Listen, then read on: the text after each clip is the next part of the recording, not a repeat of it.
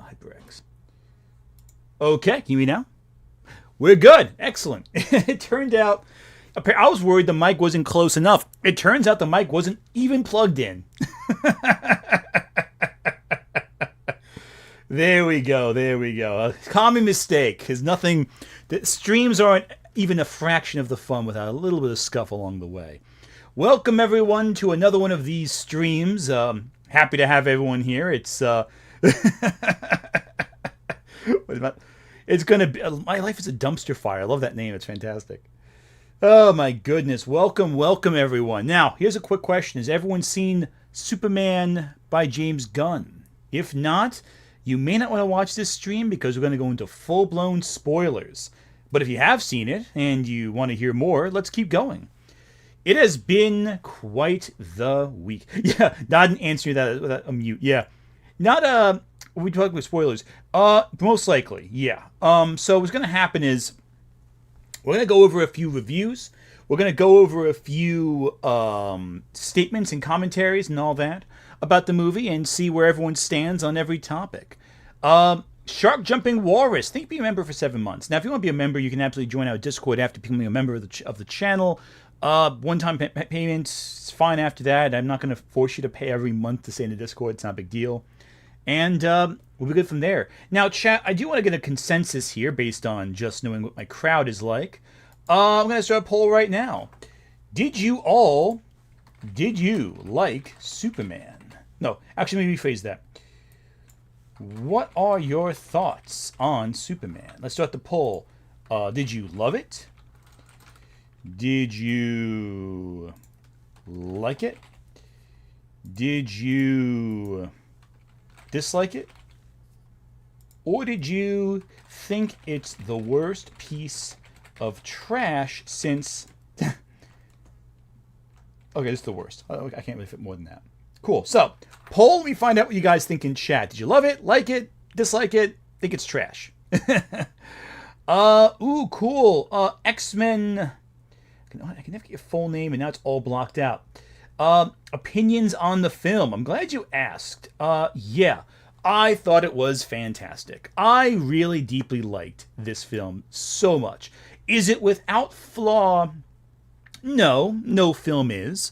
But do I think it's fantastic? Oh, yeah, X-Men superfan Emma Frost. There we go, that's the full name. I thought it was fantastic. I thought it was a lot of fun. I think that Superman and Lois, their dynamic was fantastic. Lex being the ultimate hater, I just love. I love how Superman inspires hope more than anything else in this whole film. I love the action's always great. It's James Gunn, he's always great. But I adore just how they were able to present this world that feels lived in, that feels authentic, in a way that really presented the full scope of Superman's reality so effectively. I think it was great. Venom Wi-Fi, thank you for Super Chat. I've never seen Superman because I prefer Spider-Man. Well, that's fair. I love Spider-Man too, but I gotta say, both are pretty excellent for different reasons. If you like Spider-Man, you might really dig this one. It has a lot of the Sam Raimi Spider-Man feel, that classic superhero story. Though I will say, there were some things I kind of wish I could have seen more of.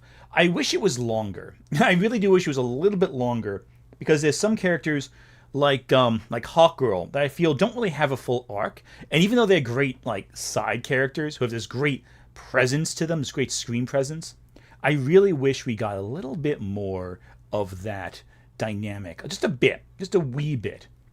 My mom says she prefers Margot Kidder as Lois over Rachel Brosnan. That's fair. They're both excellent, but for different ways. I think that Margot Kidder, having rewatched Superman 1 and 2 before the movie came out, I think Margot Kidder is slept on a little bit as Lois Lane. She is fantastic. Say that again. It's pretty great. Nick Wolf, thank you for Super Chat. Oh, God. Okay, here we go. Nick Wolf. 0 out of 10. Not enough Richard Pryor. But seriously, the gun never misses. Clark telling Lois after getting shot by Bloodsport is my headcanon. That makes sense, actually, considering that The Suicide Squad is in canon with this film for the most part. If you haven't, watch Nando V Movies The Authority fan cast vids. Hope that movie gets made. I hope so, too, because the engineer was another character I thought was really interesting, and I want to see more of them, but I just wish they just showed... Oh, there's a fly buzzing around the room. I just wish they showed a little bit more of her. John Stamper, thank you for Super Chat. Pacing needs to chill out, and I hate the twist on a fundamental level, but otherwise, I loved it. No, I don't think it will be retconned. I don't think so either. I actually don't mind the twist. I feel like over time, Krypton has become kind of like this overly idealized past world. And if there's one thing I do like about Man of Steel even, and definitely my adventure with Superman, is that Krypton becomes more this world of mistakes that led to its destruction. Rather than this utopia, this fantasy utopia, the space utopia, it has become more of this world that destroyed itself. In many ways, it's a dark parallel to our society, and how Superman becomes the best of both worlds in that sense. I think it's really cool. There is a Starman. I love that. Love that song. There's a Starman. Okay. I only get copy struck with that one, so I can't do that one. Weird question. Do you think we'll see spoilers? The clone Superman again? I think so. And I think we'll probably get him more as like a Bizarro type character than just a not so... Then more like Bizarro in appearance, in all but appearance. We'll get Bizarro with like the appearance and looking more misshapen in some way. Half-formed, so to speak. To reference Hunchback of Notre Dame there. The Guy, 493. Nathan Fillion was having a blast as Guy. I can't wait to see Lanterns just to see Guy Gardner back again. I love that. And I never thought I'd say I really loved Guy Gardner in anything. So that to me is a big compliment. User225, I want to see it next week. No spoilers in this stream? Oh, this stream's got full spoilers. I'm very sorry. This one's going to have a lot of spoilers. I'm very sorry. Tons and tons of spoilers. Because we're going to be talking about other reviews that I have not vetted yet that could contain a ton of spoilers. At least 3. Plus Reddit, who have their own field day with this whole mess. So it's going to be divided into 4 segments, this stream. The first one will be Reddit, and then we'll move on to the 3 streamers on the thumbnail. But I'll let you choose, chat, who we target first. Who we discuss first. Gensai Karaki just got back from seeing this movie, and man, did I love it. This is the greatest Lex Luthor I've seen outside of animated content, and Mr. Terrific was peak. Yeah, I love Mr. Terrific in this. I didn't realize Mr. Terrific was Darwin from X-Men First Class. I didn't realize that until I looked at the cast list again. I'm like, wait a second, I mean, it looked familiar, but I couldn't tell who it was. Oh, it's the guy who can survive everything, but gets killed in 5 seconds, and here's the most badass part of the movie. I love it. Love it. He's going to be great. I think he's going to be great moving forward to Mr. Terrific, I think. Dr. Zulu Gaming. It's really good, a bit overstuffed, but I really love Nicholas Hoult as Lex Luthor and Ebby as Mr. Terrific. Yeah, that's going to be a reoccurring thing. I think Lex Luthor, it's going to be hard to find anyone who doesn't not like him as Lex Luthor. And Mr. Terrific is fantastic. X-Men Superfan Emma Frost. Did it get you excited for Peacemaker Season 2? Oh, buddy, I was excited for Peacemaker Season 2 back when Peacemaker 1 came out. I am super excited for that. Gensai Karaki, thank you again for the super chat. I think the engineer and Hawkgirl were the weakest links, but I do want to see more of them. The kid in me wanted to see Shayera instead of Kendra, but I'll take it. That's fair too. I think both will get developed over time. I think the internet I found has really been maybe just the feeds I'm on, but every single lesbian I know is crushing on Hawkgirl. I feel like that's a sign of something. Every single woman who likes women seems to be extremely eager to see more Hawkgirl. For completely wholesome reasons, I'm sure. Clancy Brown as Lex walked, so Nicholas Hoult as Lex could run. It's actually funny. I've told you guys my Clancy Brown story, right? How I met Clancy Brown in the convention once. It was when I was still working for CBR, back when I was still writing for them a lot. I was brought into an interview room during New York Comic Con 2019, and I'm in this like when they bring in these press rooms, they invite you into a room, and they don't always tell you what you're gonna be, who you're gonna be talking to. They just kind of sit you down, and you just kind of, okay, here's the room, here's the show you're gonna talk about. Here, just sit down. And there's this older gentleman who's next to me, and we're both kind of leaning on the wall. And I'm glancing over at him, he's glancing over at me. We're both kind of like just minding, we both look very tired, minding our own thing. And I look, take a double take, I'm like, wait, is that Clancy Brown? And I was just leaning next to him the whole time, just casually. It's, what's going on? It was fun. Really cool guy, really sweet. Tired as hell by the end of the convention, but he seemed really cool. Okay. Killer Moth returns. Having Cal's parents being evil makes his immigrant story stronger for me, as he should not be judged for the actions of others from his home. Agreed entirely. I think it's a great touch in that sense, especially. And it does kind of show that you are not where you come from, you are what you become. And that's kind of really nice. And I love the idea of found family, especially in this movie series. And I think it's going to be really cool with Kara Zor-El in Supergirl when that comes out as well. Nick Wolf, punk rocker is better than Starman. I don't make the rules. I want a fan edit that replaces that song with Hip Hopper from Jane Silent Bob Strike Back. Yes, that's got to exist somewhere. I love it. Nick Wolf, we need Psy's approval regarding Hawkgirl. I should ask Psy what she thinks about Hawkgirl. I feel like at some point, I know Goddammit Malcolm has a stream right now. They'll probably raid me later. And Psy will probably come in on that. We'll have to ask her about what she thinks about Hawkgirl.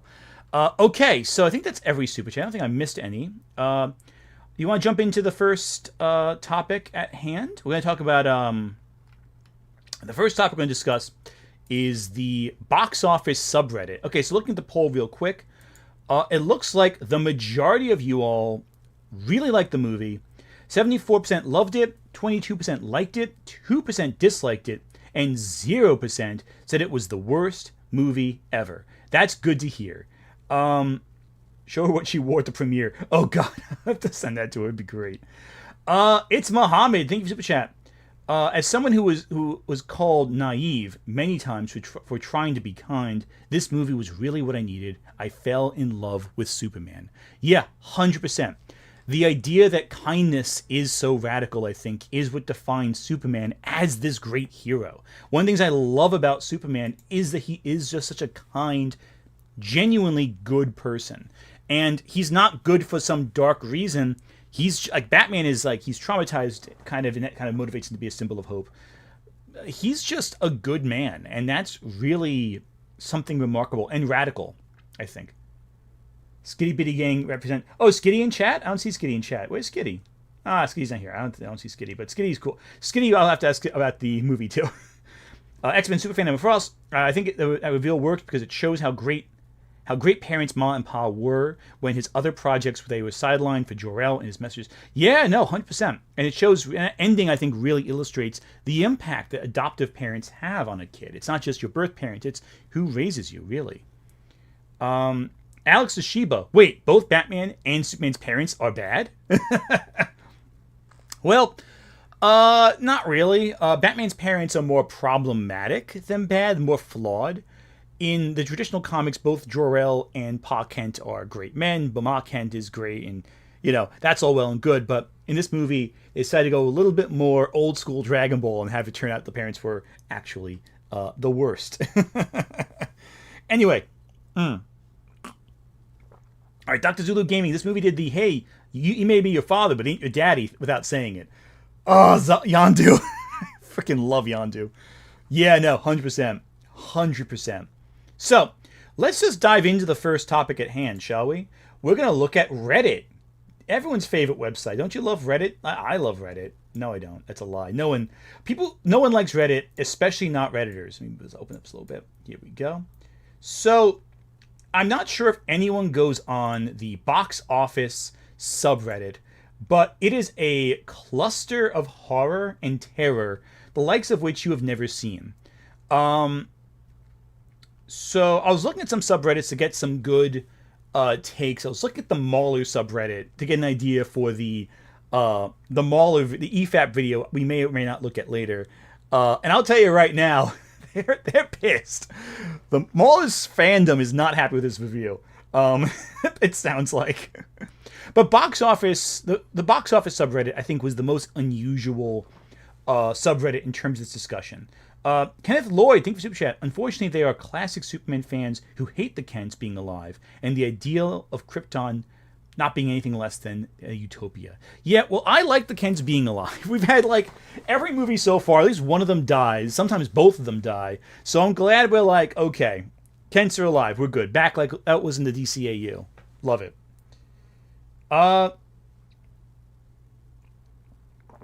But yeah, no. So the box office subreddit has been going off and on the entire week about Superman. People are talking about the forecast of Fantastic Four. Okay, that's fine. So currently, according to the subreddit I'm just reading right now, the Superman has gotten 137.92 million, 137.92 million from the first so far in release. So that includes the weekend and includes currently. And that's good. In theory, that sounds really good, right? Well, according to box office, let me lower my chair a little bit so I can a little more level with the camera.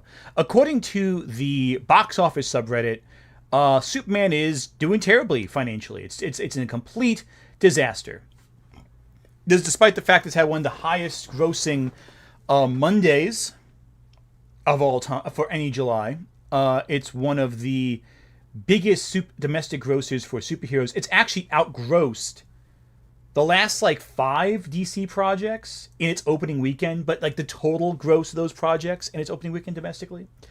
But apparently it's doing terrible because international numbers are not fantastic. Now, the movie is estimated to bring in close to about between 500 million to 600 million when all is said and done. So that's good, typically.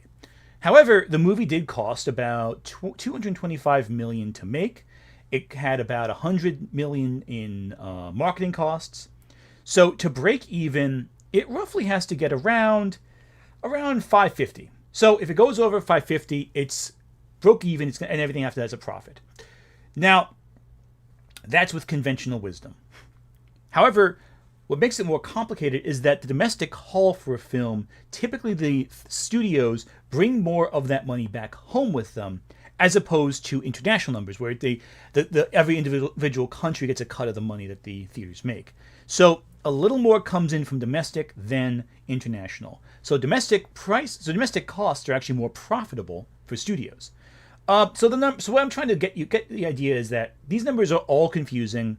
They don't totally make sense. No one really understands just how much a movie really brings in outside the studios, and usually they lie with something called Hollywood accounting.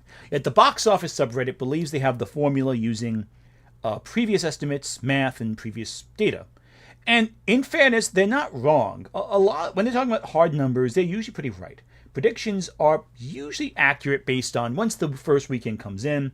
And it's estimates. It's like trying to predict the weather. You can never really predict everything thoroughly.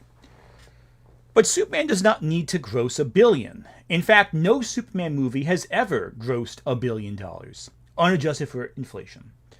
However, if you look at headlines like this, there's tons and tons of threads of every individual country saying how Superman did not make a lot of money in these countries specifically. So right here we have one thing right here that says, Superman crashes to Earth. The DC reboot opened in 3rd place below the 2nd and 3rd weekends from Jurassic World Rebirth and F1. Superman opened lower than Superman Returns, every post-COVID MCU movie, and Morbius. Less than half of Black Adam and Joker 2's opening weekends in Germany's box office. So in the German market, Superman's not doing too hot. I can't imagine why Germany right now would not want the emblem of the American way in their theaters. Can't imagine why that might be. In China, Superman has grossed a total of 7.69 million for its first week, less than 1/3 of The Flash, and slightly below The Marvels and Cap 4 in China.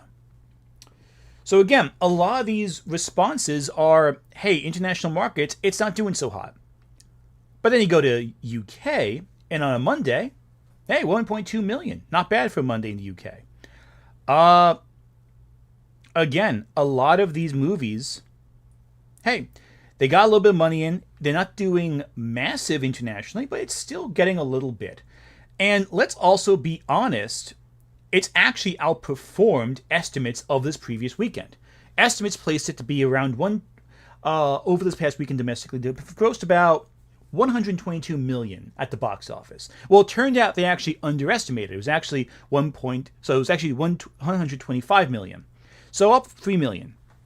Worldwide debut of this weekend was 220 million, which is about roughly half of the way it's going to take to grow. Like a little bit less than half of what it needs to break even.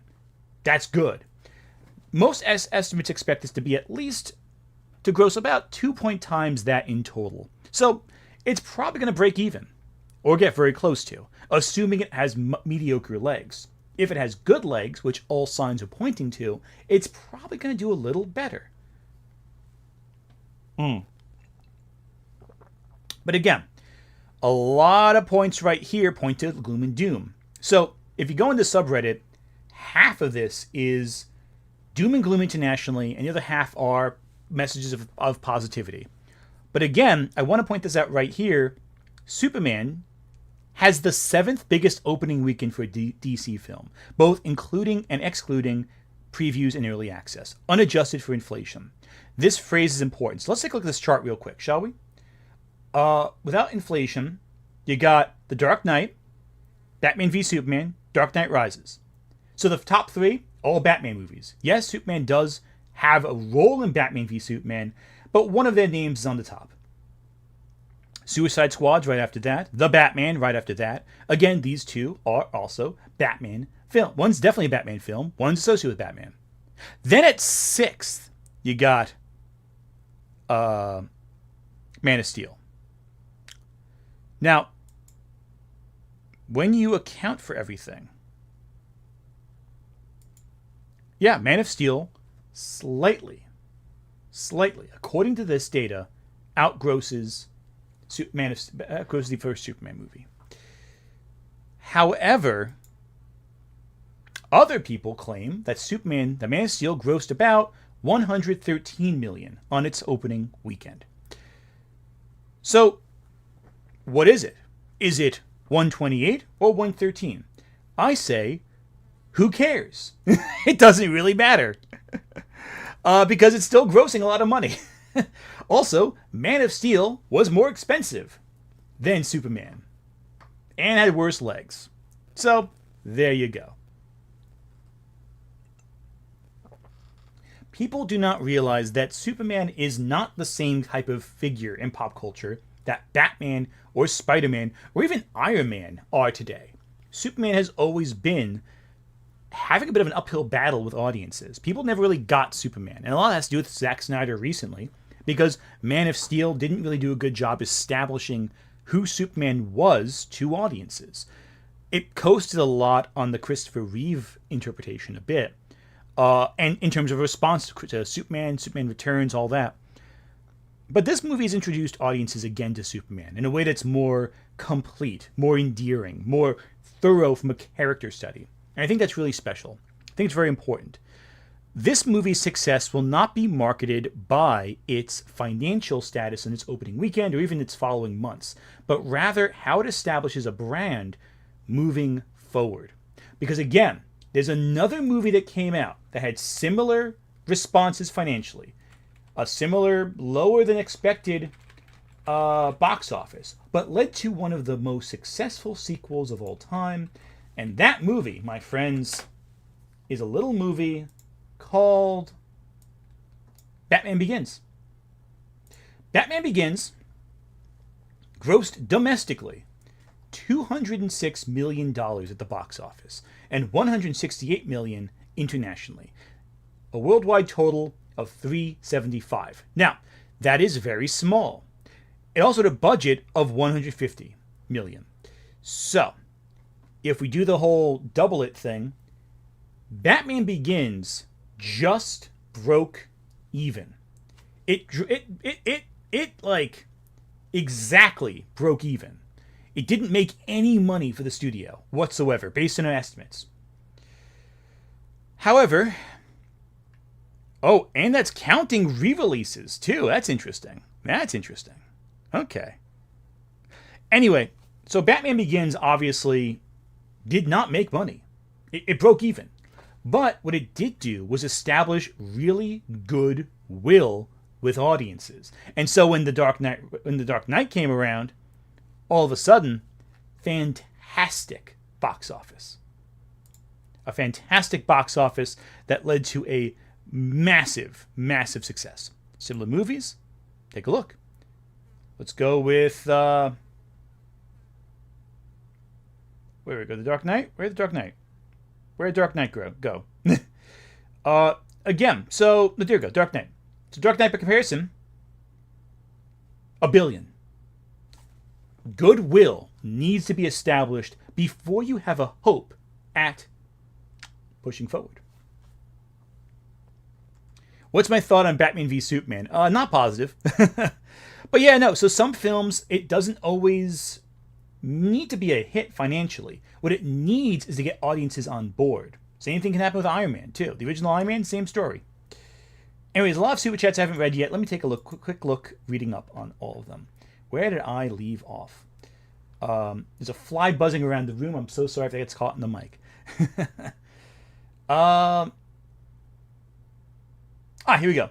Maxi Fauda, thank you, Super Chat. Wow, it's a generous Super Chat.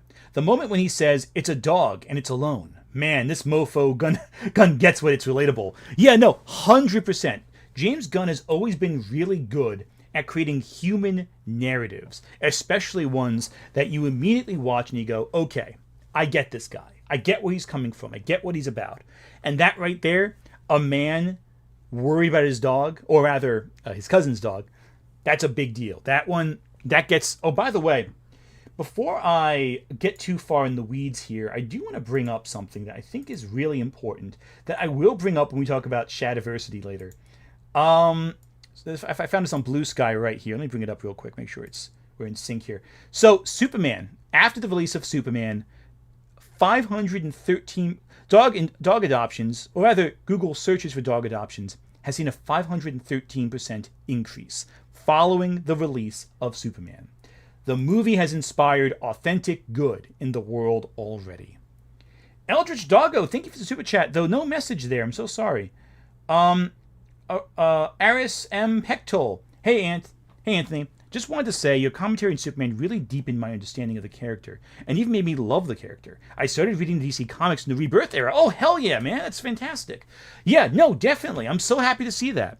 If I could inspire anyone to pick up a comic after this, or in this discussion, pick up a comic, please do. There's a ton of recommendations for comics I can have, too. I know Troy Oboyo 17 recently did a video recommending some lesser-known Superman comics, too. If you want to... I mean, if you've read, like, all the main ones, like, I was trying to snatch that fly out of the air. I was flying right by. If you've read, like, Superman for All Seasons and All-Star Superman and the Rebirth, relaunch of Superman, or even Superman Earth 1, or the post-crisis stuff, or the Alan Moore stories, like, if you want to read some lesser-known comics, there you go. In fact, I actually picked up one after watching his... video, because a comic that I had wanted to read but never got a chance to pick up because of the Alex Ross artwork. It's a... Let me bring over. Actually, one second. Let me bring over real quick. Let me show you what this is. So right here, we got a comic. It's a really good volume. I was actually just flipping through it before. And it's easy to get now, too, because it was just recollected. Here we go. I picked it up at the store the other day. The Justice League's World's Greatest Superheroes right here. I'm going to get the camera real quick. This right here, it's a collection of stories with Alex Ross's art and Paul Dini's writing. Paul Dini, if you don't know, he's the guy who did the DCAU, the Batman animated series, Superman animated series, Batman Beyond. And the artwork in it is all just incredible Alex Ross artwork. And Alex Ross. I can't get on camera, so I'll show you the image right here. 1 second. Right now, it's the world's greatest superheroes, Alex Ross. So right here is a image of it. I'm going to bring it up real quick in case you want to get it yourself, which I do recommend because it is a fantastic little collection of stories. This comic right here is absolutely great. I highly recommend it. A bunch of good stories about all the different major characters of DC. I'm going to put it right back. Take a look on screen. If you want to buy it, please do. It's quite good. I'm not sponsored by DC. I'm just a fan. And if I can inspire anyone to pick up a comic that's good, I will always advocate for that. I think more people need to embrace storytelling of this nature. Okay, let's move on. Venom Wi-Fi. Does the Superman film explain its other heroes like Hawkgirl if you haven't read the comics? No, it does not. They just kind of are there. There's an opening at the beginning that talks about the metahuman proliferation, but that's not really an explanation as to how they function. They just happen to exist. Gensai Kuroki, thank you for Super Chat. Kryptonians have been portrayed immoral, malicious, and benevolent, so people should not be surprised or taken aback by their characterization here. Agreed, entirely. Adrian Parchman, between you, Scribbles, and Crimson Ender, tends to make a lot of enemies in the last year. Oh God, let me show you this one. This is hilarious. So actually, it's very funny. There was a, I found a thread online here. He's responded. I gotta show you this in a second. So this guy online, he posted a thread about me, saying, "Oh, I can't stand this Anthony guy. He's terrible. He's the worst." And he's like retweeting all this, all the comments like it's so special for him. Let me show you what I found. It's so funny, and they're all here. Every person I've gotten into an argument with over the last year is all here. It's hilarious. Where are we? Let me bring it up real quick. Where is this? Hang on, I gotta find the actual. Here we go. Here we go. This is excellent. So here's the thread. It has everyone's favorites on here. It's all the regulars. All the usual suspects are on this one. So it's like, this dude is so annoying. I wish more people would wake up to realize how insufferable and disingenuous Anthony Gumuli is. And it's my profile picture. And I'm actually very upset. I only got 1,700 likes on this. 1,700 people disliking me. That's so low. I thought I was doing something right. And of course, we got everyone's favorite, Shadiversity. He's here. He's on the thread. He's talking with domestic abuser John Delarue, who I've also criticized in this channel a few times, and they're like, "Oh, he's the worst. I can't stand him. Oh, he's so terrible. I can't stand him either." It's hilarious. It's so genuinely funny. I got a kick out of it. Anyway, back to this. And of course, you have all the usual people on there. It's funny, honestly. Look, here's the thing. How can you be mad at this? They're the biggest advertising you can possibly afford. They will, without any prompting, mention your name and say, "I can't stand this guy. I'm going to search on Google for him and raise him in the rankings by making him a more popular search topic on YouTube and the Reddits." The Mauler subreddit, every time I post a video, has like at least one topic going, "Oh, I can't wait for EFAP to cover this guy. He's so terrible." Like, it's hard to take it seriously, guys. It really is. It's just too fun. Anyway, but yeah, a lot of enemies over the years. But it's okay, because none of them ever leave their houses, so I'm not too worried. The guy, 493. At this point, I want the sequel to be a straight-up Superman smashes the Klan. Just update it to red hats. I feel like the subtext for the movie as it was might get enough people controversial. That movie was very the movie had a lot of subtext people did not pick up on, I think, about certain military conflicts. I'll leave it at that, especially with Hawkgirl's solution to the problem at the end. Yeah, no. That movie had a lot of subtext that people don't pick up on, I think. We'll see if anyone else does in these videos. X-Men Superfan and Frost, thank you for Super Chat. You need to also take into account that Superman, it's the first film of a franchise, and it's not a sequel. So it is a steeper climb to others. Yeah, 100%. This is the beginning of a new universe. Yes, it's in continuity with the DC universe, with Superman, in terms of audiences knowing, oh, it's a character I recognize. But it's a new continuity in terms of plot, world building, etc. It's a new series. And quite frankly, it outgrossed the last several movies, which were notoriously disappointing. I like Aquaman 2 more than most, but that doesn't counter the 1-2 punch of The Flash, Shazam 2, Wonder Woman 84, a movie that over time I increasingly dislike more and more. I think the only good DC movies that I think everyone kind of agrees were good were The Suicide Squad, the James Gunn movie, and Blue Beetle, oddly enough, which I think was really underrated and quite good. And maybe in continuity with this DC universe as well. Maybe.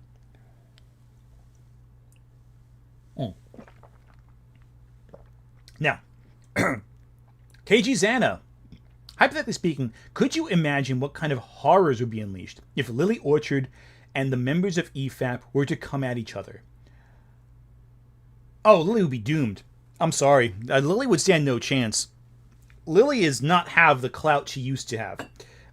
Between my videos, Sai's videos, and most notably June the King's video, and Hiding in Public, never forget, no, their video is very important too, and the Dire Gentleman's video, Lily is a shell of her former self in terms of figure on the internet. Lily would, maybe a more optimistic image on the page. Lily would be crushed by EFAP. It wouldn't even be funny.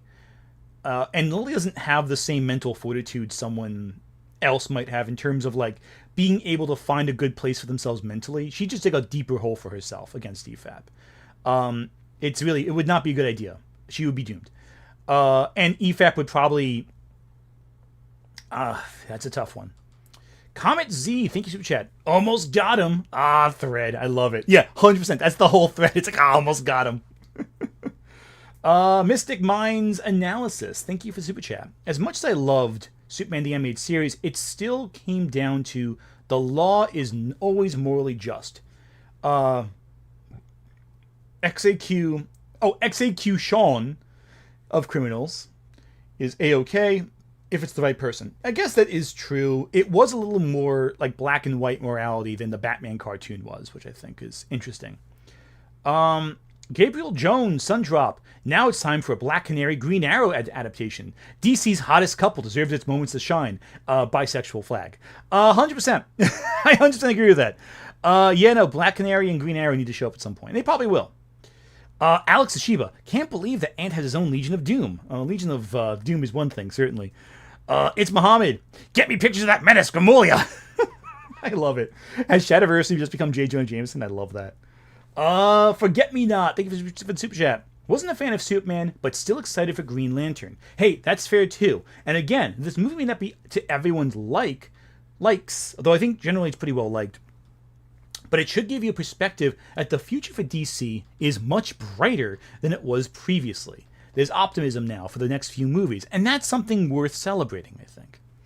Dr. Zulu Gaming. Shazam 1 was good, even if I grew to hate Zachary Levi for going the same route Kevin Sorbo did. Oh, don't get me wrong. Shazam 1 is fantastic. The first Shazam is a great superhero movie. I love the first Shazam. That was one of my favorite DC movies. I think it still might be up in the top 5 of the DC EU that was existing under Zack Snyder. That movie is very underrated, I think. Fazboy. For the future league with Mr. Terrific being a lot smarter than Batman, where would Batman fit in the league? Well, he might be a good detective. Mr. Terrific is a good technological guy, but is he a good detective? I don't know. And that's very important. Batman is the world's greatest detective.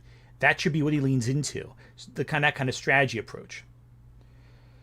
Venom Wi-Fi. Unfortunately, if dogs didn't scare me, then I would have gotten the dog piece of crypto. Oh, that's a shame that dogs scare you, but that's a good thought process to have, I think. Dogs are great. I love dogs. I adore dogs. Oh, hey, Westside Tyler joined in. Oh, hey, what's going on, guys?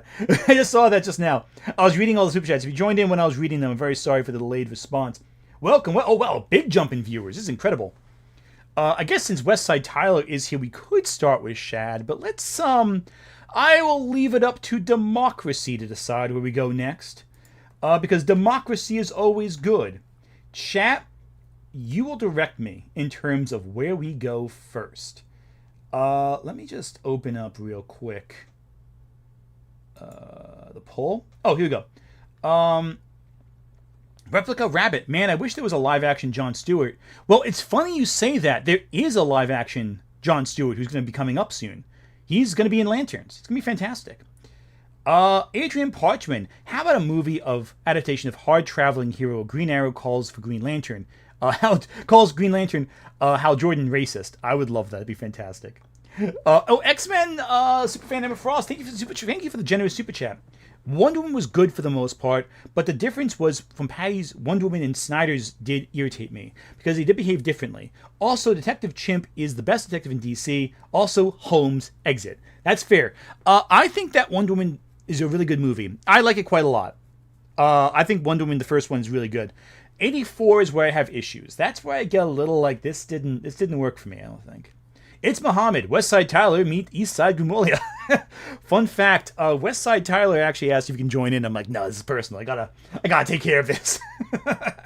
gotta take care of Shad for you on the internet. So I had to turn him down this one. My dad still gets more information of my life from him than me. So there you go. AR, thank you, Super Chat. Dude, you got your own rogues gallery. Out of your legion of villains, which would you say is the best you've faced? Of all the people I've encountered, the best I've faced. Well, I gotta say that Crimson Ender guy. I'm just kidding. I can't say Crim. That'd be funny, though. In terms of an actual challenge, I'd say Mauler is the most interesting. I think Mauler, at least, was frustrating in an interesting way. There was a dynamic there where, obviously, I'm not a big deal to Mauler. Mauler just obsessed over my videos. That's fine. But even then, he was still a lot more talented and more interesting to deconstruct than a Shadiversity or like a John De La Ruse, who are kind of boring in the same sort of way. Lily was the most potentially destructive, but ultimately that kind of worked out on its own quite well. I'd say. And of course, at the time, because I was a much smaller account, I think that Ethan Van Sciver was a big one I had a back and forth with. But that was when I was still a journalist and not a YouTuber. So it was a much smaller presence. There was no one really on my side all that much, except for other people Ethan was targeting. So I think that's like one also. But I think if I had that happen to me now, I'd probably have a different approach to it than I did at the time. Because when you're a journalist online, all you have is like a Twitter account. It's a big deal. Like, I have no one to back me up. I'm just kind of have my friends, and that's about it. But it all worked out. Gensai Karoki, thank you for the super chat. I've wanted a animated Green Lantern series called Emerald Knights for the longest time, but I'll take Lanterns. Hey, that's fine. Lanterns may have a vibe similar to an Emerald Knights storyline. I would say that right now. There's a fly that's buzzing around the room. It's on the lamp, the box lamp. So there you go. Well, let me just shift this real quick. Everything's acting up here. Oh, there we go. Cool. Awesome. Sorry, things are acting on my end for a little bit. Well, that was the...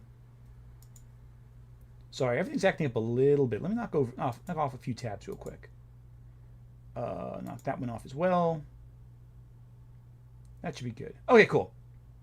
Here, let me exit page. Oh, here you go. It's all we need to be refreshed.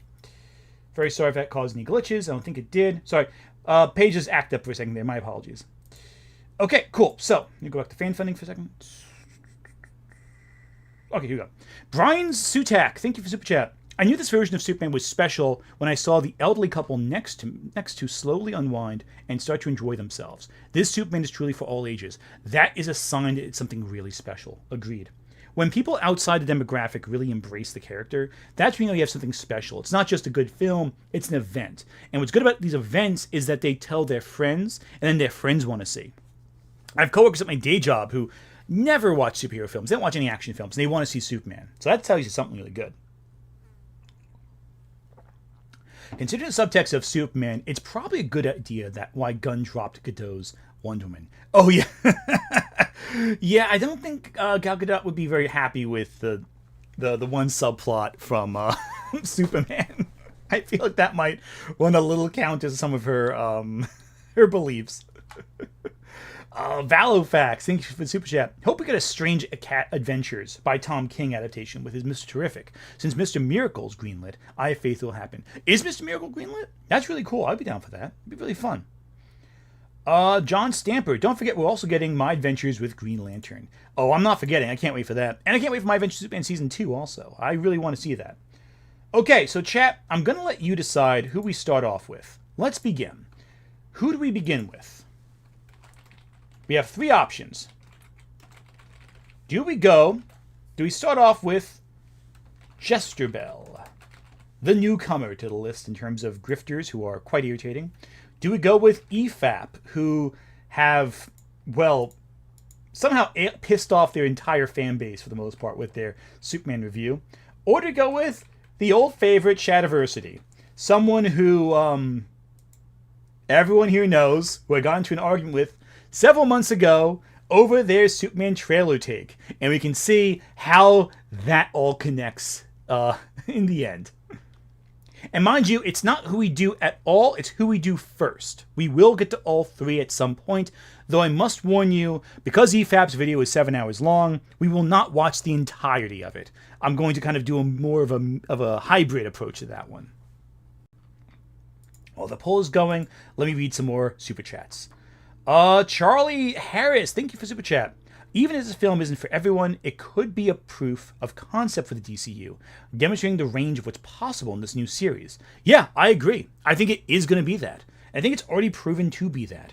I think Warner Brothers realized that with the DC brand, it was already in such a low point after the last several films that they needed to regain audience faith. So what we're seeing now is going, okay, we can make a DC film. We can make a DC story work. And so by doing it this way, what we're getting is a more organically developed, successful DC universe with movies and shows that are good and interconnected without feeling intrusive or mandatory for you to follow, which is something that Marvel, I think, is figuring out as well. Type 35. Thank you for the super chat. Saw Superman with my brothers. He normally doesn't watch superhero movies, but he gave it a 10 out of 10. Oh, there you go. That's how you know it's going to be good. Because again, it's so vital that we get people who are excited for these movies, who want to see these movies. And it's outside of all of that. Can you all see me? I can see you right now. Shad might be the ultimate top left, if you know what that is, but he's in a crowded field. Not watching the whole 7 hours, but how are we supposed to know what the repetition of the same arguments are for the next 6 hours? Yeah, I'm going to zoom in probably to where they talk about Superman. I'm not sure how far it is, but we'll figure that out. It looks like everyone wants me to do Shadiversity first. I'm going to stop the poll. We're going to start with Shad. Let me bring him up. Now, Shadiversity, as many of you guys know, recently did I think it's it's his night. Oh, sorry. It's Night's Watch, not Shadiversity. I'm so sorry, Shad. Let me bring this up real quick. So Shad, obviously, as many of you guys know, famously had a back and forth with me over Superman back when the first trailer dropped, where he said a few things. For one, he really hated Krypto the Superdog. For two, he was very upset about Lois Lane potentially knowing who Clark was before, at all. And for three, he was very upset about the ball of destruction in the background of the scenes where Clark and Lois are kissing because he insisted that Superman was allowing millions of people to die. He claimed there was a big laser that was being fired from this thing, and it was awful. Now, what ultimately ended up happening is a few things happened. One, Krypto became extremely popular. Again, searches for adopt a dog near me rose 513% after the Superman movie came out. People love Krypto. Krypto is a big deal. He is one of the single most popular parts of the film. The other two things are Lois Lane does know who Superman is from the beginning. That's it now. She just knows who Superman is from the beginning of this movie. And Superman apparently is more forthcoming about his identity to those he trusts than not. But the most interesting thing I think about Night's Watch's perspective, Shad of the Night's Watch, first of his name and all that, is that the big exploding ball of destruction, I initially thought it might be Solaris, the villain from the comics in All-Star Superman and DC 1 Million. I also was heard it might be Brainiac, and that was a possibility too. And Chad thought it was some big destructive force that Superman was allowing to get destroyed. I insisted it would be the third act. This was going to be stopping this big explosive ball or something like that. Maybe it was being contained in some way. Well, it turns out all of us were wrong. It wasn't any of that. It was an interdimensional imp, which didn't destroy any buildings. Nothing was ever in danger, and it was just needed the Justice Gang to like round it up in a very cartoonish, very silly fight in the background of a scene that clearly no one was particularly worried about in the movie. So Shadiversity having his whole freak out over Superman letting people die turned out to be all for nothing. It turned out to be a big nothing burger, one might say. I'll say it. I'll be controversial. A couple super chats real quick. Charlie Harris, are we entering a new era in the broader genre? I would say so. Any game-changing movie like this that changes the way the movies are made is a new era in my book. So sorry about that. I had a little burp. Move over slightly. The Adrian Parchman, the Shadowbringer. Yeah, the Shadowbringer's here. I love it. It's Muhammad. Shad has such a selective suspension of disbelief. Yeah, he has a weird one where he's like, he can't imagine how, like, Kryptonians can, like, be looking like humans. It's strange. I don't know. I hope it's not Mixie. I think it shouldn't be Mixie, the big interdimensional imp, because that should be more mischievous. It being a big, vague explosion but I don't like that too much. I would prefer it to not be Mixie. But a lead-in for Mixie, I'm down for it. That'd be fun. So, stupid fly. This fly is like buzzing around my head. It's terrible. It's gonna drive me nuts. It's a big horse fly too. It's driving me nuts. So yeah, Shadiversity. If you don't know who Shadiversity is, he is a guy on the internet, as Westside Tyler might say. Basically, he's a sword enthusiast who every single person who knows Hema has informed me knows nothing about swords actually. So he's a bit of a phony, one might say. He insists that I am a liar who uses deceptive tactics to manipulate and hoodwink my audience. Shad used to have a massive audience, but across his multiple channels, he's kind of undercut his success by focusing too much on politics when most people come to him for swords, and releasing movie takes that are pretty bad and reflect a lack of knowledge of media. He also wrote a book that Daniel Green said he barely remembered after a couple of years after reading it. Shad was very proud of Daniel Green's review. I found another commentary afterwards to indicate not quite the same thing. He is essentially... I will say this about Shad. With someone like Lily Orchard, they're a threat. You know, Lily Orchard can hurt people. Shad, I don't think will hurt anyone. Shad is a bit of a buffoon, I'd say. He's more bumbling than violent. He's more he kind of is the kind of guy who he talks a big game, but he only succeeds if he twists your words to lie about you. But everyone knows he's a liar, so no one takes him seriously. When he responded to my video, what he did was he re-edited my clips to rearrange things I said and cut out key segments to make it look like I was saying something I wasn't. When I was like, hang on a second, I know editing. I cut a cut there. Go back to the original. Play the whole thing. Side by side. Huh. Funny you cut this detail, Shad. And no doubt, because Shad's very thin-skinned, he might just respond to this as well. But I'm not particularly worried. He's more than welcome to. The last several times we had a discussion, I kind of ratioed him badly, actually. It's not good for him. He doesn't get too many good views. So, all right. Shad has a mercifully short review of Superman, titled Superman, It's Great and Awful. I am very interested now as to what he's going to be saying. Oh. Anyone here from Crimson Ender's server, you can visit the Shadlands on his Minecraft SMP. Oh god, he has a Minecraft server. I love it. Love it. Also, hi, anyone from Crim server. I did say Crim is probably my greatest enemy on the internet, so that works out fine. Crimothy. Oh my goodness. Anyway, Does Angry Joe exist? Yeah, Angry Joe still exists. He actually made a shout out recently, which is pretty cool. Anyway, back to this.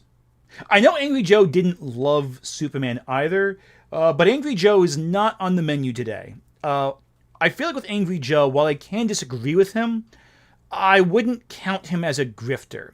In fact, Joe did push back a lot against a lot of the more right-wing talking points about Superman leading up to its release.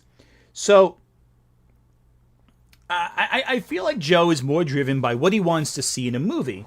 And you know what? If that's the kind of approach you take, okay. You know, we're not talking about mechanics there. We're talking about what your dream film is and how much it aligns with it.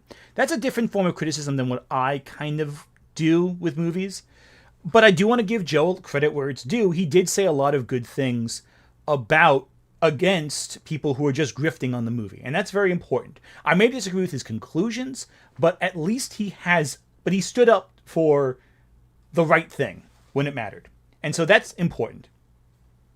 And I want to point it out right there. Also, in case it's not clear, he did also defend Anita Sarkeesian back during the heyday of Gamergate. That also gives me I want to give him props for that.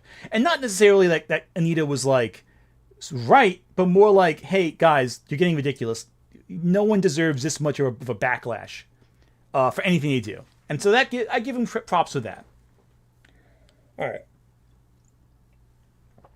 Got my tea down. Let's continue. Or start, for that matter. Let me make sure I didn't miss any super chats real quick before we begin. Oh, here we go. X-Men Superfan, be ready for the woke. The woke is in the room with us. Yeah, I love it. Anyway, let's start the video. Oh, didn't Jazzy Oliver say there was controversy with Angry Joe? Yes, there is controversy. There is controversy with Angry Joe. He has said some things that do piss people off, and I just want to say I know that is a thing, but I want to judge people based on their current actions. And what he said, I thought indicated a little bit more, depth of perspective in that sense than I think a lot of people give him credit for. So I want to make sure that's the case. Okay, let's keep going. Bad than there is good in the James Gunn Superman film, but there is good. Indeed, I would go so far as to say it does some things brilliantly, while other things truly awful, and your mileage on this film will vary on what you put value... Put subtitles on. Gotcha. Oh, here we go. Dr. Zulu Gaming. Angry Joe may hate grifters in the anti-woke crowd, but he lost with his sexist and transphobic review of The Last of Us 2. That's right. That was the controversy. I forgot what that was specifically. Yeah, he did say some real... he said some real out-of-pocket stuff about The Last of Us 2. I forgot about that. Thank you for the reminder. It's hard to keep track of some things, honestly. Sometimes you think you remember what you're talking about, but you really don't. Myself, very much included. That's a good point. Thank you. Allegations against him. I didn't hear about that. Oh, what allegations were there? I actually don't know about that. Huh. Okay, I'll look into that later. I don't want to get depressing right now. But I will look into that. I actually was not aware of any allegations. You in as a viewer. What you enjoy. If you need a consistent plot and correct power scaling and cause and effect that makes sense with few distractions from the main characters and world, you will hate this film. I'm a little confused what you mean by that, but we'll get into that. I'm sure Shad will explain what he means when he says cause and effect being a factor, because I thought it really established a good sense of cause and effect. Things happen, and therefore something else happens right afterwards. So I'm kind of wondering what he's referring to, but we'll see. But for me, as a massive Superman fan, I actually don't need too much for me to like a Superman film. A massive Superman fan, we did draw some points there where... Okay, so there was... I don't want to make fun of someone too much. If they're a fan of Superman, they're a fan of Superman. But in my last video about Chad, we kind of determined he's not all that much of a Superman fan. He likes some of the films, but he likes some of the cartoons and shows. But it's not the same as being a massive fan of the comics. And I don't want to gatekeep anyone. That's not what I want to do. Everyone's a fan at some point, and if you're a fan of the comics, you're a fan of the shows, the fans of the movies, that's all well and good. The problem is when you present yourself as an expert on Superman or an enthusiast on Superman, it usually helps to be familiar with the history of the character and the perspectives it's had over the years. So we kind of caught him in a few points in his previous responses where he didn't seem to understand some basic key elements of who Superman was, some of his core stories, etc. Especially one of the more iconic storylines, What's So Funny About Truth, Justice, and the American Way, which the movie, as I predicted, did draw a little bit from. Not as much as I initially thought it did, but it did draw a lot from it. Right down to the big speech that Superman gives about his way and why he acts the way he does to Lex Luthor at the end of the film. So, again, they are components of this film boiled throughout. But we'll see what he says. Maybe it's something I'm not considering. DBZ Now, what's your opinion on David Zaslav? I'm weary of him when it comes to running to DC Studios. David Zaslav is terrible. I'm not going to mince words. David Zaslav sucks. He's terrible. He's the actual worst. He's a detriment to the arts, and I hope every day he is removed from being in charge of Warner Brothers, because I think he is the worst CEO of a creative company ever. He is awful. The guy, 493. They don't want Superman. They want Homelander. Yeah, basically. Anyway, back to this. Needs to do is depict... Oh, have I watched the animated version of the story Superman vs. the Elite? Yes, I have. And I tried to include clips of it in my my recent Superman video, but it got caught by content. I couldn't use any of the clips from that movie, and it really frustrates me. Superman right, and if done so, it's much easier for me to ignore or not get as distracted by some really dumb things in the plot. Well, I'm delighted to say that the James Gunn Superman film does this. Of course, it would have been so much better if the story carrying this rendition of Superman wasn't utterly retarded, but at least, even though completely stupid, the story serves well enough as the vehicle for the characters to shine. Okay, let's take a step back here. So, if you recall, months and months ago, Shad argued that the core element of Superman was his indomitable spirit. He got very angry at seeing Superman broken and defeated at the beginning of the trailer, which turned out to be the opening scene of the movie. I think that we're going to get Shad complaining about the plot he didn't totally understand, potentially, and he might compliment Superman, which, hey, listen, if all you got out of it was that you liked Superman and thought it was really, really good, that's fine. Yeah, Shad and EFAP use the R word repeatedly. Expect it. I'm not gonna mention it every time it comes up because he sprinkles it throughout all of his language. But he doesn't like saying the word shit, apparently. And if you take the Lord's name in vain, it's blasphemous. But he'll sprinkle in some good old ableist slurs wherever possible. So there you go. But I'm not gonna bring it up every time he says it because I just think it'd be redundant. He always does this crap.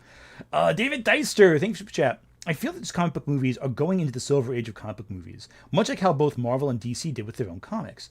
That's a fair point too, and we are getting more optimism in our comic movies. Fantastic Four being another example of this.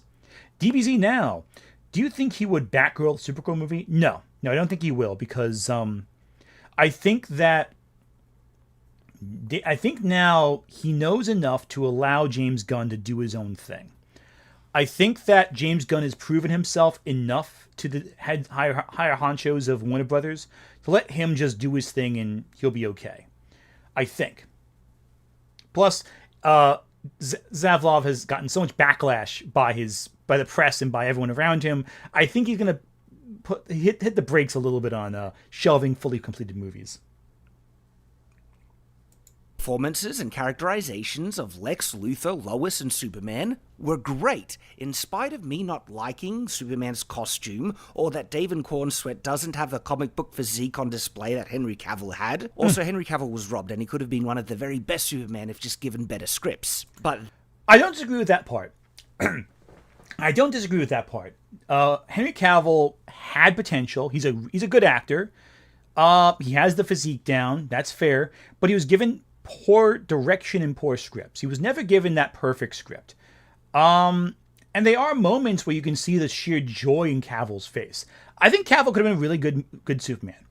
That being said, though, Cornsweat has...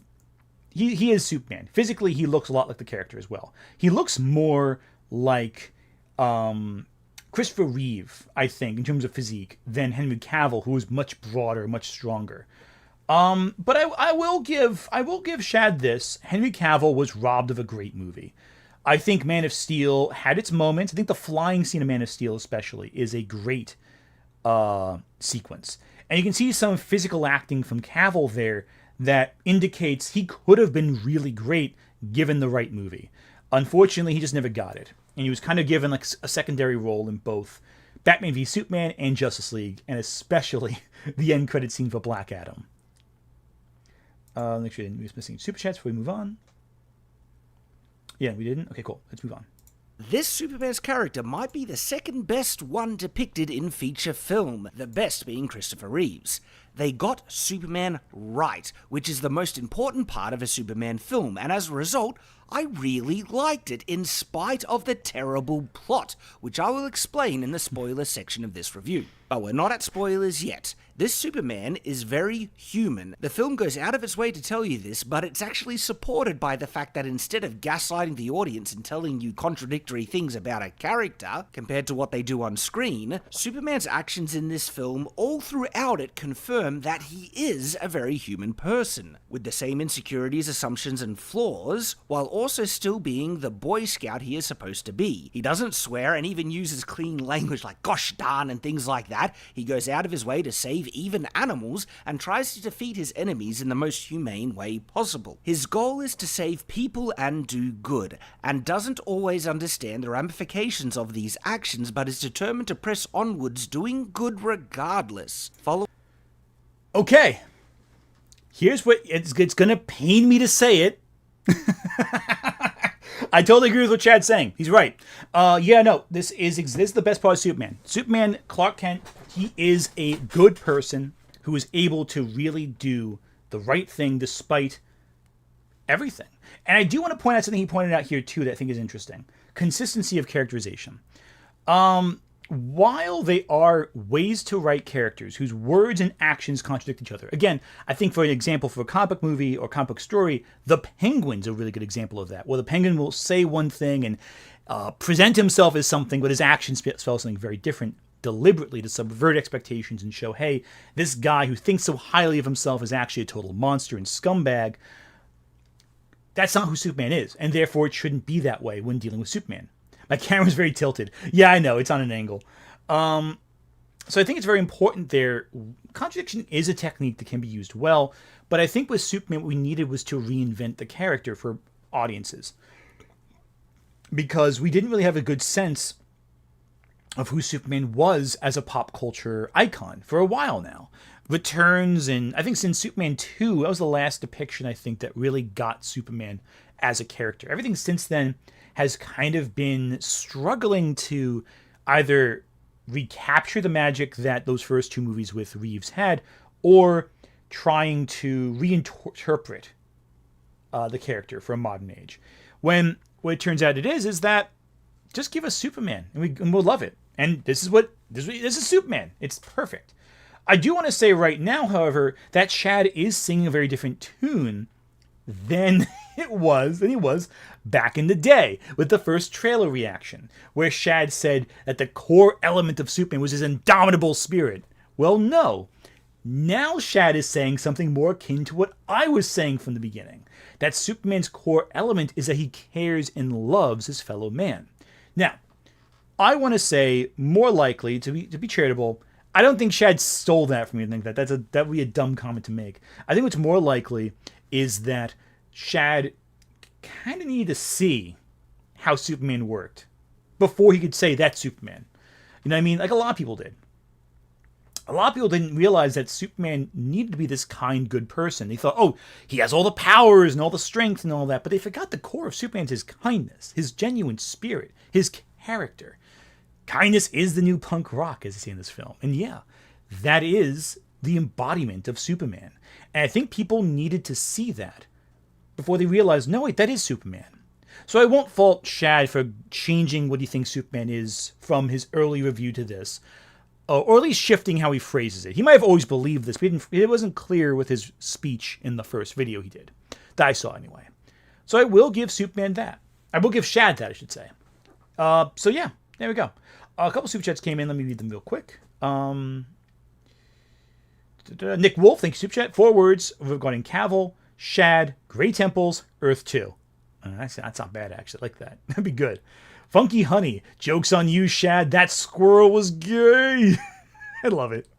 WC Wid, Ant broadcasting from a Batman 66 villain's lair. Yes, my lair filled with tons of books and filming equipment. Anyway. Following his own conscience. People hating him in spite of his best efforts bothers him. He tries to hide it but fails at that and has trouble in his relationship with Lois. He has pure intentions and is determined to fight even when injured or the odds are against him because that's what he knows he should do, even if it kills him. As a result, this is not only a good Superman, this is a great Superman. Indeed, I'll go so far as to say one of the best, whereas the plot is amongst one of the worst. Hence why I can see this film as both really good and utterly terrible. And even though I love this rendition of Superman, it is not to say it is perfect. No, it's not. Superman has been considerably depowered in this film, and his powers are very inconsistent. He struggles to lift things you would expect Superman to be able to handle with ease. One villain... Okay, like what? In particular, he should be able to take out with a single punch. And, minor spoiler here, but it's at the very beginning of the film, and it's shown in the trailers, the film literally begins with Superman's defeat. He is far from the indomitable hero he is supposed to be. There we go, I knew you'd bring it up eventually. The indomitable power. Okay, so first off, Shad, let me bring up one thing real quick. Superman in this film is shown to demonstrates greater feats of strength than in any previous movie.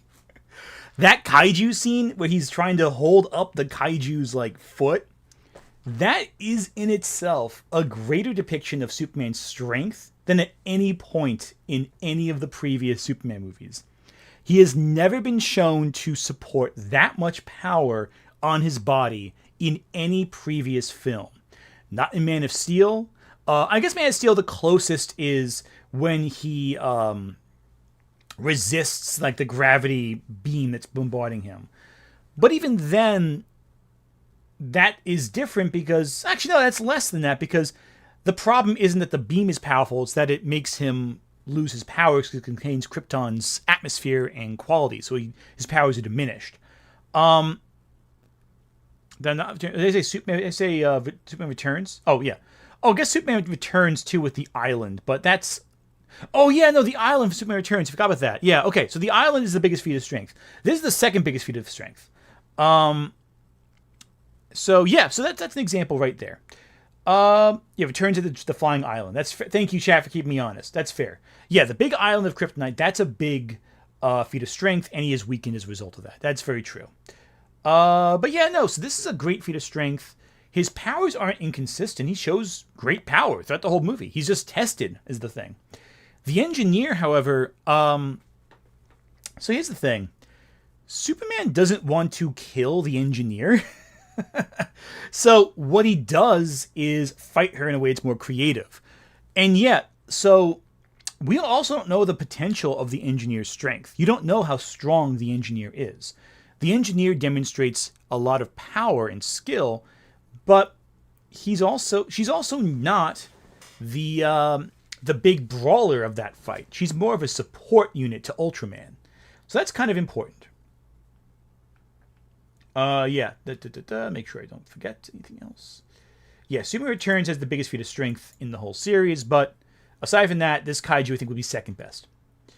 DBZ Now, best part of the movie was the comic booky dialogue in my opinion. Honestly, the entire movie looked and sounded like a comic book. Oh, 100%. This is basically how a comic book reads and feels. Charlie Harris, it's not Homelander, but Omni-Man these people want. Yeah, and that's kind of what Krypton is. That's kind of like... So the Kryptonians kind of like something from Invincible. Anyway, so again, could Superman punch the engineer in the face and knock her out? Yeah, probably. But he doesn't want to kill her. He wants to find a way to stop her without causing permanent destruction. Even with Ultraman at the end, when he's knocked into a black hole, someone else pointed this out. When Superman is in the pocket dimension with Metamorpho and his kid, The fear isn't being killed in a black hole or crushed by a black hole. It's being trapped in a black hole. So it's more that you just can't get out. Isn't escaping the black hole a better feat? Yeah, the black hole actually is an even better feat. That's right. So yeah, Superman gets out of a black hole, like by the end of the event horizon. That's one of the greatest feats of strength Superman has. Yeah, okay, so Kaiju and black hole, Superman demonstrates incredible strength, better than just about any other superhero in previous films. I forgot about that because I wasn't thinking like the black hole was really sucking him in, but it really was. It wasn't past the event horizon, but it's very close. The B is actually very dominable. Also, kryptonite is not nearly as deadly as it should be. Again, just more inconsistencies. Now, actually, Shad, kryptonite is as deadly as needed to be. We know for a fact this Superman has been shot by a Kryptonian bullet because of the Suicide Squad. So he can take kryptonite in his body and survive. Raphael, thank you for the super chat. If you want to leave the message, though, I don't see a message associated with it. You can leave a message in text, and I'll try reading it when it's posted. Also, Superman gets clobbered by a clone of himself. Also, kryptonite doesn't always kill Superman. Most kryptonite just weakens Superman. Don't forget that Superman has ingested kryptonite through kryptonite arrows that explode. So if you can survive aerosol kryptonite, I think you'll be okay. Anyway, let's keep going. At least there is no overt wokeness in the film. Unlike what the online discourse seems to have implied, there's no message about immigration, but one part of the film could be interpreted as an analogy of the Russian-Ukrainian conflict. As one of Oh, that's what you thought it was. That's what you thought it was, huh? You thought it was Russian and Ukraine. I mean, I guess it could be that too, but that wasn't the interpretation I think a lot of people got. Yeah, no, also, kryptonite doesn't always kill Superman. Pink kryptonite makes him gay, actually. So, buddy, I'm not really sure you know what you're going to do. Oh, God. It's not woke or anything. It's not about immigrants, except, all of it being about immigrants. I mean, yeah, it could be about Russia and Ukraine, but it's about Israel. We know it's about Israel, right? Like, that's what it is. It's very clearly Israel.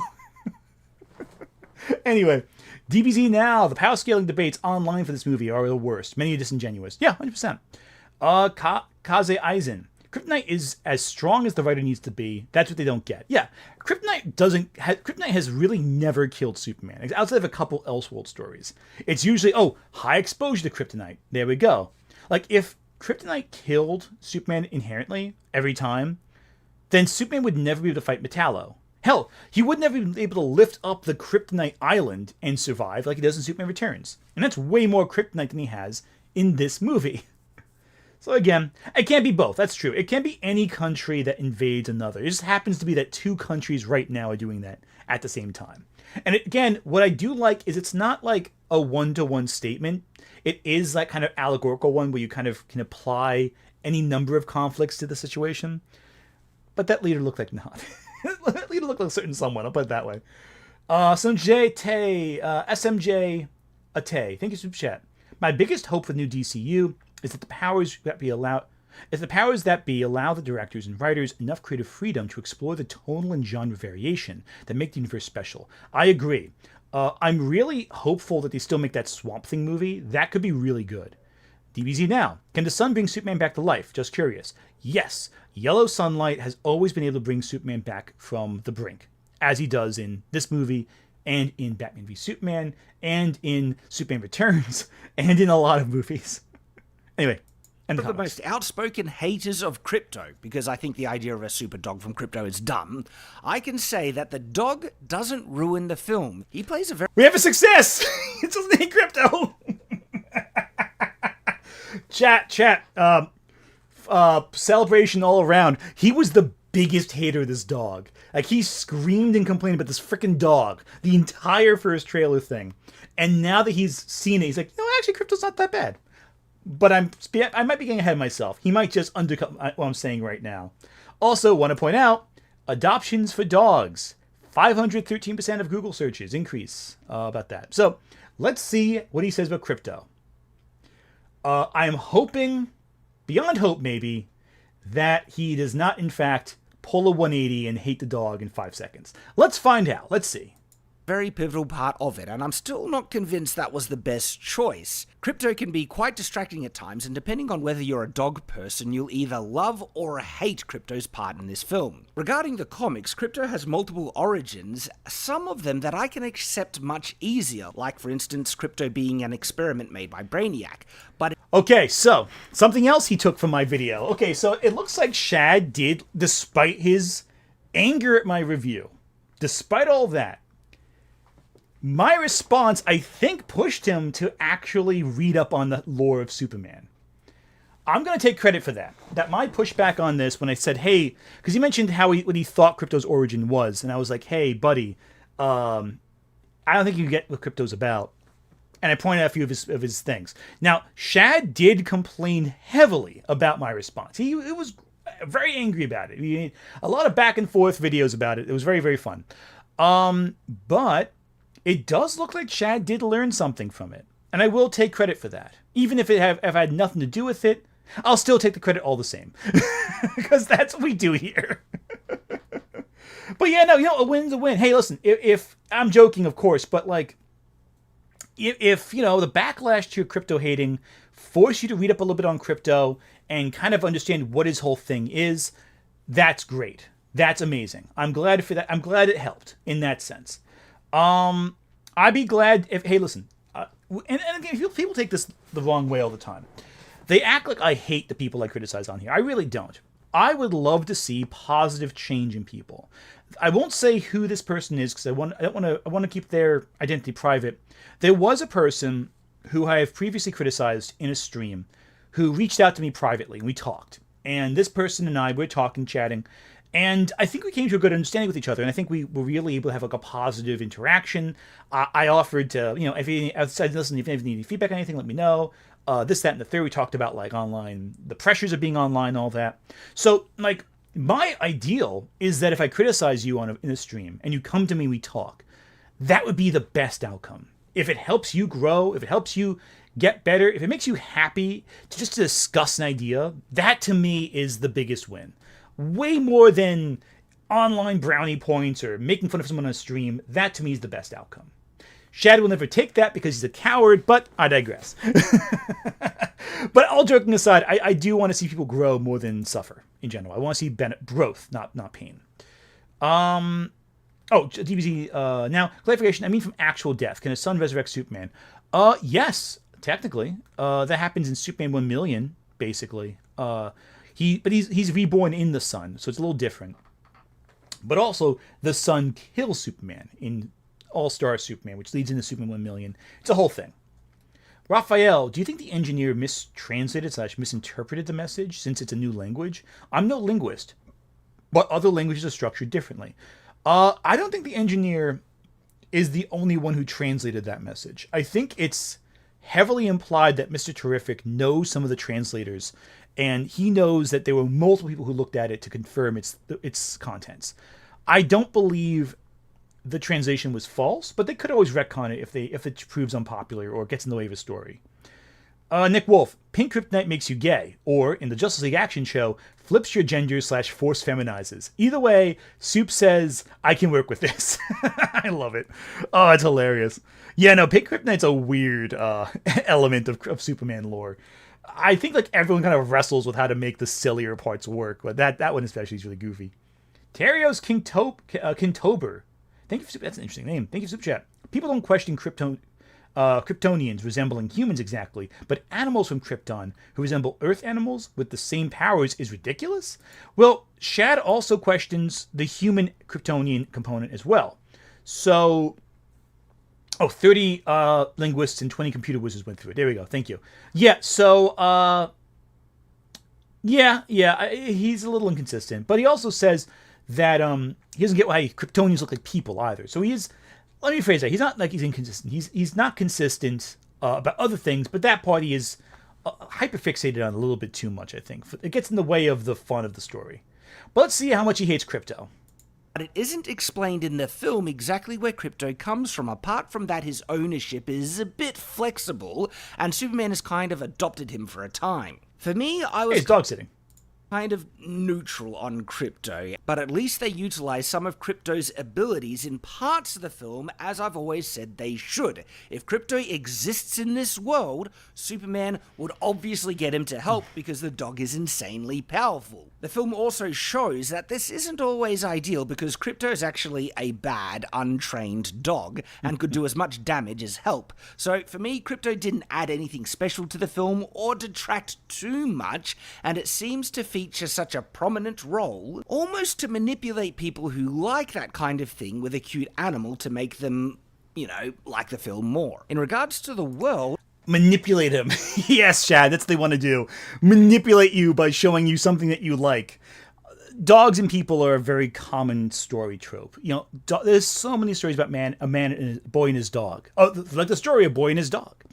So the idea that people are emotionally connected to stories with a guy taking care of a dog, yeah, that's not manipulation. It's just a story, a human story. And that human element further humanizes Superman.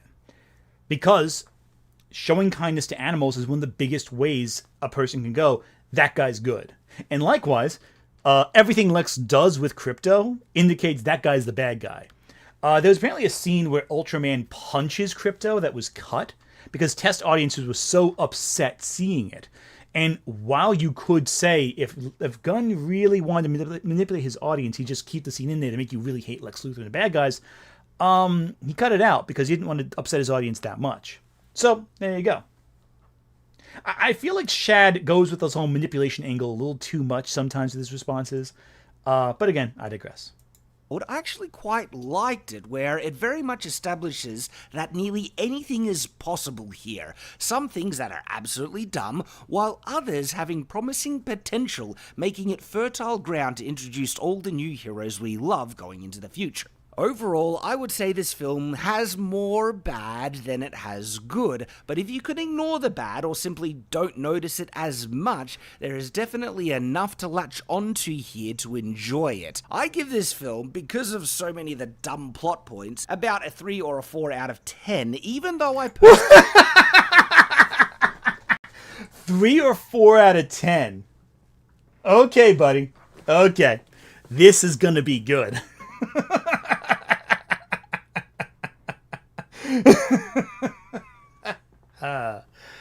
Okay, this would be fun.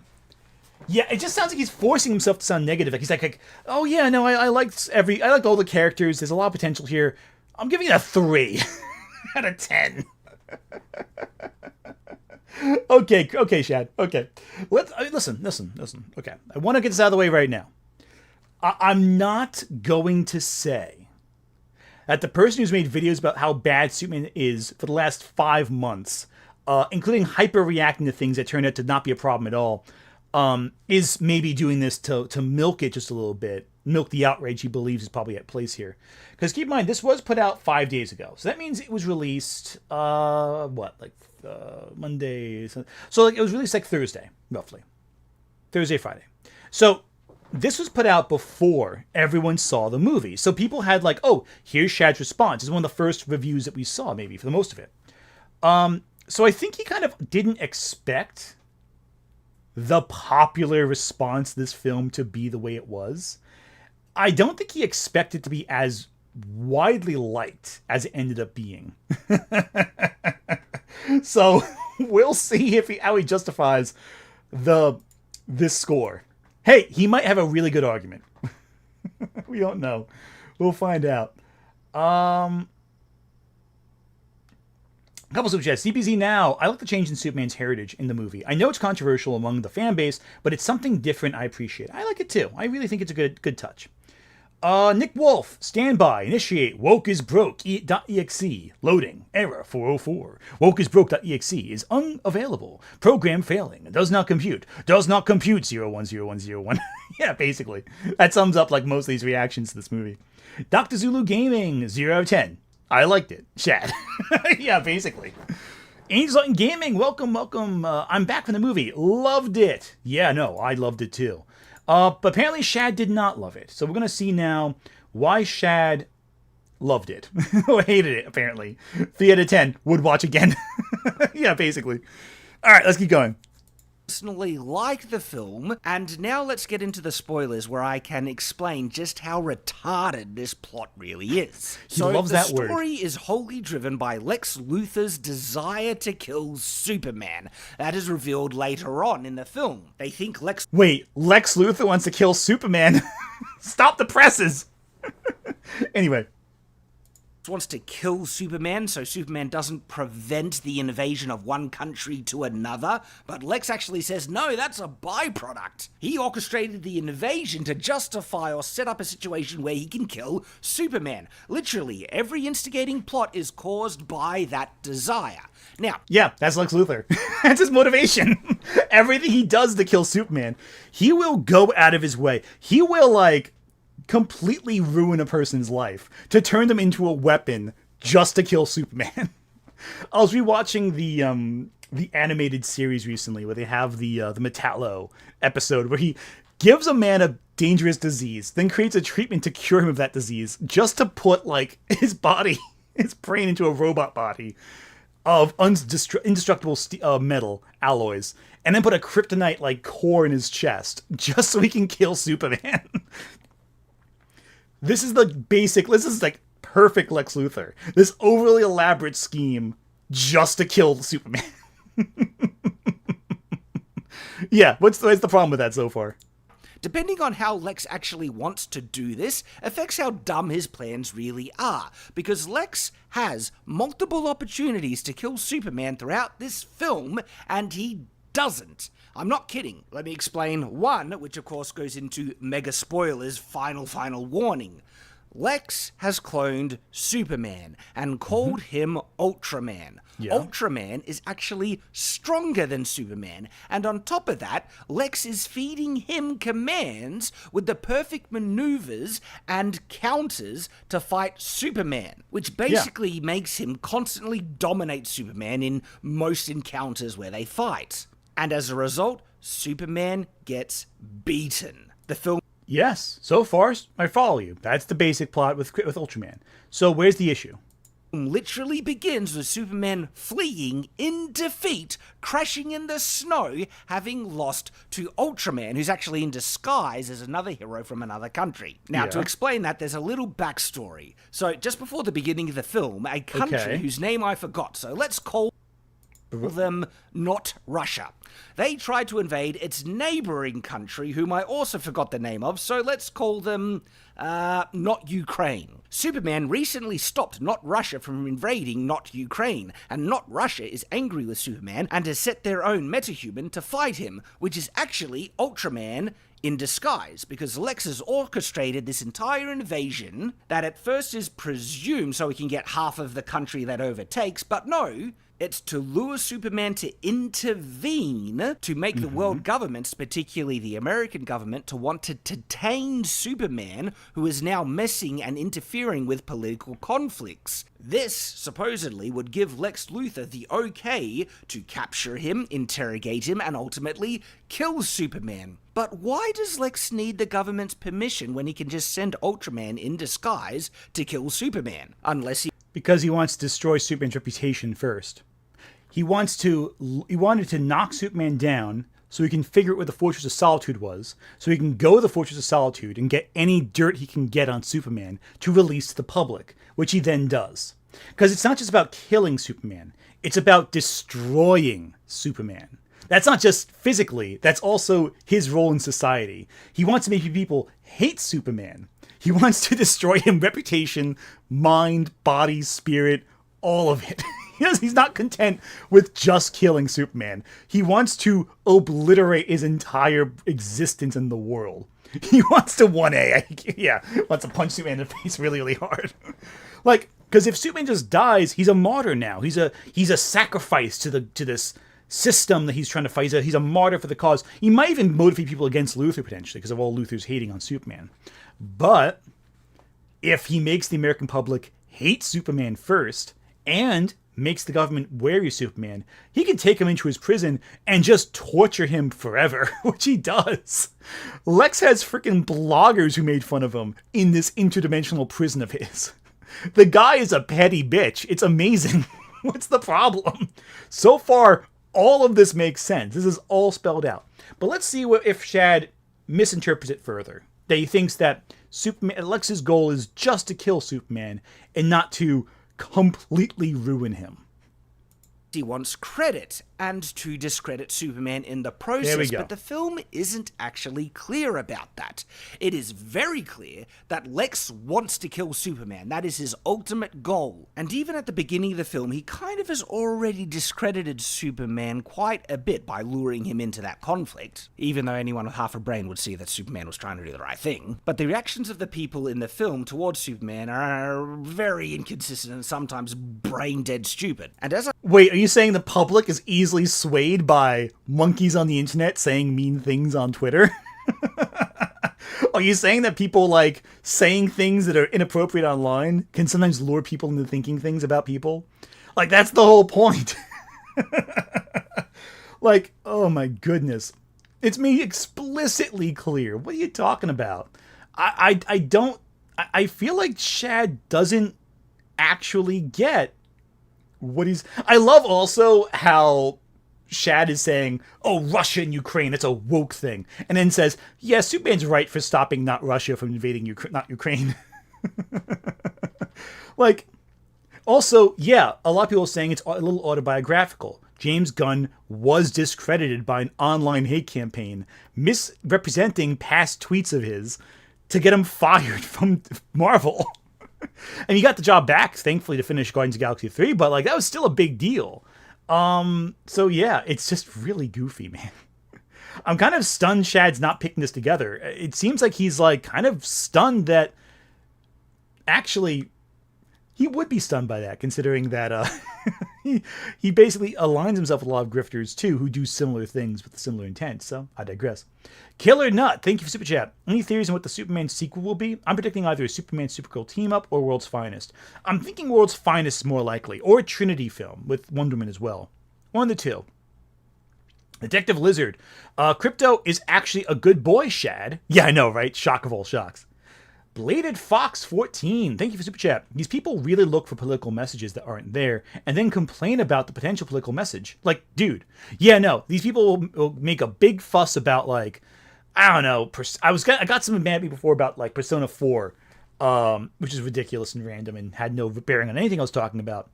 But, like, when a movie that's actually political comes in, like, that is overtly political, they either misunderstand it or don't get it or what have you. The Guy, 493, Lex's plan was a Simpsons gag. Oh, 100%. Lex is over the top and great. I love it. WC Wit. Lex got those monkeys on loan from Monty Burns. Yeah, basically, right? I love it. Love it. Anyway, back to this. As I mentioned, he literally does lure Superman into a fight with Ultraman in disguise, and Ultraman defeats Superman twice, but Lex calls him off instead of simply achieving what he wanted right then and there. And that may be because he wanted to discredit Superman further, but then Lex Luthor has an opportunity to kill Superman a little later after he's been fully discredited, and Lex simply doesn't. Switching back to not Russia... Well, yeah, because he has him in containment. Like, the thing is, he has Superman. He has no intention of letting him leave. He just wants to torture the guy. Like, he just wants to make him suffer. And that's it. He's just about dominating Superman, having him under his thumb, under his control, and torturing him. It's just, like, I don't get what he wants. Like, Lex Luthor does not necessarily want to destroy Superman. He has to do a job for the U.S. government. It's the only reason why he hasn't let the guy die yet. Once the U.S. government stops caring about Superman, Lex can do what he wants. He wants a way to legally kill Superman. Lex isn't a dumb supervillain.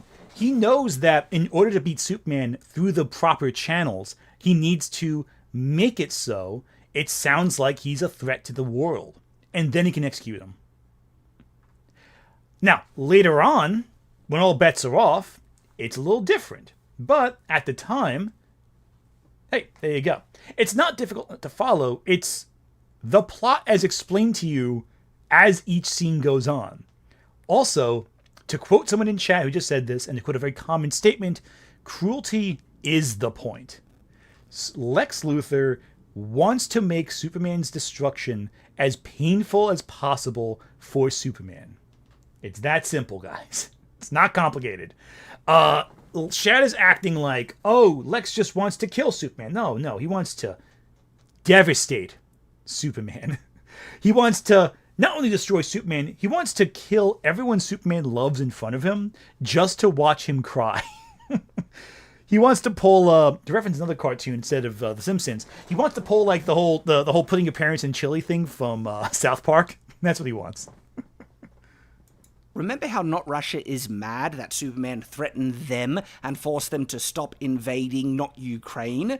But they reveal that they have a metahuman fighting on their side that is more powerful than Superman. He literally defeats Superman, and no one questions why Not Russia didn't use that metahuman in the invasion or to... Okay, Shad, you actually missed something here. They don't take credit for that. The country doesn't take credit for that. It's like he's like a rogue element. They don't actually have him as theirs. He's not part of... They kind of even though they are in league with Lex, they don't take credit for that multiple times. So yeah. Anyway, that's a major plot point, actually. Also, they don't own him. Lex has him. He's on loan from Lex, essentially. He is Lex's tool. So, what, Baravia, is it? They don't have They don't have him. So, I think Shad just missed something. He's not actually affiliated with that country. Like, he says it in the movie. So, I think Shad just missed a key plot point there. If you watched it once, I'm not going to hold that against him too much, but he made a mistake there. To stop Superman from stopping them, or using the metahuman to start the attack anew. Now, we know it's because Lex controls Ultraman, but this is a very obvious and important question that anyone with a brain should be asking. Where did that metahuman come from, and why is Not Russia afraid of Superman if they have him? Well, again, press conference. Leader says that he's not theirs. Secondly, all the characters question if he's actually from Baravia. Like, all of them ask that. Lois and Clark both ask that question, and they both come to the conclusion that he might be just some rogue element, or he's lying. It is spelled out for the audience. I don't know how to make it more simple to you. I think you just misremembered what happened in the film, is what it is. Anyway. But everyone decides to be retarded and forget about that. Also, Superman could have used Krypto to fight the not Russian metahuman or the kaiju several times, which would have been quite useful, and he doesn't. No, Krypto's captured at that point, Chad. He was captured. Don't you remember that scene where Lex Luthor breaks into the Fortress of Solitude and captures Krypto? When he goes back to the base, he finds Krypto missing. It's a major plot point of the movie. So yeah, Krypto could never help with the kaiju because he was captured by Lex Luthor. Also, why would Superman send his pet, the dog he's dog sitting, against the guy beat him up when he's supposed to be at home being taken care of? It's like you don't necessarily throw your dog into a fight if avoidable. That's how it is. Also, he's uncontrollable and not a safe person to have like under his control and all that. Anyway, back to this. And so Krypto, although sometimes he's utilized because he's very powerful and could help Superman, and other times he's not. So during the fight with Ultraman in disguise, no one is running away from these super-powered beings wreaking havoc. Even when the kaiju is attacking, no one's actually trying to run away. It's only until the final fight where an evacuation order is given. I would think a giant kaiju or interdimensional imp would make people want to evacuate. Oh yeah, there is an interdimensional imp in this film, which Superman just basically sits by and does nothing, while others fight it because he feels they can handle them, and I did not like that part in the film, because what guarantee does Superman have that they would be able to handle this interdimensional imp? All my worries about what we saw in the trailer is actually confirmed. Superman just sits by while people are kind of fighting for their lives to stop this monstrous being, with him just kind of shrugging, saying, yeah, that'll be all right. With all the praise. Yeah, because it wasn't a problem. There's no destruction. It's just a big light show in the sky. There's no indication that the guy is dangerous or even causing destruction. None of the buildings are in danger. It's just business as usual. It's like, hey, no one evacuates a town when there's a rainstorm, because that's just life. It's like when you go to a college campus and there's a bear sighting, which happened all the time when I was in college. There were tons of bears in college, both bears and bears, if you know what I'm saying. But yeah, no one cared. It was just like, okay, I guess we'll just won't go outside tonight. That's what this is. It's just business as usual. You know, when a hurricane hits Florida, they don't all leave. It's like, oh, it's a hurricane. Okay, we'll just deal with it. That's life. Unless it's a big hurricane, then they leave. But a small one, they don't care. That's what is a metropolis. Oh, it's another thing. Okay, whatever. Who cares? Like, Superman's not worried. It's not a very... It's nothing. There's no evidence it destroyed any buildings. There's no case of anyone dying. So, yeah, they had it covered. So, who cares? So, yeah. Also, it's 3 people on 1. They got it going pretty nicely. But, yeah, anyway. Shad is completely wrong, despite him saying he's justified. He's actually just doesn't get what he's talking about. Eternal Sanity, thank you, Super Chat. Can't wait for a world's finest film. Oh, I can't wait for that either. It'll be fun. Glass Laughter. Just saw the movie with my friends and we loved it. Wise Ultraman was Bizarro, or will become Bizarro because of the black hole. I think that it's going to be... He's bizarre, but it's going to look more bizarre when he comes out of the black hole, I think. Dr. Zulu Gaming. The movie literally sets up the universe as it is as early as 300 years ago, and he didn't get it. He's the last person to call people the Arsler. Oh yeah, no, everything he's saying is like, you're so dumb, Chad. But you know what? You know what? It's like, oh, is it worth it? Is it worth making fun of everything he says? Yeah, basically. Wings of Shu. Did the bears get otters too? Yeah, no, someone got my joke. Someone got my bad joke. Crypto could destroy the city. Yeah, that's possible. That I've given how they've depicted Superman, that moment in the film was actually, for me, one of the points where they contradict his character quite strongly, in my opinion. No, I don't think so. Superman inspires goodness in others. So he's looking over there saying these people are doing good. They're inspired by my example. And also, Superman doesn't have to deal with every single problem every single day, in theory. Maybe he does need to chill sometimes and someone else has it covered, so he can just, live a life. Again, Superman in the comics does not handle every single problem that happens in the universe. Anyway. I had no guarantee that they would be able to handle it. Sometimes monsters whip out a mega, attack or something like that, and it takes a certain amount of time for the other heroes to subdue this monster, where Superman could have probably taken it out in a second, potentially saving thousands of lives by nullifying the threat much sooner. I hated that moment. But going back to... Shad, you're such a baby. Shad, there's no evidence this thing caused any destruction. But in your previous thing, you were insisting this giant explosive thing is causing a laser beam to blow up the Earth. By the way, Shad, you did bet, I think you bet me if that big laser was attacking the Earth. Well, it turns out the laser's gone now. It's just a big cloud now. Big, radiation expanse. So, yeah, I guess you were wrong about the big laser blowing things up. But hey, I digress. It doesn't mean necessarily that you're wrong necessarily. I was wrong too. I thought it was a containment field. But I was wrong too. But that's what goes to show when you try to make an accurate prediction about something months in advance from a trailer, and we don't have all the context for it, and you act like you know what you're going to talk about. Doesn't always work out. The difference is, when I say it looks this way. It looks like that's the case. I might be wrong. You say it is that. So, I digress. Also, no one died in that whole scene. So, that's why Superman's not worried. There's no danger to anyone. It's more just an obstacle, but not a lethal one. I think Superman and the heroes can figure out what isn't a lethal storm in their universe. They live in it.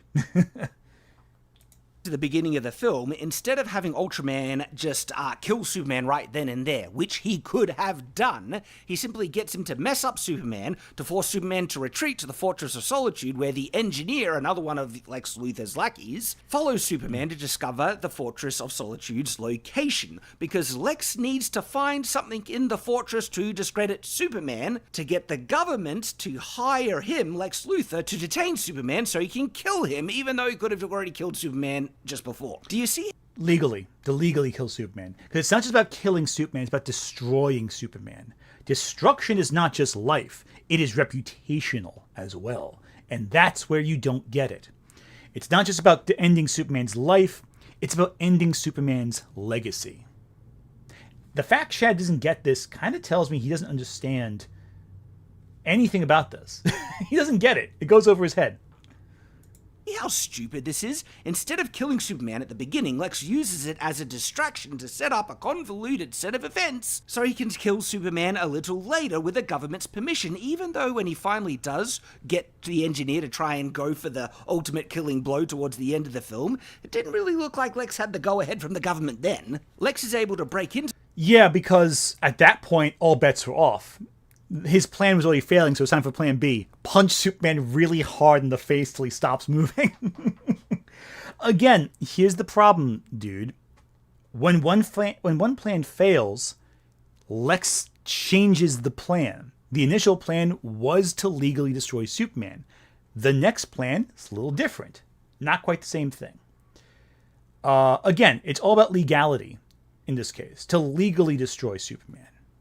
Into the Fortress of Solitude because Ultraman is a clone of Superman and has Superman's DNA. So yeah, that makes sense enough, but I have to say, I like the reason in other adaptations where the Fortress of Solitude actually has a key kind of like underneath a doormat that is just so insanely heavy that only Superman can lift it. I see you've read All-Star Superman finally, after I recommended reading All-Star Superman, because your commentary reflected a lack of knowing about All-Star Superman.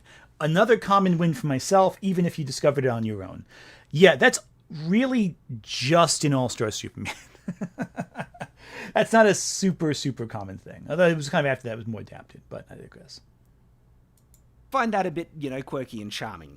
Anyway, in the fortress, the engineer accesses the computer and finds the message from Superman's parents and then repairs it because it's damaged. It only has half of the message. And this unironically reveals that Jor-El and Lara, Superman's biological parents, are evil and sent Superman to conquer Earth, to also breed new Kryptonians from a harem that they encourage him to make. And instead of revealing this to be fake at the ending of the film, or like doctored by Lex or anything like that, Mr. Terrific literally confirms that it's genuine and it was impossible to be faked, meaning Jor-El and Lara are actually confirmed evil at this point. I mean, this is so bad that I expect it will be retconned perhaps in a later film or something like that.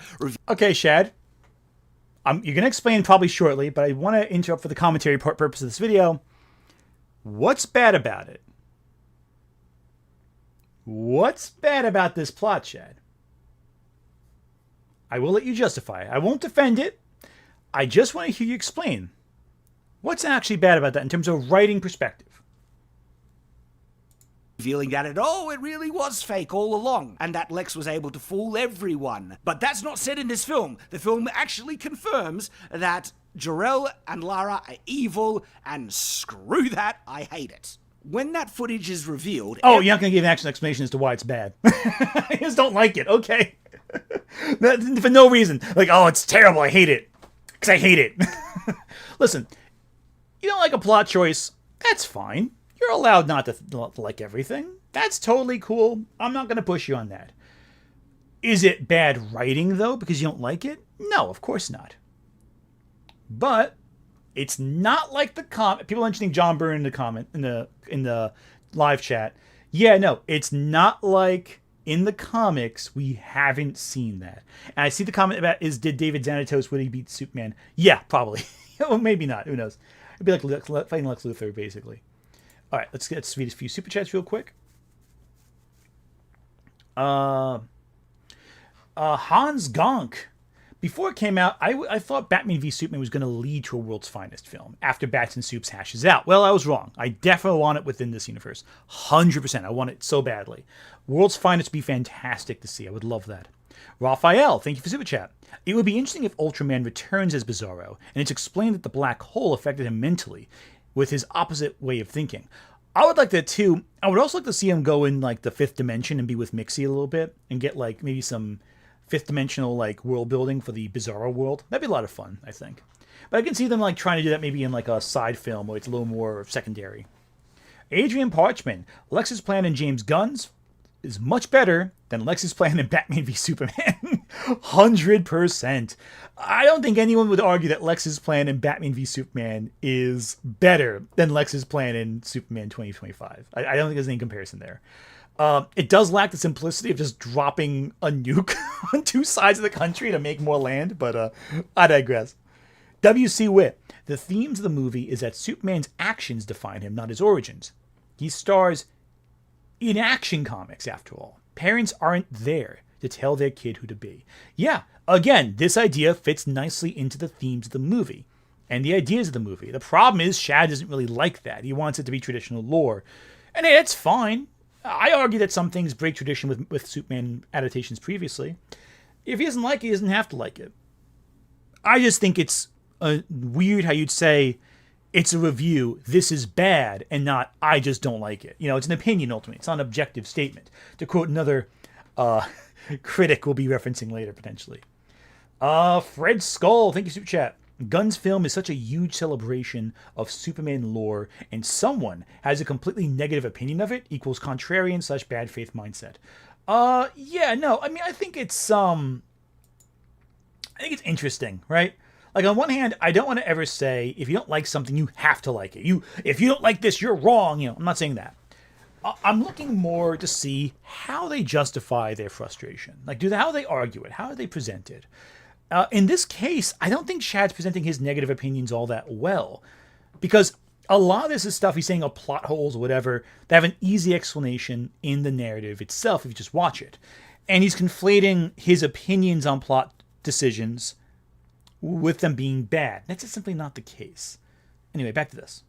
Everyone, and I mean everyone, just believes this and suddenly all turn on Superman instantly with no nuance or debate. It's ridiculously dumb. I think some... So, Shad, what do you think about James Gunn's canceling at the hands of right-wing groups who really didn't like him criticizing Donald Trump, where they dug up old tweets of his that were jokes, took them out of context, and made him sound like a raving lunatic? What do you think about that one? It's not like this hasn't happened before. Also, Chad and his crew are so against like cancel culture and all that, yet don't understand how online mob mentalities work. You're online, dude. There's no way you can say that the public isn't finicky and that celebrity culture doesn't turn on a dime if new information is presented. Especially not if they're told Superman in this new translated message wants to enslave women to turn into a personal harem. Oh, dear Lord. Might turn on him, but honestly it would take far longer than the movie shows, and there would be loads of people not believing it, or at least waiting for Superman's comment. But everyone turns on him. This is where they're throwing things at him, yelling on him. They all just think he is completely evil, even in light of Superman working hard to save people's lives for several years now already. Okay, so Lois Lane says she doesn't ever believed it. That's fair, bias party. The world government seems divided on it. Including Randall Flagg Sr. We only see about maybe a few dozen people in this crowd. That's not reflective of the whole world, just the most extreme immediate reactions. We see Mr. Terrific kind of not believe it. We do see people not believing the story as we talk to more people outside the initial reaction. But there is going to be a volatile group of people who react loudly at first. That's just beside the point. It's going to happen. So your point here doesn't really make sense. The public, as I'm seeing comments saying the same thing, public's fickle. Public's opinion changes on a dime. And it can also be redeemed in a dime, too, with the right perspective. Again, look at James Gunn. His entire career is defined by this kind of thing. And yeah, this is like maybe 20 people. One person threw a brick. A few people are yelling. A lot of people are also staring at Superman. There's confusion here, not universal rage. So, I digress. It's just so baffling that no one even bothers to say, that could be fake. Because, I mean, everyone just simply believes what the news says when they say, no, this footage is genuine. You sure can believe us. You know, we're so trustworthy, right? The plot gets even worse because due to this footage coming out and the government's now not trusting him and there's a call for his arrest, Superman turns himself in and the government wants Lex Luthor to handle Superman's incarceration with no oversight. No one's kind of keeping an eye on Lex or how to do it or anything like that. Lex has full control, takes Superman to a pocket dimension that he just, managed to make previously in the course of events of this film. And even seeing all the evil that Lex has done up to this point, because in the pocket dimension, this is where we see the army of actual monkeys typing hate against Superman online. Yes. I love that plot point. It's so ridiculous. It's perfect. That's the kind of hater that Lex Luthor is. So again, there is government oversight. That's why Lex can't just kill Superman right out. But this is the only place they can contain Superman. The government can't contain Superman otherwise. So they allow this third party to do that. Also, now Shad, this is a little tricky now for you to understand, I think. But in the history of the United States, we have allowed several private corporations to handle major imprisonment situations. In the United States, most prisons are privately owned. This is a very common thing in America. Companies own prisons. And they have oversight from the government, yes, but they mainly run it the way they want to run it. Like, that's just a thing that happens here. Maybe, Shad, the fact you're kind of bewildered by this is a positive thing about Australia. In America, this is 100% believable. This happens all the time. Okay, not most. I'd say a good chunk of them are happening. Yeah, I would say if not most, I would say 5%. Okay, let me take a look. How much private statistics for prisons? Private prison statistics. I might be wrong. Let's take a look.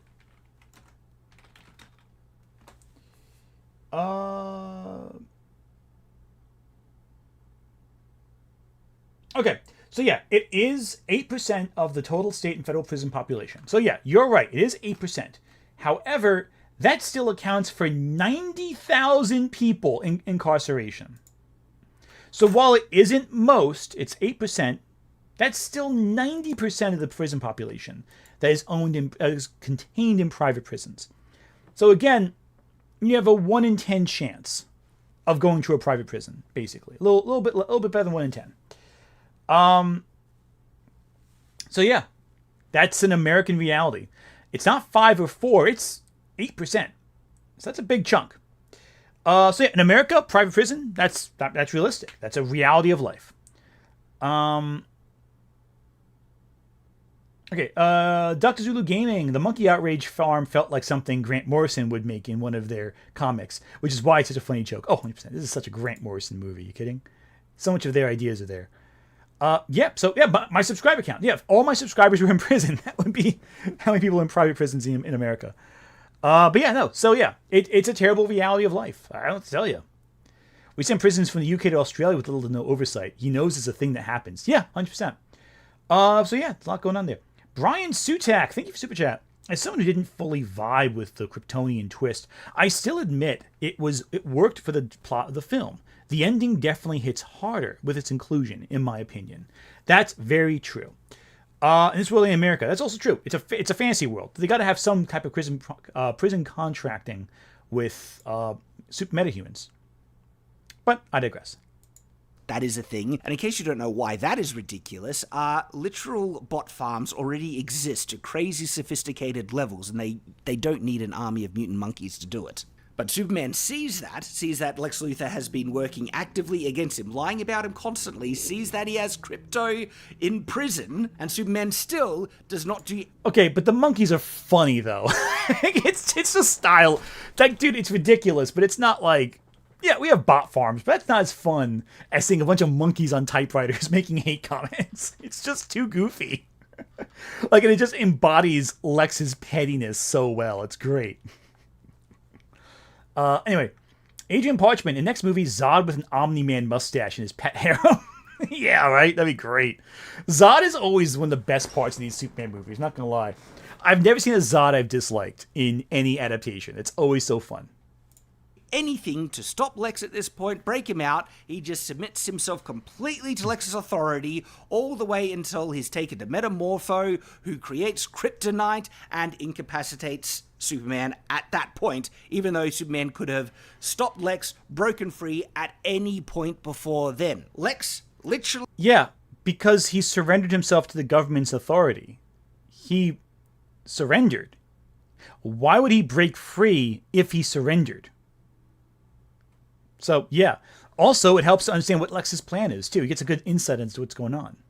Has Superman completely at his mercy, could kill him at any point. And this would be the perfect point that Lex would want to do it, because he's just achieved what he wanted to do. Completely discredited Superman. Everyone is now just believing it wholesale that Superman was sent to conquer him. He has permission from the government. This is the ultimate... No, he does not have permission from the government to kill Superman. He has to interrogate Superman first to get answers for the U.S. government, to justify this plan. That's the point you're missing, my guy. He has to interrogate Superman with enhanced interrogation. In this case, playing Russian roulette with everyone Superman loves to get him to answer some questions that he knows are just bogus anyway. So, not quite the same thing. Adrian Parchment. And Lex will steal 40 cakes, too. The guy from 1 and 3. What about Doug Walker's Zod? Okay, I'll give Doug Walker this. His Zod joke was kind of funny. I'll give him that. Realization of all his plans, and he decides that no, he's going to kill Superman a little later because he wants to interrogate Superman first. But for what reason? I mean... For the U.S. government. The U.S. government wants him to interrogate him. He says it in the movie. Asked Superman who raised him. Why does Lex need to know who raised him? You've already captured him. I mean, knowing who raised Superman might be useful in using that as leverage at Superman to get him, you know, where you want to capture him, but you've already caught him. You literally have his DNA and have cloned him already at this point. Lex has everything he needs, and... Well, he can always kill the people who Superman loves and destroy him further. That's a thing he can do it. But he also, again, is interrogating him for the U.S. government. Like, I feel like Shad missed a few key parts of this movie. I don't get it, man.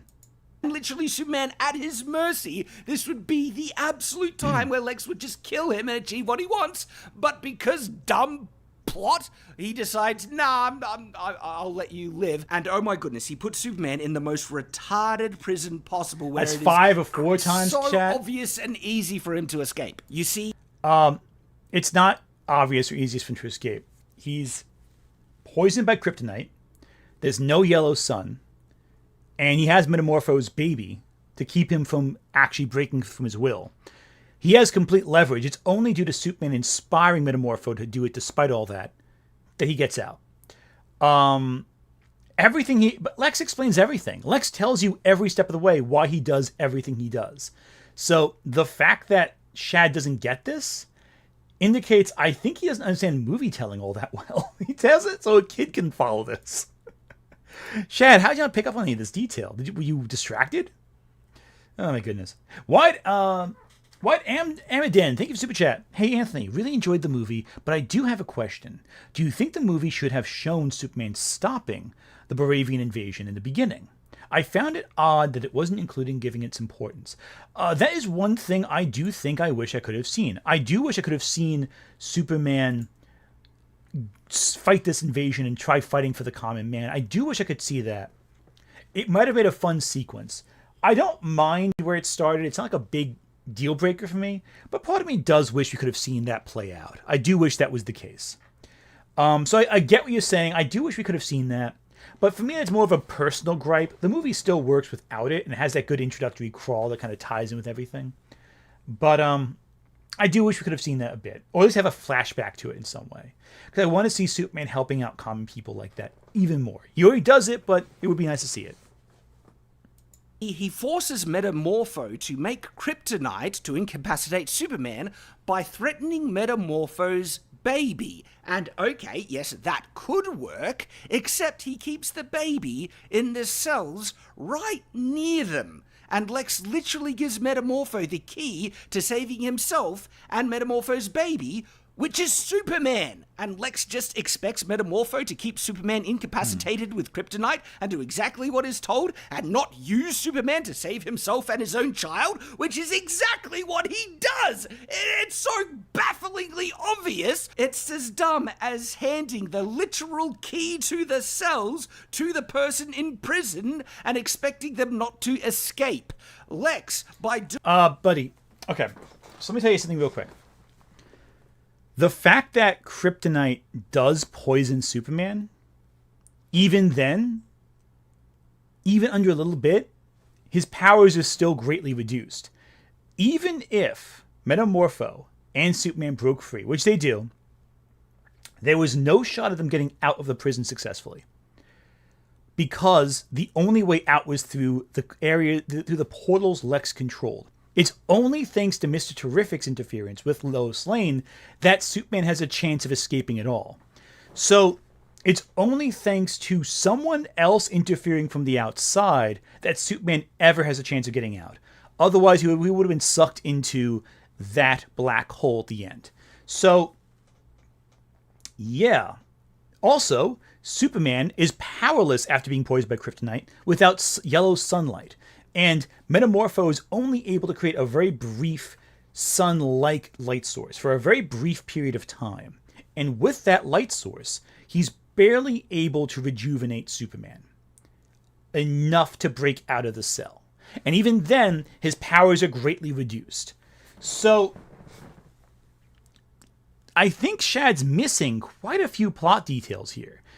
Because Lex, if Superman broke free, you know what Lex can do?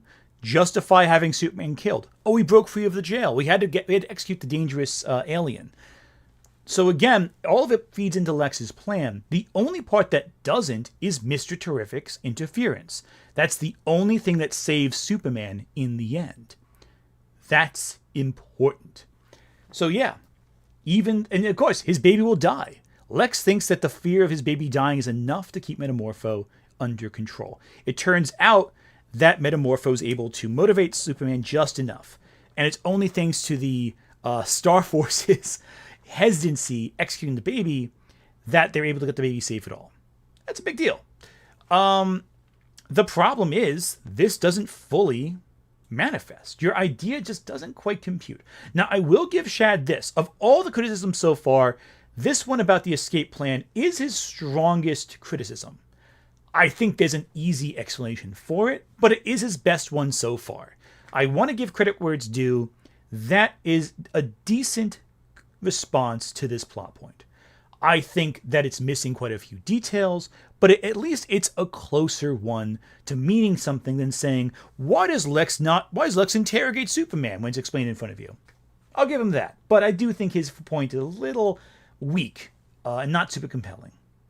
Doing this is an uncalculable, brain-dead retard.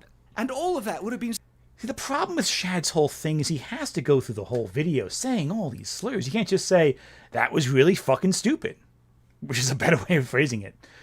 No, yeah, the problem is he has to throw out all the different words, but never say the word shit. He'll censor himself if he says shit, but other words, not so much. Solved by just having the baby locked away in a location that Metamorpho or Superman doesn't know where they are, and Metamorpho would then never risk releasing Superman because Lex still has his child and could kill him in reprisal for freeing Superman. But by having it the next cage over, it's literally free Superman, save my baby right then, free, and they're gone. Great plan there, Lex. Yeah, but if you don't see the baby, there's not the fear of losing the baby also. Because Lex isn't just simply about having leverage. He wants you to know he has leverage. Because, and say it with me everyone, Lex Luthor is a petty bitch. He is a petty, petty man who just wants to stare at you in the eyes as he screws your life up.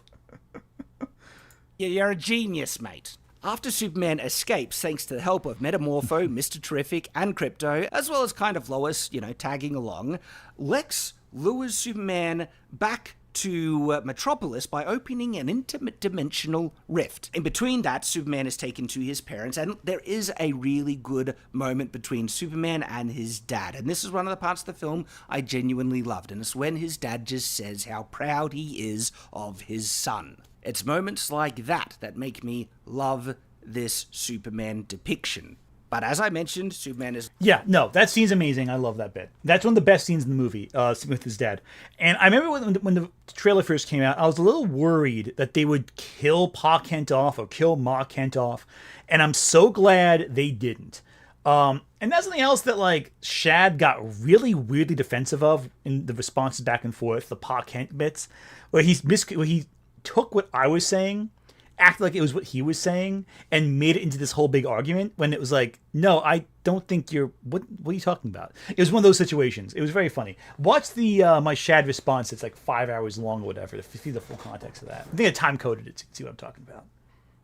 Is lured back to Metropolis, where the Engineer and Ultraman are waiting there to now land the killing blow, even though Lex could have killed him many times before. And his plan here is to use the Engineer to suffocate Superman by flooding his lungs with nanobots.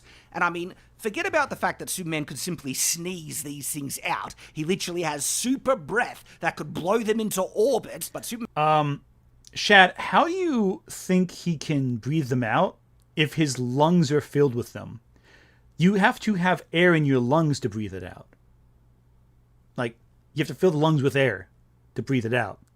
The air isn't generated by the lungs. You have to inhale, exhale. That's how lungs work. So if the lungs are flooded and they can't move, you can't breathe them out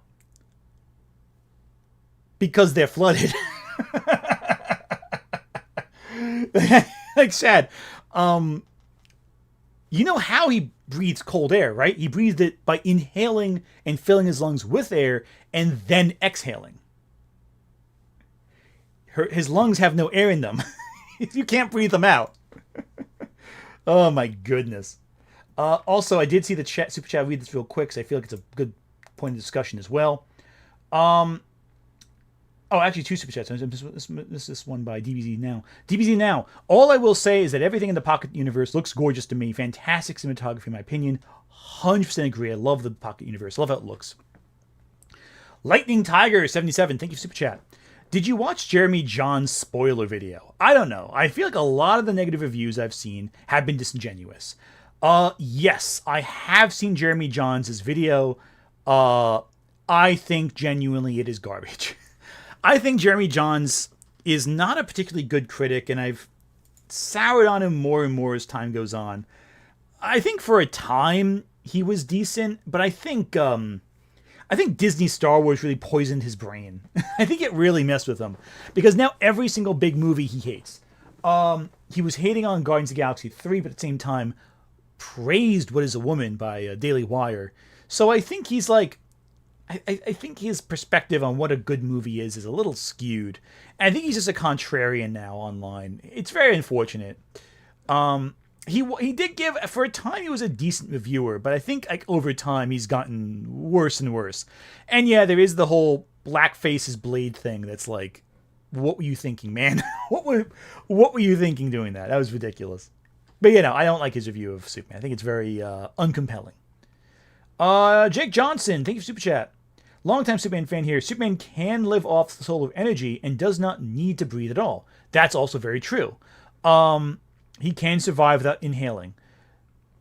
But I think the plan is to choke him first before he can get sunlight like that. But again, I can see them smudging the rules a little bit with that to make it more compelling as a story. It's Wes. Thank you for super chat. It's because of critics like Shad that it feels like we have to spoon feed every piece of detail in a story or else they won't get it. Oh, 100%. Even when we do spoon feed it, he doesn't get it. So there you go. Mantis Toboggan. I got that reference. Why don't people with pneumonia just breathe harder? Yeah, right? Shad, you have pneumonia. You have bronchitis. Have you considered just breathing out the virus? Have you considered just breathing out the inflammation? Nick Wolf, I've just trusted John since the Mass Effect 3 vid. I don't think I saw his Mass Effect 3 vid, but I'm sure it's not great. I haven't seen it, though. I'll take your word for it that it's not great. DBZ Now. I think Jeremy is somewhat of a grifter that tries to portray a normal dude. I don't think he's a grifter. I think he's more a contrarian. Because a grifter usually tries to sell you on an idea. And John's doesn't really sell anyone on anything. Like, a grifter tries to sell you on some fake idea. With Shad, it's that, you know, the woke mob's against you and buy my book because it's good. You know, my book's great. Have I told you about my book being on the bestseller list yet? You know, whatever.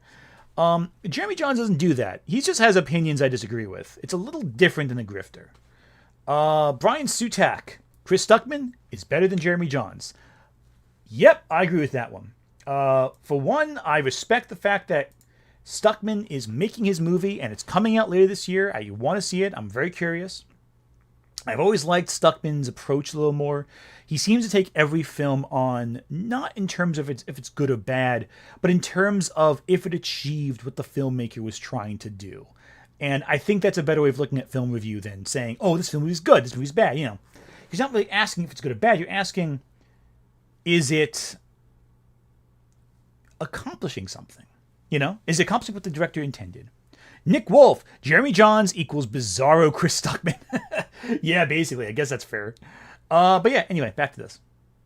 Man is incredibly depowered. But, you know, kind of, forget about that. Push that to the side, because he ultimately gets the nanobots out of his lungs by flying into orbit and then crashing back down to Earth, which knocks the engineer out, and that deactivates the nanobots, which means all Superman needed to do was knock out the engineer at any moment, and I'm pretty confident that Superman, even in his depowered state, should be strong enough to have knocked out that engineer lady at any point with a single punch. At one point, she's literally clinging onto him, and Superman could just, flick her, and she would be out. But no. Yeah, the problem there, dude, is that he doesn't want to kill the engineer. That would kill her. Could Superman have chosen to punch her? Yeah, sure. But he wanted to choose the least deadly approach. Superman in this movie does not want to kill. He may if he has to, but it's not something he chooses to do. And he does say that he doesn't want to kill her. Also, I feel like you underestimate how powerful the engineer is. Like, this person is extremely powerful. So, I digress. He has to go through this convoluted process of flying into orbit, crashing back down, knocking her out, getting the nanobots out of his lungs, and now he has to deal with Ultraman. And he is helped by Crypto in this moment, because Crypto destroys all the observation drones feeding Lex the video feeds, which enables him to control Ultraman to tell Ultraman what moves to use to counter Superman. Yep. Did the filmmakers forget that Superman has heat vision and could have literally lasered the drones at any time with ease? You do realize that if that's the case, then Ultraman could just cover his eyes, right? like, dude, Ultraman could just cover. Lex could just tell Ultraman cover Superman's eyes to protect the drones. So that doesn't even work either. Now Superman does have heat vision, but as we see, his eyes also get lasered directly with heat vision. Like, dude, what you're basically saying is, I am upset that Superman handled the problem this way when he could have handled it a different way. Like, yeah, he could have. He just didn't. What's the criticism? They're both equally valid ways of stopping the bad guy. Like, I don't get what your criticism is here. That he didn't do one thing you wanted. Like, okay, he could have done it differently, you know? Yeah. But he didn't. That's not really a plot criticism. That's more like, I wish he did this instead. Like, okay, buddy, that whatever. You're a writer. Write your own story like that. It's a different approach. But no, forget about that. He's only able to get rid of them thanks to crypto. It's annoying because in this instant they depowered Superman again or forgot about one of his powers just to justify the presence and use of crypto. And then they don't use crypto when it would have actually been needed. But with the drones taken out, Superman is able to fight Ultraman on a more even level. But Ultraman is still just as strong, if not stronger than him. But Superman gets lucky and knocks Ultraman into the black hole on the other side of the interdimensional rift. And yes, there's a... No, actually, you made a mistake there, dude. So Ultraman is stronger, maybe, than Superman. Lex thinks he's stronger. The problem is that he's also dumb as bricks. Like, the reason Superman wins is because without Lex to direct him, he doesn't know what to do. So Superman just beats him in seconds because it's not evenly matched. He wins because he doesn't know what he's doing. He has to be told, punch Superman hard in the face again and again and again. Like, he has to be instructed to punch Superman in the face. I feel like you might have missed a few points, dude. Again, none of this is a criticism, though. This is just you saying, if I wrote it, I'd do something differently. Okay. So what? This is the most nitpicky kind of thing where, like, oh, if I would have done this, I would have done this, that, and the third instead. Like, okay, well, you could have done that. That's not really a criticism. It's just like, oh, I would have done it differently. Like, okay. That's whatever. We still get the same plot point, basically. Still salty Mercy Graves in the movie. Yeah, I agree. I'm pissed that they killed Mercy Graves in Batman v Superman so quickly also, but I digress. Okay.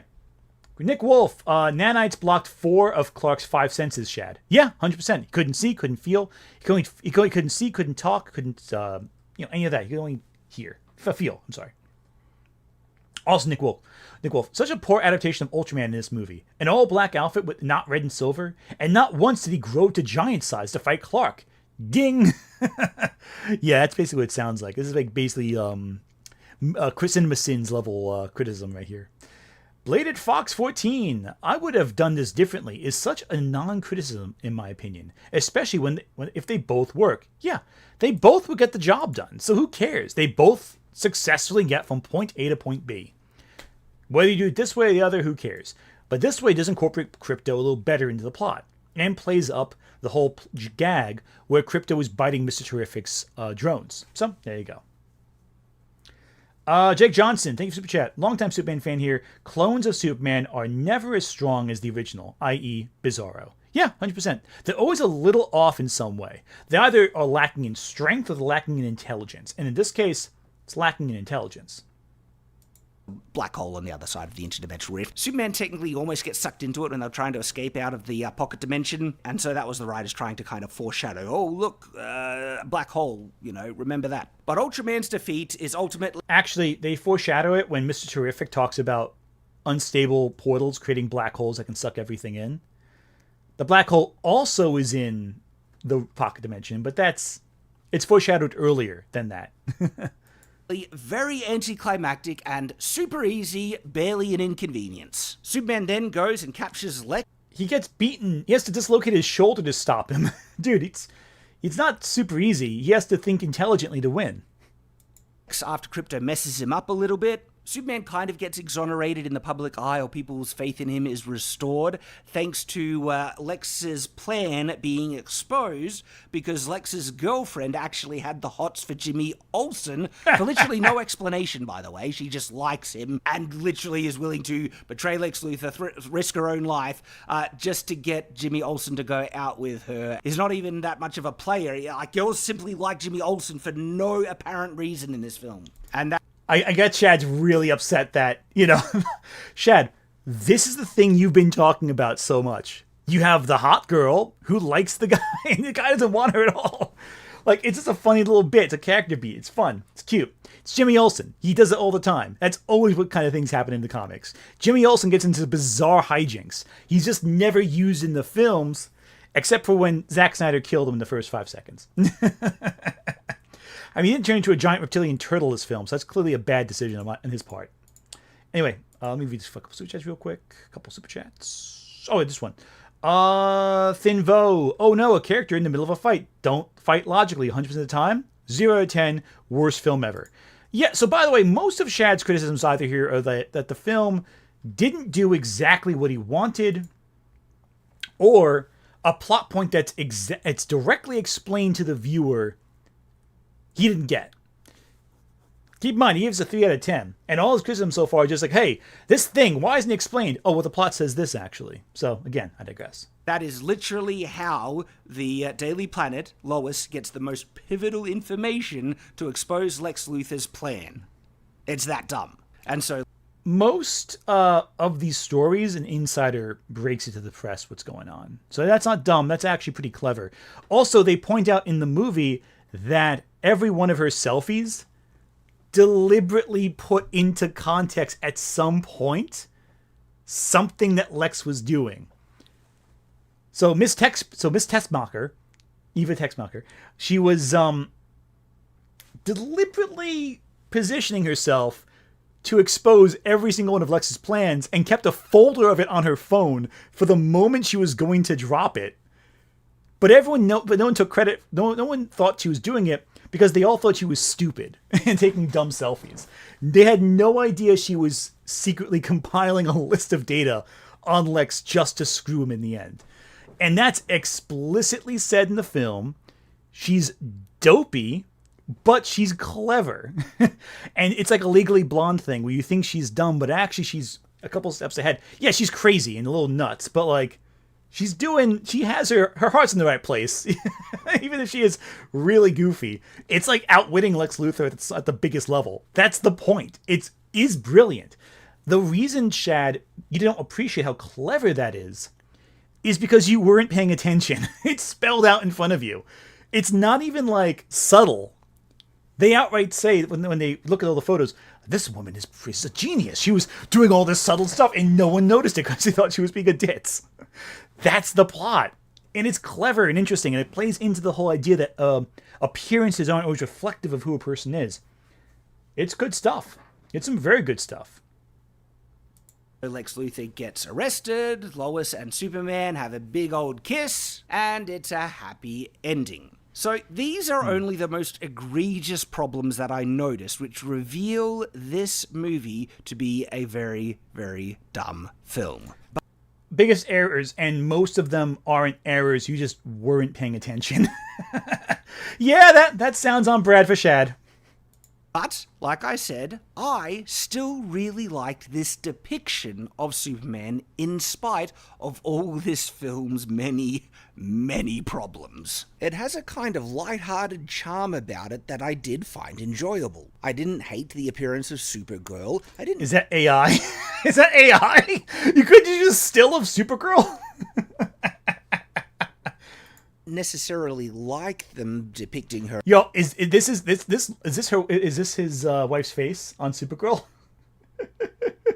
As a type of drinking party girl, so we'll have to see where that goes, but I think her Supergirl outfit actually looked great. It was more classic in style. Why can't you just show the outfit? What's the AI art? I'm interested to see what they do with the character, and what they do with this new universe, which at the very least is probably the thing they were wanting to achieve. I actually enjoyed this film more than Man of Steel, and I do think there is enough there for some people to enjoy depending on what you want out of a Superman film. So as always, I think that Shad just liked the movie and wanted to give it a bad review just to be contrarian.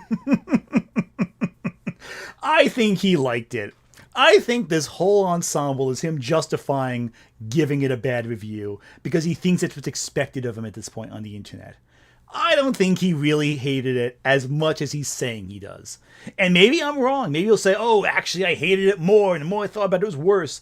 I think that he just wanted to make the negative review that got clicks, and he didn't exactly... He didn't really hate it, I don't think. I think he's just... Because he's saying, like, I enjoyed it. It was all good. Oh, hey, goddammit, Malcolm fans. Come on in. We just finished talking about Shadiversity. I guess I'll have to hold back on using on my break for a second here. But let's keep going then. So, yeah, I think that... I think Shad actually liked the film. I think Shadiversity actually did enjoy this film and is just kind of bullshitting his audience into thinking that it was worse than it really is. Yeah, no, you missed. Yeah, Sai, you missed chat. You missed chat. Actually, Sai, here's a question for you while you're in chat. What's your opinion on the new Hawkgirl from Superman?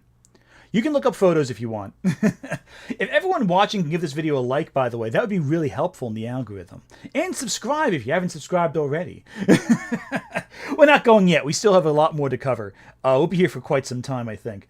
But I do think that Shad's review is reflective of Shad's weaknesses as a critic. A lot of his nitpicks aren't really nitpicks. They're kind of like weird generic statements that don't actually answer anything. Like, why didn't Superman punch her instead of flying into space and dropping her? Well, because he chose not to, dude. It's like, a lot of this is very weird. And I think that, I have to watch the movie to form an opinion, sorry. Okay, that's fair enough, it's fair enough. I just feel like every single, like, listen, all I'm saying is that every person I know who's seen the film, who's a woman who likes women, have really liked Hawkgirl, and I can't imagine why. I mean, there's nothing about this character that's...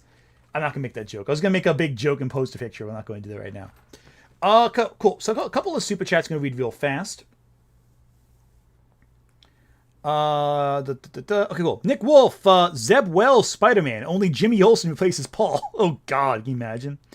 Terminal sanity. Jimmy is established as a player early on. Lex is established as highly abusive and controlling. It's called set up, and pay off, Shad. You'd think a writer would know that, but I guess I'm always surprised by Shad sometimes. Dr. Zulu Gaming. When I saw the reveal of Eve's selfies, my mind went, oh, so the selfies will reveal Lex's plans. And I smile when it turned out that it's the case. Yeah, again, you don't doubt blonde women. They're very dangerous. I'm kidding. That's Legally Blonde's plot, basically. It's West. Jimmy Olsen's whole thing is that the stuff just happens to him. Bro's entire life was a regular show before regular show. Oh, 100%.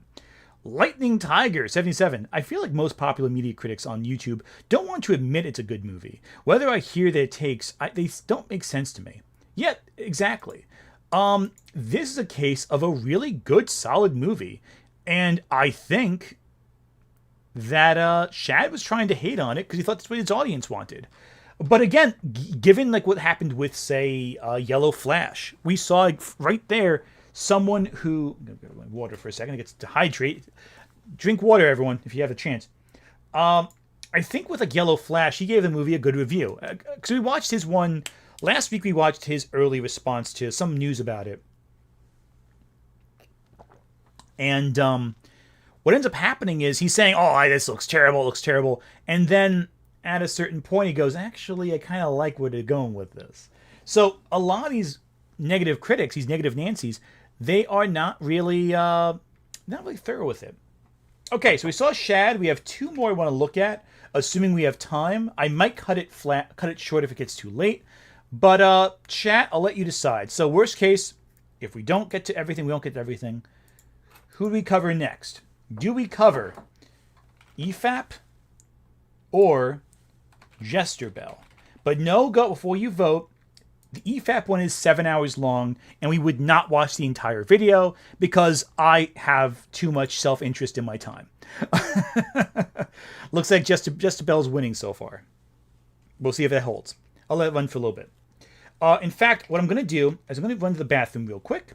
And as that's going, I please invite you to vote. And I will be shortly back right now. Let me just switch this up real quick. We'll be right back, gentlemen, in about 2 minutes.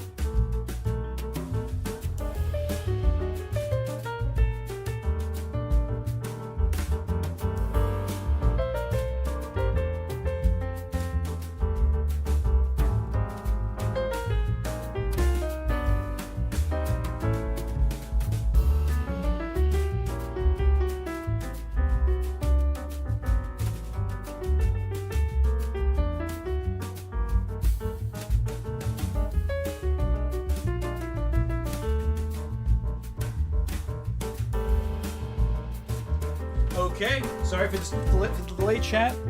I have returned. Let me get the screen back up real quick. Alright, cool, I'm back. I mean, we all have left. Probably half of you. Oh, only a few. Alright, cool. Let me mute this. Let me turn this music off. Welcome, everyone. Welcome back. Had to run back to grab... what I was grabbing.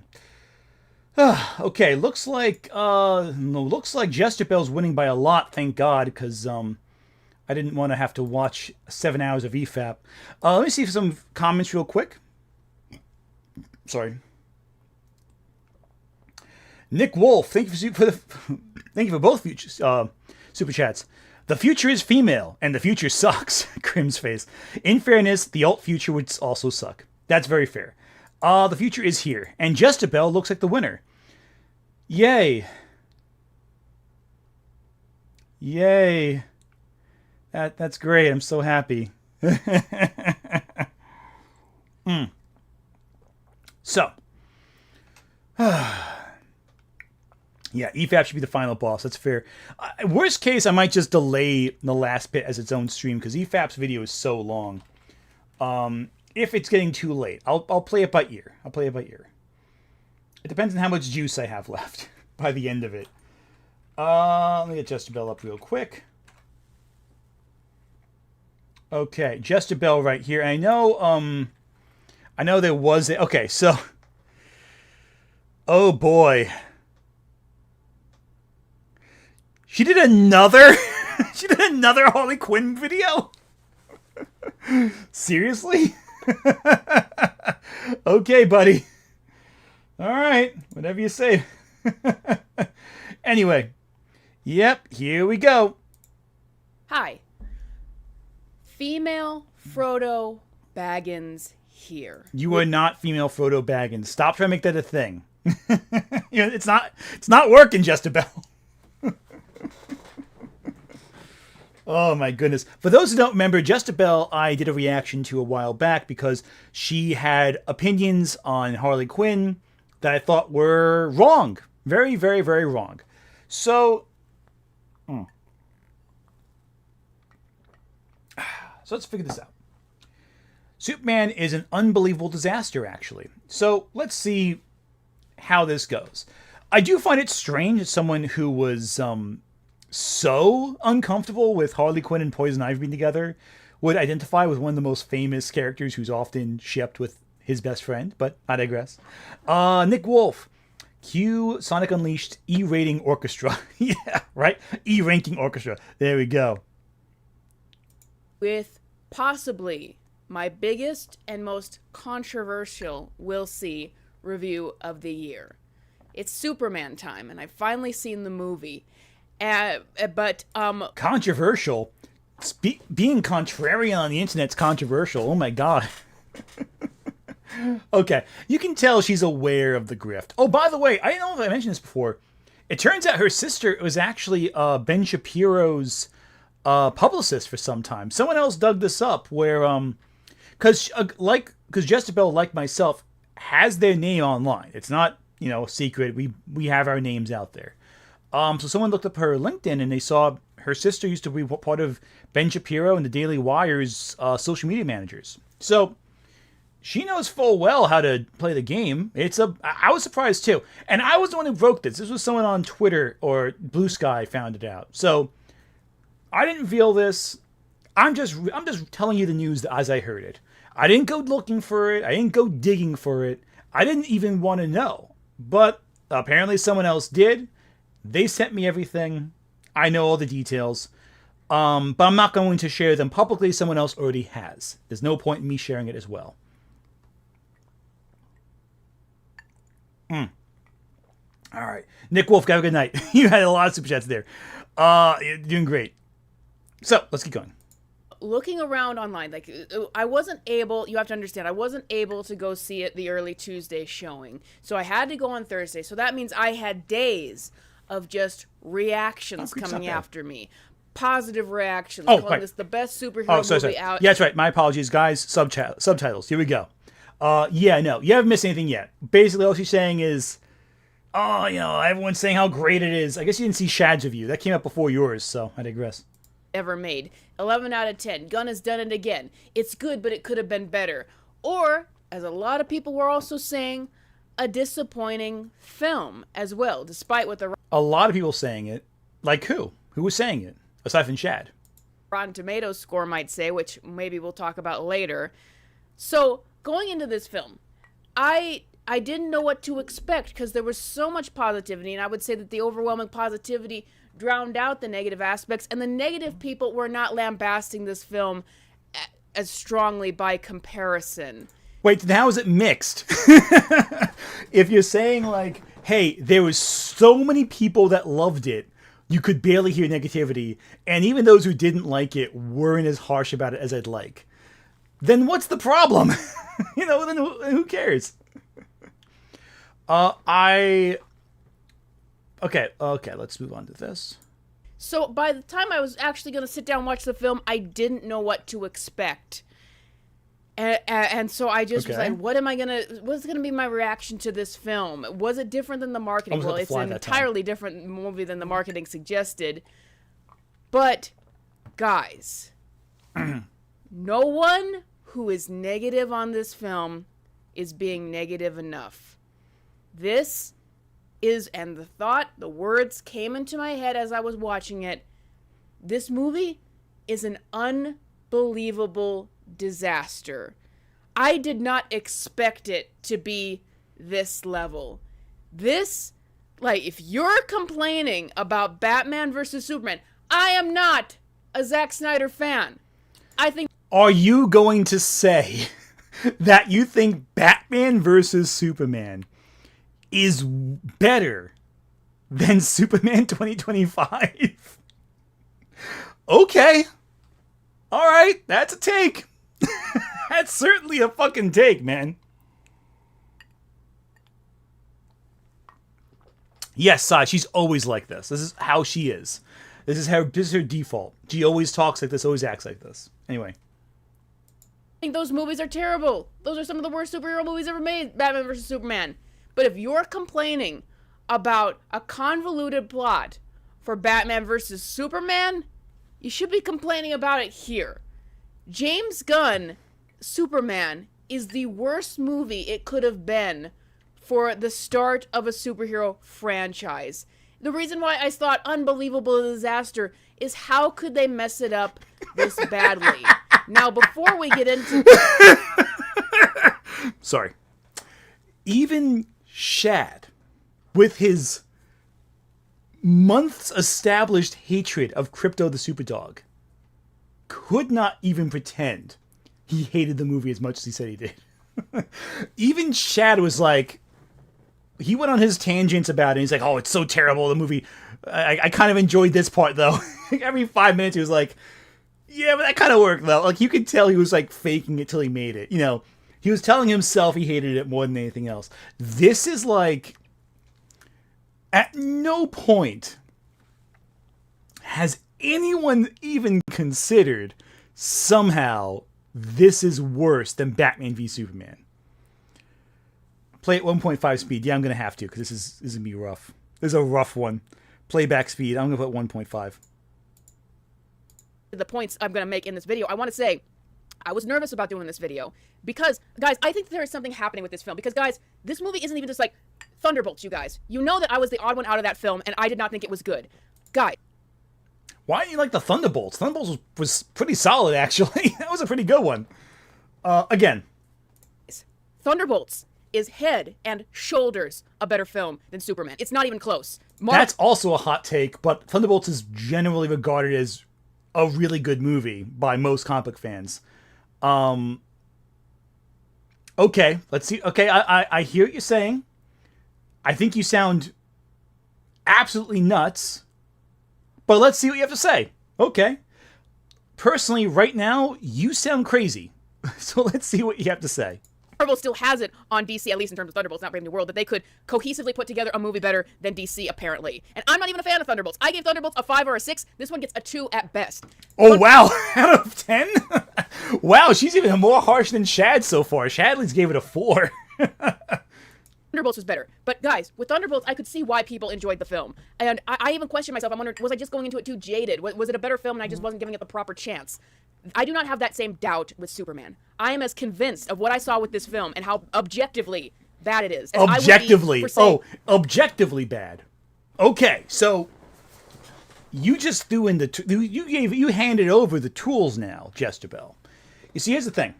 If you just said I didn't like it, I can say I disagree with your opinion. But now you're saying objectively. Now we're going into the territory of, oh, it's a fact now. I can prove it's bad. Okay, then. The onus is on you. Let's see your perspectives and how many things you say are just not right. Because you handed over the keys now. You surrendered the authority now. Let's keep going. The Minecraft movie. But guys, without further delay, I'm already talking way too long about this. There's just so much writing on this film. Not just for Superman the character, for DC as a brand, for a new franchise, for the superhero genre that's been keeping Hollywood alive, for WB as a studio. There's so much writing on this film that I think people, it couldn't be a bad film. It could not. And I'm not talking about how it is quality-wise. I mean that no one could see it as a bad film because it couldn't be because of how much is at stake. And then there's also the Superman fans who will lambaste anyone for even being slightly negative on this film because they can't see anything other than glory with this film because that's what they want to see and that's what they need to see from it. It's the same thing that happened with Batman vs. Superman with those fans. They are so emotionally attached to this character and this property and the potential of this movie that they can't see anything other than that they want to see. And that's the big problem is I've seen even people who are giving disappointing reviews to this movie have to cushion their disappointment. They have to really lead into it with a lot of positives that they saw. They have to, come out negatively against the movie, but then really, really cushion it. Well, there are all these positives. Man, at 1.5 speed, you actually realize how little she's saying for so long. Dude, get to the fucking point, all right? Stop blabbering. Get to the point. Give us some ideas. Point. Focus. Ideas. Go. Things. The people who have been negative on this film have not been negative enough. And I think it's because of the overwhelming hype from Superman fans who want to believe that they just saw the best thing in the world and they go after anyone who is negative on this film. That's untrue. As we pointed out before at the beginning of this video, the box office subreddit has been ranting about this film all week, trying to frame it as an unmitigated disaster. Their efforts are a little misleading, and you at least can see the basing on numbers, but there are lots of communities that are very negative at this film. There's been a ton of backlash against this film by the Snyder fans, especially, which is pretty ridiculous when you remember that James Gunn and Zack Snyder are friends. There is no pressure for people not to share their positive experiences or to share their negative opinions. There is none of that. It's not happening. You're just making crap up objectively. Also, it's been 5 minutes. Get to the fucking point already. But guys, I think it's going to be an Incredibles 2 situation where in 2 months, I give you guys 2 months, if not sooner, to look at this film and say it's actually a disaster on every level. And it's not. Incredibles 2 situation. People were criticizing Incredibles 2 when it came out. That was not a film that was praised all that much. It had its fans, enough of them, but it was never praised all that much. Not going to hold up. And I've had this before with Incredibles 2. I remember everyone was so pent up and looking forward to that film and wanting it to be the best thing ever. When it came out, I saw it and I was like, that was terrible. That was a horrible disappointment. But trust me, it took 6 months. And everybody dislikes Incredibles 2 now. But it took a while because everyone was so pent up emotionally with that film. And I've had it before with films where I was so emotionally invested I couldn't admit how bad it was with Avengers. Oh, so you're talking about Avengers Endgame? What? Endgame. But it doesn't change the fact it's going to catch up to you that it's a bad film. You think Avengers Endgame is a bad film? Avengers Endgame. Yeah, Incredibles 2 was just fine. It wasn't particularly great. It was just a whatever kind of movie. But Avengers Endgame, you're saying... Okay, now I gotta start questioning your tastes if you thought Avengers Endgame was also bad. That's a much harder thing to argue. Okay, so a couple of super chats. Nightling Tiger 77. Why is this film bringing out the stupid of people? I have no idea. I think they're always stupid, but now we just see their stupidity more transparently presented. Time Lord Rick. Horse shit. I'm a lifelong Superman fan, and I told everyone how much I hated Man of Steel and Batman v Superman. I wasn't searching for positives. Oh yeah, people were extremely negative about both films from the get-go. People day one were saying, were making fun of the whole Martha scene. They were comic writers talking about how bad it was Superman didn't save people in the final fight. A lot of people were pissed. Dr. Zulu Gaming. The only thing objective is that JesterBell is padding the hell out of her videos because she has very few things to say. That, and she doesn't edit any of them. She doesn't edit. She does very minimal editing in this whole thing. Anyway, back to this. But talked enough about the critical reception. Let's talk about Superman. Finally. And why this is such an unbelievable disaster. 6 minutes into her 37-minute video, she finally talked about the movie she's reviewing. Lead into this film, I'm going to have to talk about the positives first that caught me off guard. Guys, you know I wasn't vibing with any of the marketing to this movie. But when it started, I thought my icy heart started to melt. I thought actually I was legitimately might like this film. And I'll tell you why. Superman and Lois, David Cornsett and Rachel Brosnahan, have such a natural and charming chemistry with each other. There was a heat between them, a passion you could really feel. It felt genuine and natural, and I haven't seen that in a film for so long, and to see it with two such iconic characters, I loved that. They were just so good together in what little we got on screen with them. Rachel Brosnahan and David Cornsett have such a great chemistry. Also, I was caught off guard because I think I might actually like the Superman. He's not exactly what I expected, but, you know, the kind of charming, innocent Boy Scout, that's what it was in the beginning that kind of caught me off guard and that I really liked about the Superman, is just how... The beginning, by the way, Superman and Lois interact like maybe 15 minutes in. So, both Shad and JesterBell said, yeah, I really like Superman. I like Lois, like the characters. Man, this movie sucks. It's like I love everyone in it and all the characters they play. I hated this so much. Oh my goodness. Okay. Got a super chat here. It's interesting. I want to address right now. Matt Sherlock, an immigrant being sent to destroy us is a problem. No, it's not. No, it's not, and I'll explain why. Because the film's point is not that we are defined by where we come from. We are defined by what we choose to do. That message is not a problem. Saying you came from a place that doesn't have your best interest at heart doesn't matter. It's what you do when you're here that matters, and how you're raised, and how you live your life that matters, what you inspire others to do. It's not a problem. It's a feature. Because in real life, there are people who come from places that don't want us to have a good time. You know, there are people who are destructive. There are countries that are destructive, and people come here from there. And the message of the film is, it doesn't matter where you come from. What matters is what you do when you're here. What matters is not... To quote another famous philosopher, I see now that the circumstances of someone's birth is irrelevant. It's what you do with the gift of life that determines who you are. Famous philosopher, YouTube there, paraphrased. Also, Goku. I'm seeing in chat mentioning Goku. Yeah, it's Goku. Krypton is more Planet Vegeta now than it is a utopian society. And I prefer that. It's kind of been what we've been gearing to all this time. So, I digress. How refreshingly innocent he was. I thought I was really going to like him. And then in the beginning, it was so reverential to the Reeves movies, the Richard Donner movies, that I kind of like this, and being like so reverential to the Silver Age of comics. That's something that we haven't seen in movies for a long time. I appreciate them for taking that risk. I was enjoying it. It didn't feel so James Gunn. Now, here's something that's interesting with JesterBell that those who are not familiar wouldn't pick up on. JesterBell has this reverence for old storytelling. In various parts of her reviews, she always talks about how great the old comics were, but the new comics are terrible, even if she's demonstrably misleading about what happens in those new comics and how they're published. So she has this whole reverence for the past. You can make the argument this is part of the right-wing grift, where people tend to have this romanticization of old stuff versus new stuff. You could make that argument. I won't. I genuinely think on some level she does have a reverence to old pieces of media. I do also think she's playing it up for her audience. Matt Sherlock. When people in the real world believe that about real immigrants, I'm fine with the...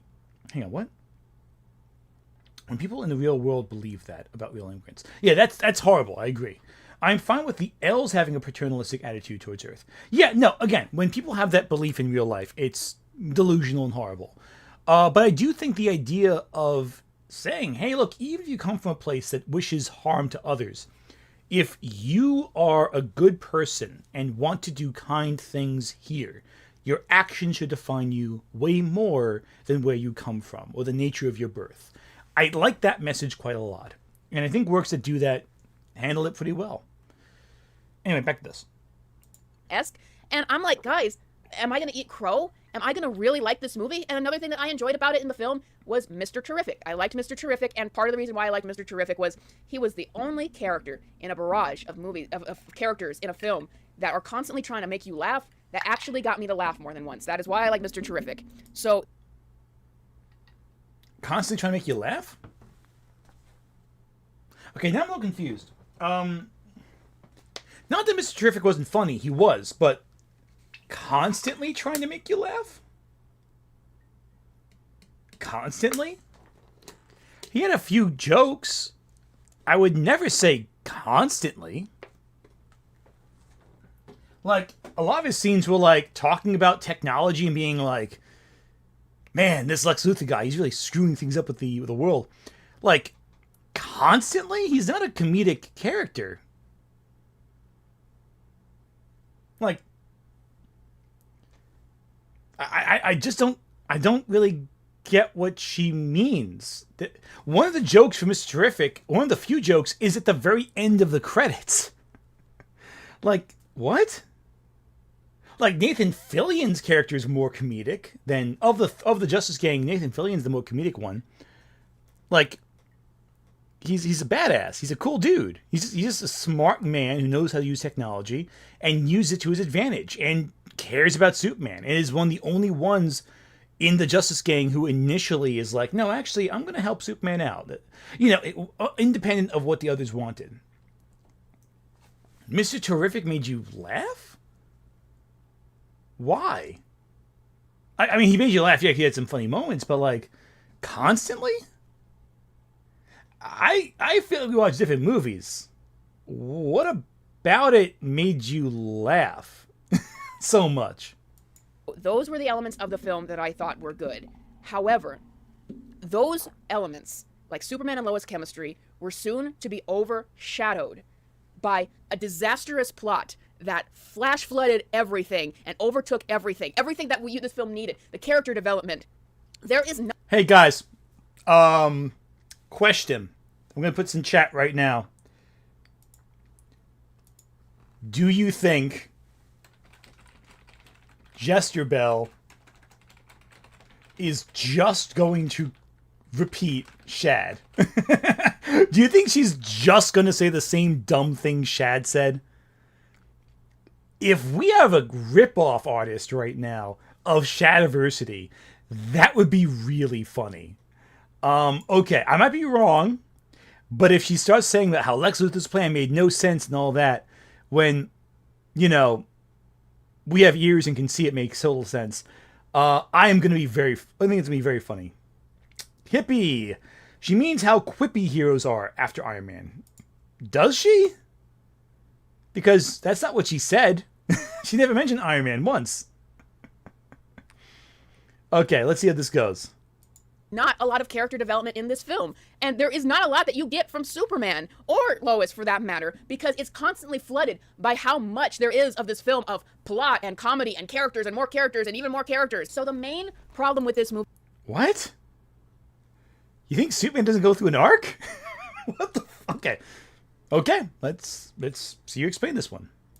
Is the plot and how convoluted and overly complicated it is and how rushed it is. So this is the pacing of this film. It's like, and then this happens, and then this happens, and then this happens. It's just like, this movie is so fast paced. It is like constantly on a 15 in terms of speed and in terms of comedy. We have to talk about both those things together, because it's one thing to have an incredibly overly fast paced plot where it's just all happening too much and there's just so much happening at once. But it's another thing, like, this movie has almost one mode: comedy. It is constantly trying to be goofy. It is constantly telling jokes. We're going to talk about how many characters there are in this film. Guy Gardner, Hawkgirl, Mr. Terrific, Crypto, Jimmy Olsen, Eve Tessmacher, Lex Luthor, Lex Luthor Ultraman, who turns out to be Bizarro spoilers. There will be spoilers throughout this entire video. Another Lex Luthor hench girl superpowered character. Just... The engineer from the comics? Okay. Jessica, what the fuck are you talking about? Constantly comedic? There's so many jokes. It's so lightning fast. Oh, it's so fast paced. What? What the fuck are you talking about? Oh my goodness. What the hell are you talking about? Fast paced? It's fast paced, but it's not that fast paced. Okay, you want to know the plot?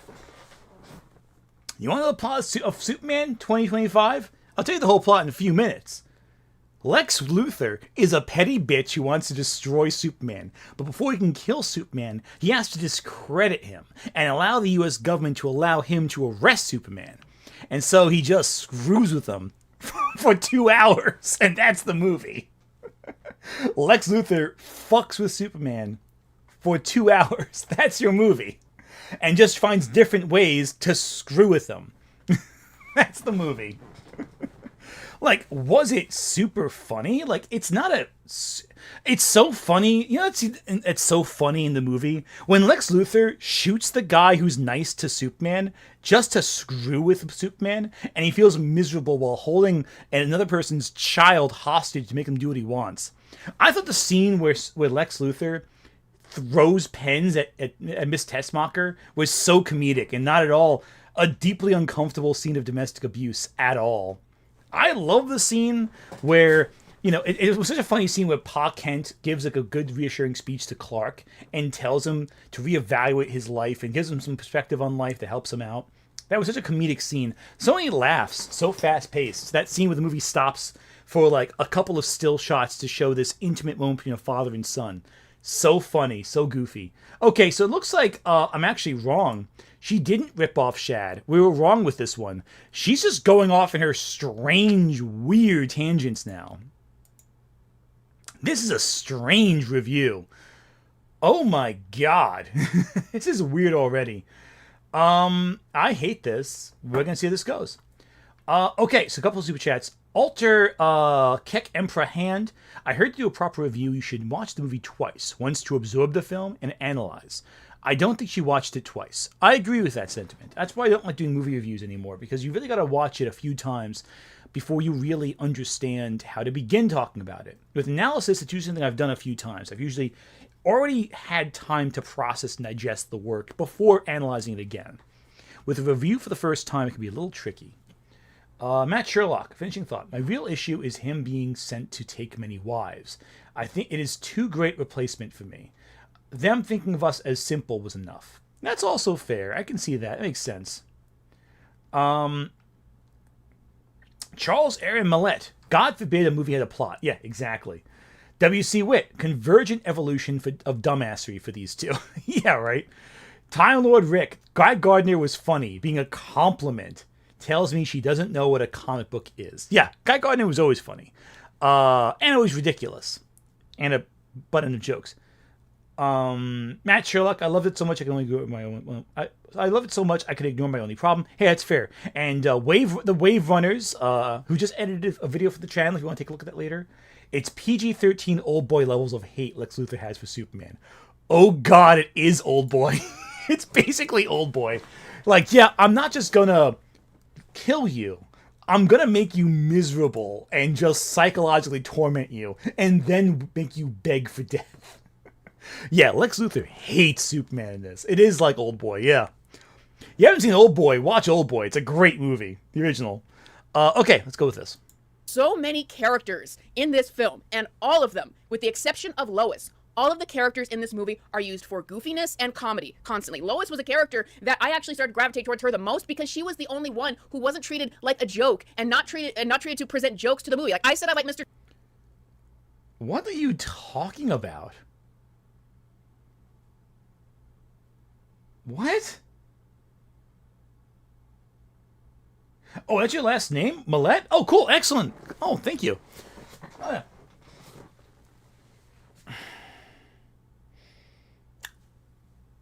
JesterBell, what the fuck are you talking about? Like, yeah, I love that scene with Ultraman where he tells jokes the whole movie, because Ultraman is such a talkative character. So many gags for Ultraman. Or the Engineer, who have so many gags. They're so goofy and silly. Or Lex, who doesn't crack a single joke in the whole movie. He's just a hater. Mr. Terrific isn't a comedic character. I find it so bizarre. Like, I don't... Like, here's the thing. With Shad, it's the usual nostalgia critic cinema sins bullshit where it's like, we go through the whole movie and point out plot holes, whatever. But most of the plot holes are just, I wasn't paying attention enough. I missed a plot detail. Which, in Shad's case, that made sense. This is baffling. I'm actually confused by what she's saying. What do you mean you found all of it funny? Like, what? I'm very confused. I hope she gives examples, but JesterBell tends not to give examples too often. But I'm actually genuinely, like, bewildered by this one. It doesn't even make sense. Yeah, Hawkgirl doesn't crack a single joke the whole movie. Like, she's sarcastic, but there's no joke scenes with Hawkgirl. Like, I don't get it. Jolly D. Joestar, thank you for Super Chat. JesterBell, examples, please. Yeah, basically. Oh my god, what? I actually don't understand what you're talking about. Also, Old Boy, recommend that movie. Masterpiece. Watch it. Terrific, but also his character is also used to serve up jokes to the audience. All of the characters in this movie, with the exception of Lois, are there for the comedy. And that's what this film is. It's this constant level 15 level of comedy and things happening so quickly. And there's so much just stuffed into here with characters and plot that it's a disaster because there's so many characters in this movie that none of them get enough screen time. None of them get enough development. Like, this movie gives itself almost no time to breathe whatsoever. There's like 3 scenes throughout the entire film that are trying to have any heart or depth to them that aren't drowned out by the constant comedy and things needing to happen. And even those scenes are embedded with even more comedy. Like a scene later on where Superman is talking to Lois after he's down and out, and it's just more and more comedy is woven through it to lighten the mood. Wait, what? That scene? The scene where they quietly talk to each other, talking about the pain of what just happened in the reconciling after an argument they had previously? What? What? The scene where they have a quiet, intimate moment that's romantic and sweet, and there's no jokes at all, except for quietly referencing, oh, there's an interdimensional imp, but they got it covered, don't worry about it. And they just talk intimately with the background being a glorious Technicolor, like, sequence. What? What are you talking about? I'm actually bewildered. This is somehow so much worse than I thought it was going to be. Holy shit. Like, what? At least Shad made sense. Hell, I'll give... you've screwed up if I'm giving Shadiversity compliments. Oh, sorry, Shad of the Night's Watch, or whatever he's calling himself now. Shad at least made some degree of sense.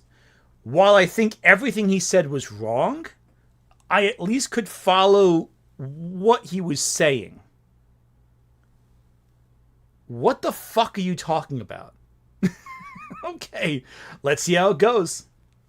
Make sure that you don't take things too seriously. It's constant comedy throughout the entire movie. And it really disrupts me getting attached to these characters. Like, it's the 2 reasons why I'm disrupted getting attached to these characters. Is first of all, they're all played for laughs constantly. Second of all, there's not enough time to breathe or really develop any of them in a meaningful way. And we'll talk about that in a second. But what can really get you to know the tone of this movie and the pacing and how it just messes it up is there's a scene early on in the film where Superman is, he says hi to a cab driver who recognizes him. And I like that because it's like, okay, I like that Superman is more down to earth and he's more on the level with everyone else and he's friends with these people.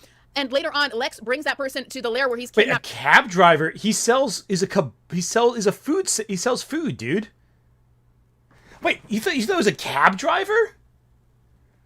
Why do you think he was a cab driver? He sells food. He explicitly sells. He sells like a falafel or something like the Superman. A cab driver?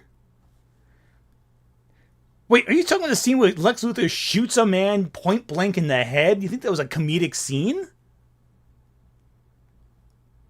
Yeah, shawarma. Yeah, falafel. There we go. What? You thought that was funny? It's one of the more upsetting scenes in the movie. What are you talking about? Okay. Let's see what she has to say. Maybe I'm going to jump the gun. Superman and shoots that guy, and it's so upsetting to Superman, but it happens so fast. I'm like, wait, what? What's happening? And it's supposed to be an upsetting moment, and I'm like, okay, this is upsetting. But then immediately, as quickly as that scene cropped up, it starts turning it into a joke, that Lex Luthor makes a joke, and I'll do this to that reporter you always do interviews with, Clark Kent, and it's supposed to be a joke. And it's like, you just introduced this moment that was supposed to be tragic. I barely had... That's not a funny scene. That's like him saying, I'm going to kill everyone you love until you start talking. That's a scene that's like a power play. That's a fright. It shows how indifferent Lex Luthor is to life around him. He is so ruthless and such a hater, he will kill every single person. He gets that guy just because he was nice to Superman in one scene. He targets the man because he was nice to Superman. That's not a comedic scene. That's a horrifying sequence. There's no joke. What are you talking about? What planet do you live on? Jesus Christ. That's not a funny scene at all. What? Oh, fuzz. Okay.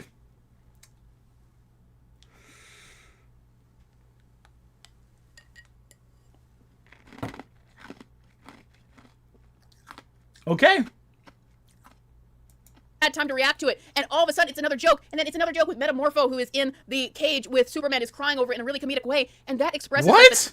He's not crying over comedic way. He feels deeply pained by it. His child is held hostage across the lane from him. He's basically told, you have to torture Superman or we kill your kid. What's funny about that? He's sobbing because he's emotionally distraught seeing a man killed in front of him. What's funny about that? What are you talking about? Comedic? What? Are you serious? Are you fucking serious? I have no words. I don't have a response to this. Dude, what the fuck is wrong with you? Jesus Christ. Okay, let's keep going. Tone of this movie. It won't let you breathe. It won't let you take something in. It won't let emotional moment sit. It just has to constantly go to the next joke and the next thing happening and the next goofy character. Like Metamorpho is another character in this movie that probably didn't need to be there. Just so many characters, jokes, and things happening. And guys, the comedy in this movie, this is not like Guardians of the Galaxy in the sense that Guardians of... Did you think that... JesterBell, you just admitted that you think the scene where someone gets shot in the head is a comedic sequence. You don't know what comedy is. I genuinely think you don't understand the concept of humor if you think that's supposed to be funny. What? I genuinely was not expecting it to be this bad. I thought it'd be like a goofy little review, like, oh, hey, Lex Luthor's plan's a little illogical. This is fucking bizarre. Oh my goodness. Okay. Let's look at a couple super chats real quick. Alter Keck Emperor Hand. Being a clone... Oh, Ultraman being a clone wasn't surprising. There's a ton of Superman clones. People only talk about Bizarro because he's the most interesting one. That's also true. I agree with that. Bizarro is distinct in a lot of ways, and therefore more memorable. Terminal Sanity. Mr. Terrific is only funny in his straight man reactions. That's also true. He's funny because he has no response to the surrounding events around him. Or he's like just fed up with everyone being like ridiculous, which, hey, that's fair. After Keck Emperor Hand, does every character in a story need development? No, I don't think so. I think some characters who are central to the plot need development, but a lot of characters can be flat and still be compelling. A great example of this is what is his name? Of course, The Big Lebowski.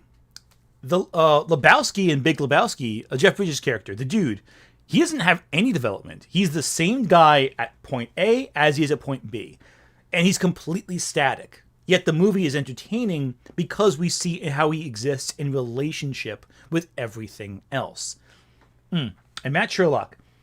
I would love a Green Arrow movie by Gunn. He clearly knows how to he clearly gets how to make political superhero movies. My idea to make Oliver different to Bruce is the Ren Fair nerd. Why else would he own a Robin Hood costume? That's not a bad idea, actually. I would love to see him and like Hal Jordan go across the country like in the old comic too. That'd be really fun. Give Red Arrow his give Speedy his speed. Anyway, back to this. The Galaxy were superhero movies that were comedic. There were comedic scenes and jokes in the film, but there was also a groundedness to those characters where you could have clearly serious scenes and scenes of character development. Not everything was a constant joke, and that's what lent themselves to interact with other characters in the Marvel universe, is that there was a groundedness to them. But the characters in this movie, in this universe, like, it's not even on the level of Reeves' Superman. It is so cartoonish and comedic. It's like, all that talk about maybe DCU, Matt Reeves' Batman will come in. No, it can't, because it's impossible for a character that is grounded in reality, let alone grounded at all, to interact with this Superman universe. And that's what made me think, like, how are you going to create a universe off of this? It is so heightened and so comedic, like Batman and Robin level, that it's like it can't fit with anything else because of what a cartoon it is and how one-dimensional all the characters are, which we will talk about in a second. But this movie bordered on parody. It is so heightened and so comedic. It is like just not anywhere near our world. There is nothing. Dude. You just said it was like the Silver Age of comics. But you're complaining it's like the Silver Age of comics. Like, Silver Age comics were goofy. They were very silly. It had a complete world. I don't think you saw the same movie. This is bizarre. I'm actually kind of staggered by this. We're gonna finish this review. We're gonna watch the whole thing. I'm not gonna let it stop. But like, I'm actually genuinely stunned by this. This is bizarre to me. There is no parody. It's just a movie that's earnest. A parody would not have so many complicated scenes like this. I'm actually kind of staggered by this. Charles Aaron Millett. God forbid a story about Flying Guy be unrealistic. Yeah, exactly. Right. It's bizarre to me. This is wild. Terminal Sandy. Thank you for Super Chat. Okay, if the Russian roulette scene read as comedic to JesterBell, I'm seriously concerned. That's a bit disturbing. Yeah, there was nothing funny about that scene. That was deeply unpleasant. Nothing about that scene or the surrounding moment is funny. It's like if someone said, I found this really funny movie called Deer Hunter. I want you to watch it. It'd be such a good, have a good laugh with it. It's like, what are you talking about? Yeah, she's confusing the tone for it being a parody. But even then, it makes no sense. Because, like, it's just earnest. It's not necessarily comedic. It's just an earnest depiction of a good person. There's nothing, like, there's some comedy, but it's not particularly really funny. It's just there's some funny bits. Like, there's some comedic bits of it, but I'd say Guardians of the Galaxy has more comedy than Superman. Thing grounded about this film whatsoever. It is a complete cartoon. Okay, but to compare it with Guardians of the Galaxy, again, there are a lot of Guardians of the Galaxy things in it in terms of the tone. Like, there's a scene in the middle with Mr. Terrific, and he has these balls that fly around and attack people, but he has a shield that protects him, and there's like a swirling scene where he's attacking all the characters. I'm like, guys, this is literally Yondu and his arrow, and it's an exact copy of that scene from Guardians of the Galaxy Volume 2 where he's killing all those people. The end of the film. No, it's not. It's much more like the scene in Guardians of the Galaxy 3 within the hallway where it all spins around. Also, that's Mr. Terrific's power set. He has those he has the T-spheres. This is how that's his comic book character. That's not a ripoff of that scene. That's just a scene where a character who uses like technology to fights. Also, unlike that scene, the T-spheres don't just whack people and impale them. They do things like move things around and shift things around. That's just what he does in the comics. As a comic book review, for those who don't know, JesterBell used to write for BatmanNews.com as a comic reviewer. As a comic reviewer, you should know how Mr. Terrific's powers function. That's how they are. So, JesterBell, you're complaining that the movie based on the comic book adapted the comic book. You supposedly were a reviewer of comic books. How do you not get this? That would be like if you watched a Spider-Man movie and went, you know what? This Green Goblin guy, he's just throwing bombs everywhere. You know what that's like? That movie Speed, where they have bombs on vehicles that blow up. Like, What are you talking about? They're nothing alike. They just happen to have one common component. It's not like that. It's just an adaptation of the character. Jesus. Okay. Film is like a swirling shot of Superman satisfied, and it's this song, punk rock music playing, just like how a Guardians of the Galaxy or Suicide Squad or Peacemaker thing might end. By the way, this is the worst superhero project I've ever seen Gunn produce. All of the Guardians of this. Okay, you're talking about Iggy Pop that way? Also, this song is relevant to the themes of the movie, that being kind is kind of like punk rock. That by being kind to others, it is kind of rebelling against the status quo. The Wave Runners, thank you for being a member for 7 months and being my editor on my last video and an upcoming video as well that I have to send you the files for because I wrote the script. I'm not delaying at all. Gunn made Dr. Phosphorus, one of my favorites. Oh yeah, Creature Commandos, exactly. Dr. Phosphorus and Creature Commandos is fantastic. And by the way, if you saw Creature Commandos, it ties in to a small extent with Superman because Rick Flag Sr. is in both. So there you go. Like, how do you not get this?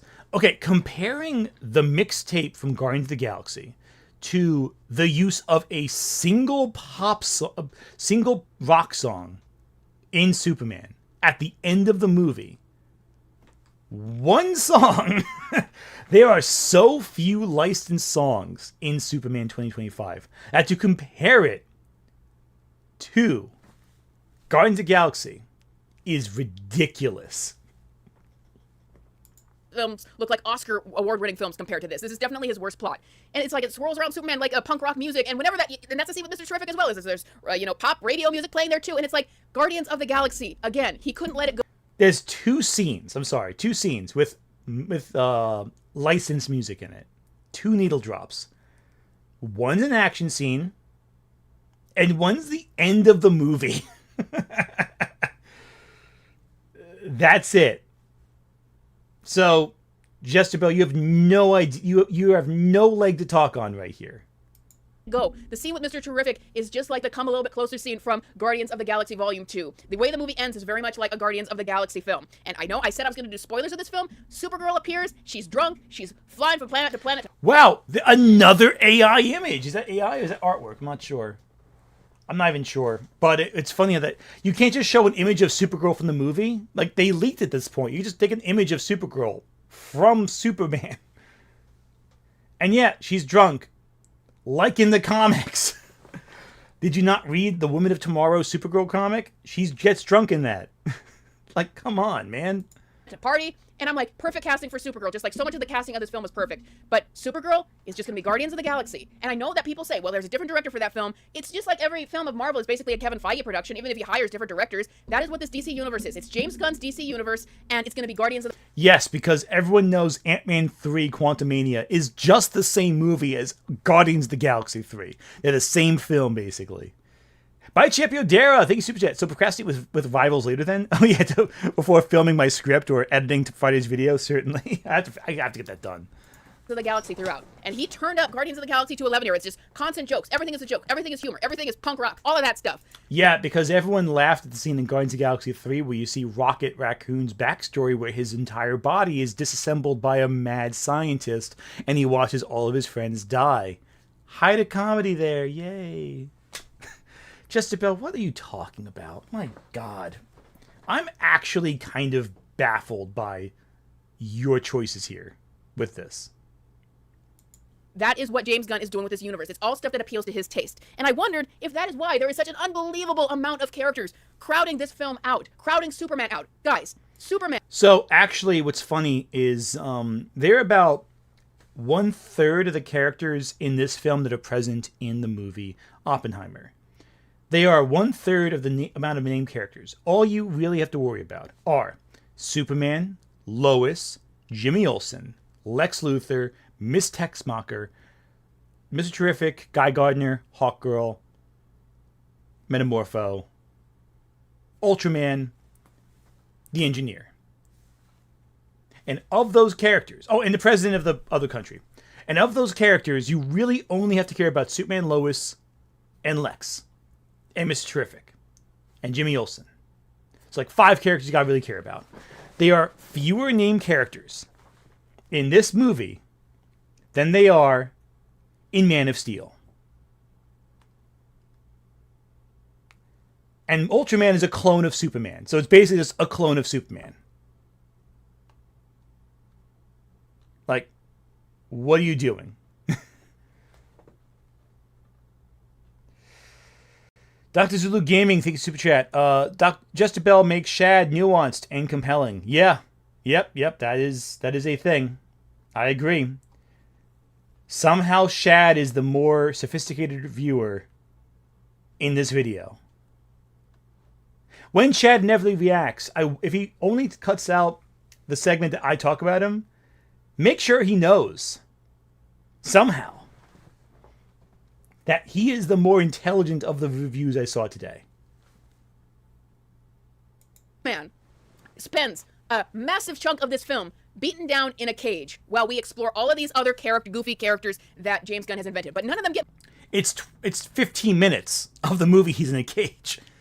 And it's kryptonite he gets out of. And he figures out how to get out on his own with Metamorpho's help, who is holding him down with kryptonite.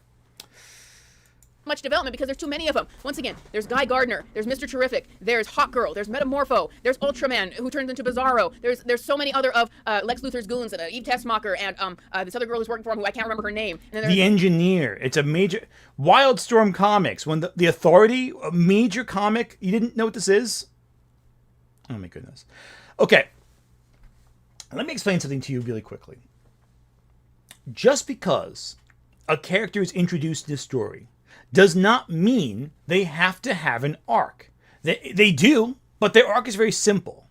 It's very straightforward, their arc. The arcs for the Justice Gang are that there are a corporate group of heroes who only do what they're required to do, and then at the end of the film are inspired by Superman's example to do good on their own. Also, Ultraman never turns into Bizarro. He takes elements of Bizarro into his personality, but he never becomes Bizarro. Jesus Christ. Okay, let me read a couple super chats real quick. Matt Sherlock, thank you for the super chat. Next movie, rom-com with Maxima, a rival to take Lois's man Clark, trying to propose. Lobo hitting them all, and Mr. Mrs. Picklick messing with all of them. I would love that. If Mixie is the big bad of the next film, I'd be very happy. I want Brainiac to be the next big bad, but I'd love to see Mixie be the big bad. The Wave Runners. I just want to gush about how the whole climax felt like a perfect homage to Lex Luthor's plan in 1978, but also the destruction of Man of Steel's final fight. Yeah, 100%. A lot of it does draw heavily from the 1978 film, but I love how it's like the inverse of the Man of Steel fight. We see how Superman should have handled it, making sure everyone's safe, fighting to avoid anyone getting hurt, fighting in a way that unleashes the full of his powers, but never deals lethal force on anyone. And I love how Miss Tessmacher backstabs Luthor. Again, it undermines his success. It's great. It's simple but effective. Ultraman could be Doomsday. No, he definitely couldn't be. He definitely could not be Doomsday. He's definitely a more like a Bizarro, typically. Doomsday is his own thing. Charles Aaron Millette. God forbid a story have characters. Yeah, right? Oh my goodness. This is just bizarre, JesterBell. It's the Daily Planet. By the way, we're at 17 minutes into this review, and we still have no clue about anything we're talking about. Cast. And they're like Cap Grant and Jimmy Olsen and Perry White and there's just and Crypto, of course, Crypto, who James Gunn said inspired him to make this film. And all of them are played up for laughs with the exception of Lois once again. One of them that made me mad was Hawkgirl, though. Apparently, like Hawkgirl, and I think this is the Shahira Hall version, Gunn just thought, guys, what would be really funny? It would be so funny if Hawkgirl caws like a bird while she fights and constantly, and I'm going to make camera angles that make her like silly faces while she's cawing like a bird while she fights. And that is Hawkgirl. And I'm like, thank you, James Gunn, I guess. That is exactly what I wanted to see with Hawkgirl. But it's like every character in this...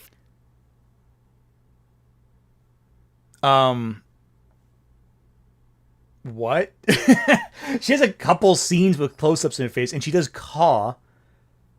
But, like, that's, like, part of who she is. And she's also just smashing people down. That's what she does in the comics, though. She does it in the cartoon. She does that in everything. That's not comedy. That's just how she is. Also, and I've said this before, every single lesbian I've seen, or bisexual woman, who has seen this movie wants to have Hawkgirl's babies. All of them.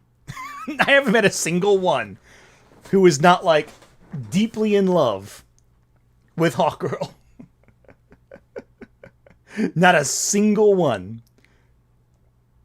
Film is a joke. So you've got this plot, which I'm doing my best to try to describe it, but guys, it felt like third act things were happening in the first act. Like, we just get introduced to Superman and his robots and the Fortress of Solitude, and we have a text scroll that is introducing us to so much in this universe that is already happening and already in motion. And then 15 minutes later, after we get introduced to all this as Superman, Lex has already invaded the Fortress of Solitude, is already finding out all this stuff, is already exposing Superman to the world, and like in the first act, what felt like the first act, Superman gets arrested, and it's just a ploy for Lex to put him in a kryptonite prison. Hang on. You're talking about scenes 30 minutes removed from each other, as though they just happened one after the other. The Lex gets into the Fortress of Solitude about 20 minutes into the film. The arrest happens 30 minutes later, roughly. 20 to 30 minutes later. You are really conflating a lot of events that take place over the first hour of the film as though they happen one after the other. Like, you're really missing the point. That happens over the course of 50 to 60 minutes of the film, what you just described, those two scenes. And the setup for them is established in the beginning of the movie. It feels fast-paced because it moves quickly, but it's still a lot of time between those sequences. You're acting like they're happening like, oh, it's all the first 10 minutes. No, it's the first 50, those two scenes. And they're like 30 minutes apart. Anyway. And it's just, it felt like third act things were already happening in the first act. And Superman is so subdued in this film. He's constantly beat down or in jail. And even when he gets out of jail, he needs other characters to save him. And, You mean like the scene where he yells in an argument with Lois after, like, Lois grills him a little too hard? Subdued, he's a very active character. He does the right thing all the time. He's a kind man, but he's not subdued. Like, he freaking yells at Lex Luthor overtaking his dog. He's not subdued. He's just nice. And he's a kind, nice man. But he is pushed to his limits very often. He has a lot of shout. I remember seeing a criticism of the movie from some TikTok reviewers where they said, like, oh, Superman's very shouty in this movie. Subdued? What are you talking about? do the work that he is also doing, and like, we'll get to that in a second, but okay, guys, Superman feels, this is something, because we just constantly had more things to talk about as we exited the film, but Superman feels insignificant in this movie, and part of that is that... I'm seeing comments saying looking down at what? I'm just looking at the screen. Is the camera angle weird? Like, this is all I have. I'm not reading anything. It's like right here. See? There's nothing there. So, I'm not sure what you mean when you say looking down, Chad. I don't know what you're talking about. Oh, you're saying I'm looking down. Oh, you're saying she's looking down.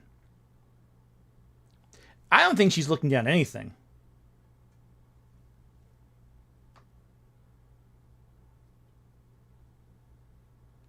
Stop looking down on Kynes. What are you talking about? I'm a little confused by what you're saying. Sorry, I'm a little confused by the chat right now. I'm so sorry about that. Okay, it's fine. Oh, she is reading. They make it like in trying. Oh, really wow! Hard to make him seem she is human, actually. Now I'm looking. Just like I was paying more attention to her words. I wasn't actually looking at where she was reading. Looking at her chest.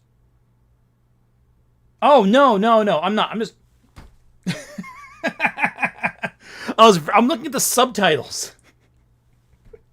I'm just reading the subtitles to make sure I'm not missing anything. I was very confused what you were saying. Anyway, back to this. Like you and me, and make it so he's not a god, like the Zack Snyder version, that they wind up going too far. Because what happens in the film is there's always somebody else to save Superman. In the beginning of the film, he's beaten down and subdued, and then there's a scene where a kaiju comes up, and ultimately the Justice Gang is the one who comes and helps defeat that monster. And then Superman gets beat down by these this exposure, because it's all just so fast. Wait, hang on. No. He's not subdued fighting the kaiju. He fights the kaiju one-on-one, and then they kill the kaiju, and he's upset that they killed the kaiju because he was thinking they should have like saved it. They could have brought it to a zoo. They could have done something with it to keep it alive, and they just kind of beat it when he's like distracted. Essentially, I'm just bewildered by this. This is really strange. This message, and the character assassinate Jor-El and have it said that Jor-El wanted Superman to come to Earth so that he could rule and so that he could take wives in a harem to produce Kryptonian lineage and stuff like that, which James Gunn apparently thought that joke was so funny he told it 3 times within 3 minutes. But so that gets exposed, and all these people who supported Superman and were friends of Superman instantly turn against him, and that's how the pacing of this movie works. No, that's not what happens. Shad said the same thing. About 20 people get angry at him in Metropolis, and the U.S. government brings him in for questioning. And the only person who like directly opposes Superman at any point is Guy Gardner, and even then he gets over it after a couple comments. That's not a joke. None of that is a joke. I'm just bewildered. I just don't get what you're talking about, lady. And then, like, the Justice Gang are fighting another creature in the background of Superman's apartment when he's beat down talking to Lois, and she's like, shouldn't you go help them? And he's just like, it's just a dimensional rift or anything. And it's supposed to be another joke. But I'm like, what this does throughout the film. That's not a dimensional rift. She said it's an interdimensional imp. It's not a dimensional rift. It's an interdimensional imp. And that the Justice Gang has it handled.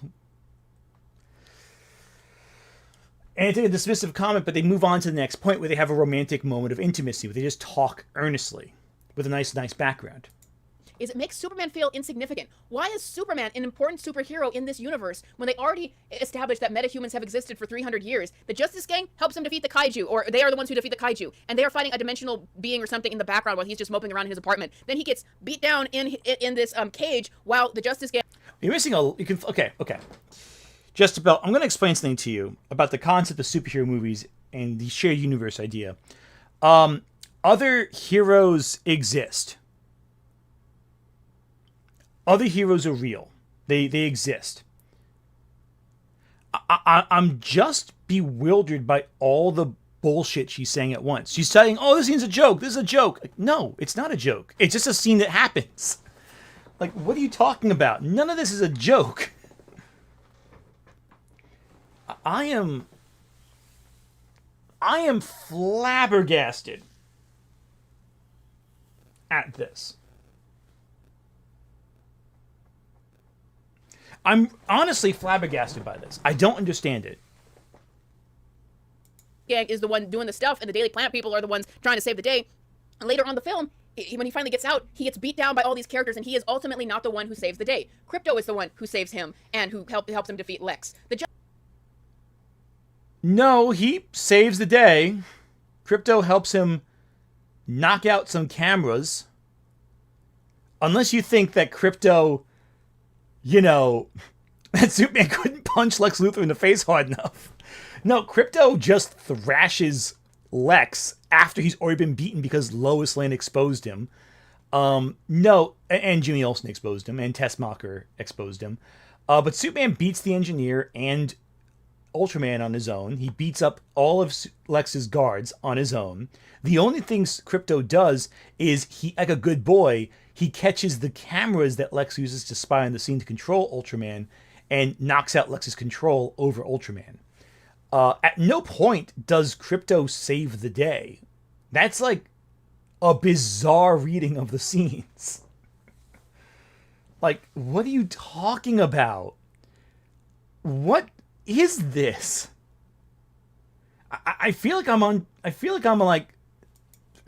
losing it with this review. This is bizarre. Anyway. Okay, Adrian Parchman. Well, the new Superman and Lois show had bizarre become Doomsday at the end of season 2. That's fair. Okay, that makes some sense. Matt Sherlock. To make it clearer, Lobo is flirting, not punching. That's valid. I appreciate that. Lobo always does both at the same time.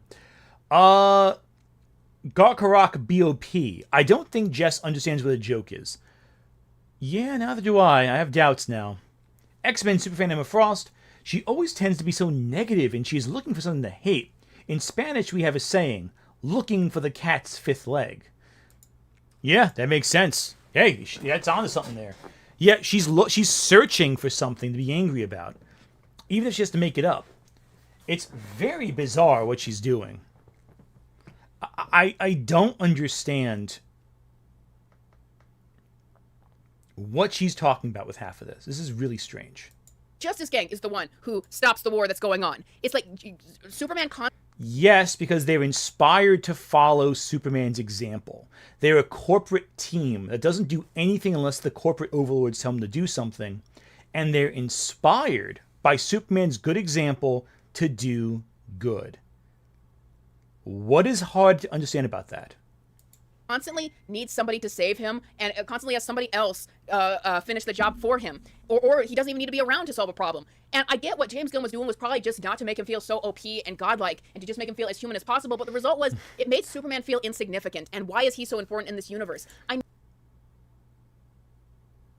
How did you get to that conclusion? The man flies out of a black hole. Powerless and insignificant. He manages to overpower a black hole. JesterBell, what are you talking about? Jesus Christ. He's an inspiration to those around him. He helps motivate others to be better. That's the point of his character arc. He inspires goodness in others. What you're describing as another hero saving the day, that only happens because Superman inspires them to be hopeful, to be optimistic, to do the right thing. What the hell? This is baffling.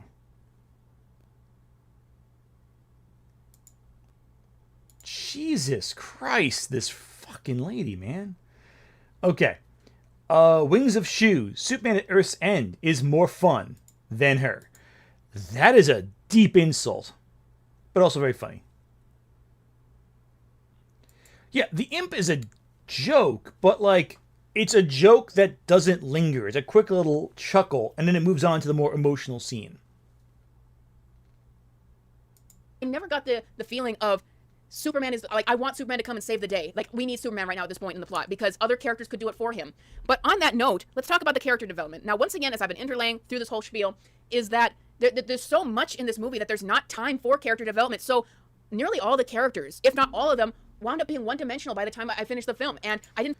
What about the whole fact that the Justice Gang go from being corporate, indifferent stooges who do things for publicity to being people who do the right thing for the right thing's sake?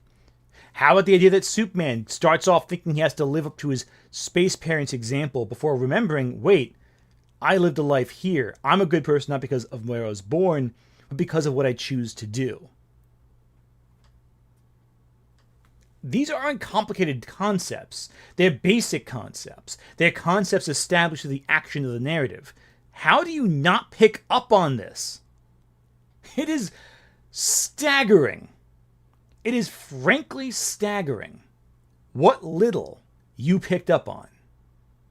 Didn't feel like I knew any of them. For example, when we started, I thought I was liking this innocent version of Superman and this Boy Scout who, makes mistakes, but he just really wants to do the right thing. And that part where he's talking to Lois came off fine in the beginning. And I like to get just one scene in the film that was slowing it down a little bit. But then I realized throughout the scene that was like 6 minutes long is like, Superman is just saying the same thing about himself over and over again. The scene is not going into any more depth about it. And guys, if you have seen the trailers for this movie and the clips and the promotional, then you have seen all of Superman's character. What are you talking about? The scene emphasizes how he's totally not affected by online trolling, but really gets upset by it. It shows how he doesn't know how to actually justify his actions beyond saying he wants to do the right thing, and that by explaining it, it should be obvious it's the right thing to do. But it shows he didn't fully think through all of his actions in terms of how it plays to the international audience who plans on spinning it to their own benefit. It's a matter of discussion of how he can handle hard-hitting questions. He gradually loses his cool, not because necessarily Lois is grilling him too hard, but because he feels like he is inherently just doing the right thing regardless of why. And that frustrates him. That adds a lot of dimension to his character, especially considering how confident and calm he is at the beginning of it, but you see that kind of break through a little bit. How both Clark Kent and Superman are kind of a mask he puts on for himself. The true self is this earnest desire to do good, and that manifests in different fashions. He just wants to help people. That's what it is. It establishes the core of his character at its core, because Lois breaks it down. She breaks it down further and further and further until the core of who he is exposed. That is the point of the scene. You are a reviewer. How do you not pick up on a basic question of characterization like that? Well, the answer is obvious. You choose not to, because it's not profitable enough for you. Complimenting the movie isn't what you want. You want to get angry at it, to get a reaction, to get the negative presence, to draw rage clicks. Character development throughout the film. It's him repeating that he's a human being, he makes mistakes, but he just wants to do the right thing, and he's a human like you and me. And that's it. And that's all very well and good as an axiom for Superman, but that's all we get of him. No. That's what he says in the final speech of the movie as a summation of his character. Now, the core of what he wants does not change, but how he perceives himself and how he perceives others, that does shift. That grows. But Superman is a character who inspires growth in others, which we see demonstrably through Metamorpho, acting out against his fears. The Justice Gang, acting out. Miss Tessmacher, betraying her self-interests for the sake of doing the right thing. He is a presence that inspires others to step up. That is who Superman is. And his arc is not simply him growing, it's him helping others grow. The fact you fundamentally fail to understand this reflects only on your inability to understand media. That's the only side. I was expecting that scene of Lois to get into some more depth or maturity for him, but it didn't. It's just him repeating the same things. And he doubts himself at one point in the film when the Jor-El as character assassination message is revealed. And then later, Pa Kent, which Pa and Ma Kent are also played up for jokes in this film, gives him the pep talk, which is basically... What are you talking about? Ma and Pa Kent are played up for jokes in the film. They have the most emotionally sincere scene in the whole movie. Just reaffirming everything from the beginning of the film that he established about himself. You know, you choose who you want to be. And that's it. That's all it is. Like they put all of these scenes in the trailers and the clips, and that's all. Superman is a human being, like he's Kryptonian, but he's ultimately actually just a human being like you and me. He makes mistakes, but he wants to do the right thing and be on the right. You're just quoting the same line from the speech because it's all you remember. And he does that in response to Lex Luthor treating him like he's an alien. That's why he says that. Because Lex Luthor sees him not as a human being, but as an alien, an outsider. I don't think she understands what a joke is. The right path. That's it. That is this entire Clark Kent. Guys, one-dimensional means that you have maybe one or two discernible traits as a character. That is this Superman. That is this Lois. That is especially this Lex Luthor is just a sniveling, conniving, jealous villain. The characters in this film are flat. They are one-dimensional. What do you think Lex Luthor is? Lex Luthor is just a sniveling little villain. Like he's a villain. He is the ultimate hater. He hates Superman. That's his only goal in life. Oh my goodness. Brian Sutak. She mistakes earnestness for jokes. I think that's what it is. There's no other explanation. It's baffling how she misinterprets the characters. He's not really sniveling. He's adamantly frustrated with Superman. He hates him. I love how people are in the comments actually begging for Shadiversity to come back in this video. Oh my Jesus Christ. Okay, let's keep going. Dimensional, like the Silver Age comics, and there is not any more depth to them, which is also what number one. It made me feel like I watched this entire film, and there's so much going on. I did not really understand this world because there was too much going on. It was not good on world building. It sounds like you failed to understand it. That's not the film's problem. That's your problem. No one else had a problem understanding how the world worked. There's metahumans. They saved the world. There you go. That's the world building. Because it just dumped in too much at once. But by the same token, I didn't walk away feeling like I really knew these characters because they're so one-dimensional. One thing that Iron Man did when it first came out is it was very good at establishing a three-dimensional Tony Stark. And that's what got people invested and wanted to see other movies. This movie... You know this thing about Iron Man? Every other character in that movie is one-dimensional. What if I said that? What if I made that argument? You know, Pepper Potts, she's in the same place when the movie starts and as it ends. Rhodey, he doesn't change at all in the whole movie. He's just a one-dimensional character. I can make the same argument, you know? It's not difficult to say shit. You have to back it up. Now, I'm not saying Iron Man has only one-dimensional characters. I'm just using it as an example, hypothetically. I think Iron Man has a lot of really interesting characters that are dynamic and interesting. And they all do change on some level, for the most part. I mean, obviously some, like, Agent Coulson doesn't because he's, like, in a couple scenes. But, like, the problem is that I can say any movie has one-dimensional characters. The problem is I have to back it up. I have to demonstrate, here's a character at the beginning. Here's how he is. Here's how he is in the middle. He is not forced to change to confront problems. You know, you have to go through that step by step. There's no objective reasoning. You're just shouting things.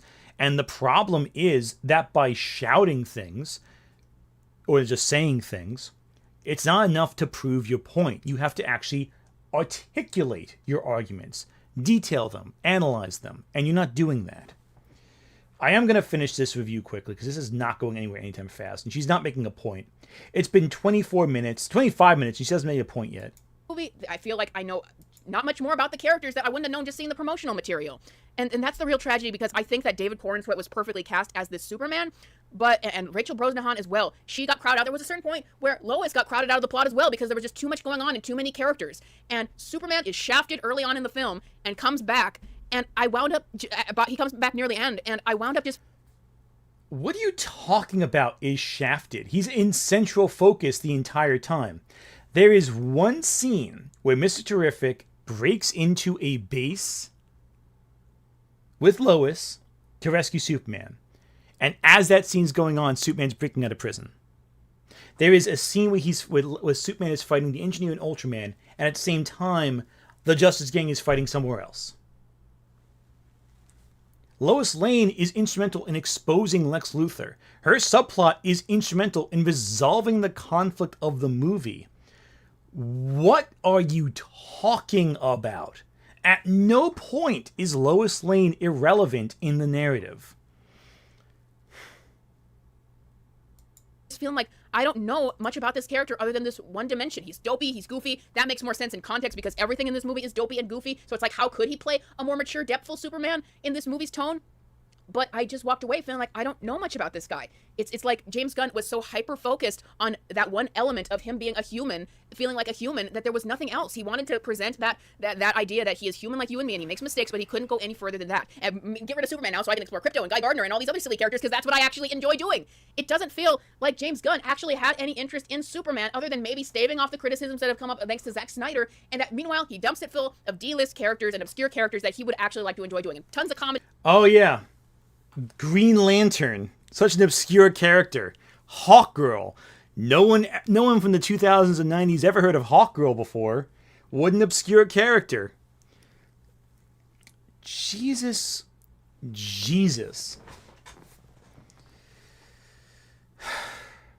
Aren't you a comic book fan? How is any of this a thing you've said? I'm stunned that you're supposedly a Silver Age comic book fan and you said any of the ridiculous things that have just come out of your mouth. If you're a comic book fan, this should be everything you want. Tons of characters, many of whom will never get a chance to be on their own movie. Having an opportunity to present themselves in a way that they play a small but vital role in the narrative. Superman, as a symbol of hope that inspires goodness in others. The very thing that Superman has always been. Present. Front and center.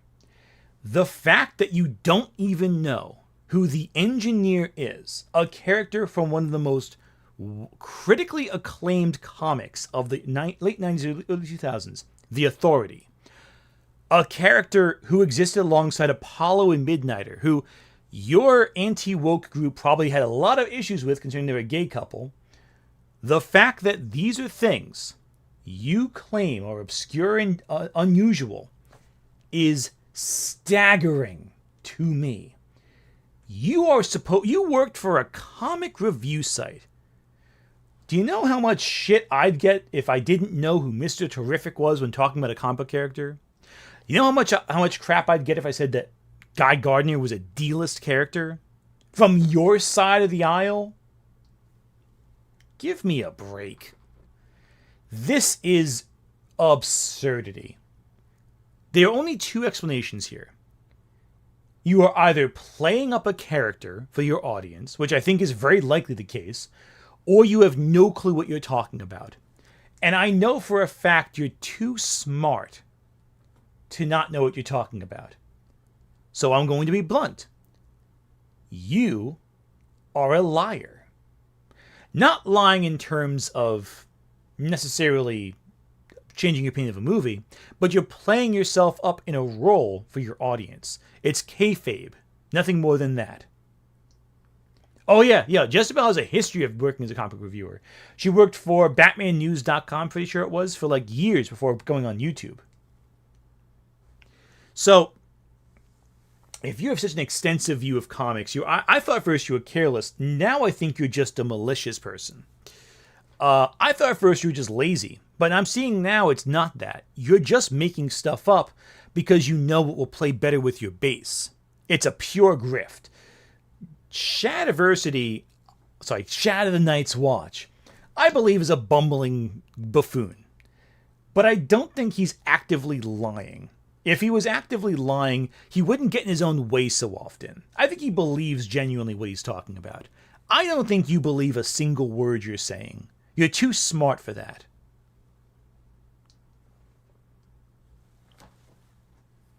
But it's transparency the problem. Because you know your audience probably won't actually watch what you're talking about. So. Because that's what he actually enjoys. And once again, on the note of one-dimensional characters, Lex Luthor, once again, completely one-dimensional. He is just a sniveling, mustache-twirling villain who is envious of Superman and wants to find reasons to justify that. There is no layers to him. There is no dimension to him. He is just a villain out of a Silver Age or Golden Age comic book who just has nothing else to him other than he is jealous and evil. And Lex's plan... You say a Silver Age comic like it's an insult. Also, it's Lex Luthor. That's his entire MO. It's always been his MO. That in real estate, that in property schemes. Like, I can't believe Lex Luthor is Lex Luthor. My God. Okay, now I know you gotta be full of crap. There's no way you have ever picked up a DC comic and don't think that's Lex Luthor from the comics on screen. Jesus Christ. Okay, let's keep going. In this movie, like, guys, once again, if you are going to criticize Lex's plan in Batman vs. Superman for being convoluted, you better criticize Lex Luthor's plan in this movie. Okay, guys. No, it's pretty straightforward in this movie, but keep going. And this does not get revealed to us in order. Lex Luthor's plan in this Superman movie is he is going to start a war between two countries behind the scenes. He's gonna start a war because he knows that Superman will try to get involved and that things will go wrong when Superman tries to get involved. And he knows that if Superman tries to get involved, that'll cause some tension for him from the main public. And that by doing that, he can turn the public against Superman and make an excuse to kill Superman. So that if Superman gets into conflict because of this war overseas, then he will have to turn himself in. And when Superman turns himself in, he will capture him and bring him to his secret lair where he... Hang on, you missed like a bunch of steps here. No, okay, so Lex's plan is this. Start a war, draw Superman's attention in. Superman interferes, and that interference causes discussions about whether or not Superman is interfering with war boundaries and all that, as he expected. Then, Lex sends a vigilante from one of the countries to attack Superman, as a part of a terrorist response, whatever, knocks Superman out. That terrorist is, of course, a clone of Superman with equal power to him. When Superman goes to recover in his Fortress of Solitude, Lex tracks him, goes to his fortress, gets dirt on Superman, and uses that to turn the public against him. And then, when that happens, Superman surrenders himself to the government, and they allow Lex, who's been petitioning to do this the whole time, to hold him in a private prison of his own custody to get Superman under his control. That's the plan. It's not that complicated. It's actually very straightforward. It's use Scandal's excuse to hurt Superman, figure out where he lives, goes to his home, take his dog, hack his computer while there. It's not complicated. He has a bunch of monkeys that type in hate comments on the internet that Superman really hates. He has an entire army of mutant monkeys that types in hate comments for bots on the internet, and there are references to internet battles and bots that hurt people's feelings. James Gunn, get off the internet, please. This is 100% a plot written by a man who is too much online. But yeah. You're telling that to James Gunn, the guy who got his career dangerously hampered by people on the internet.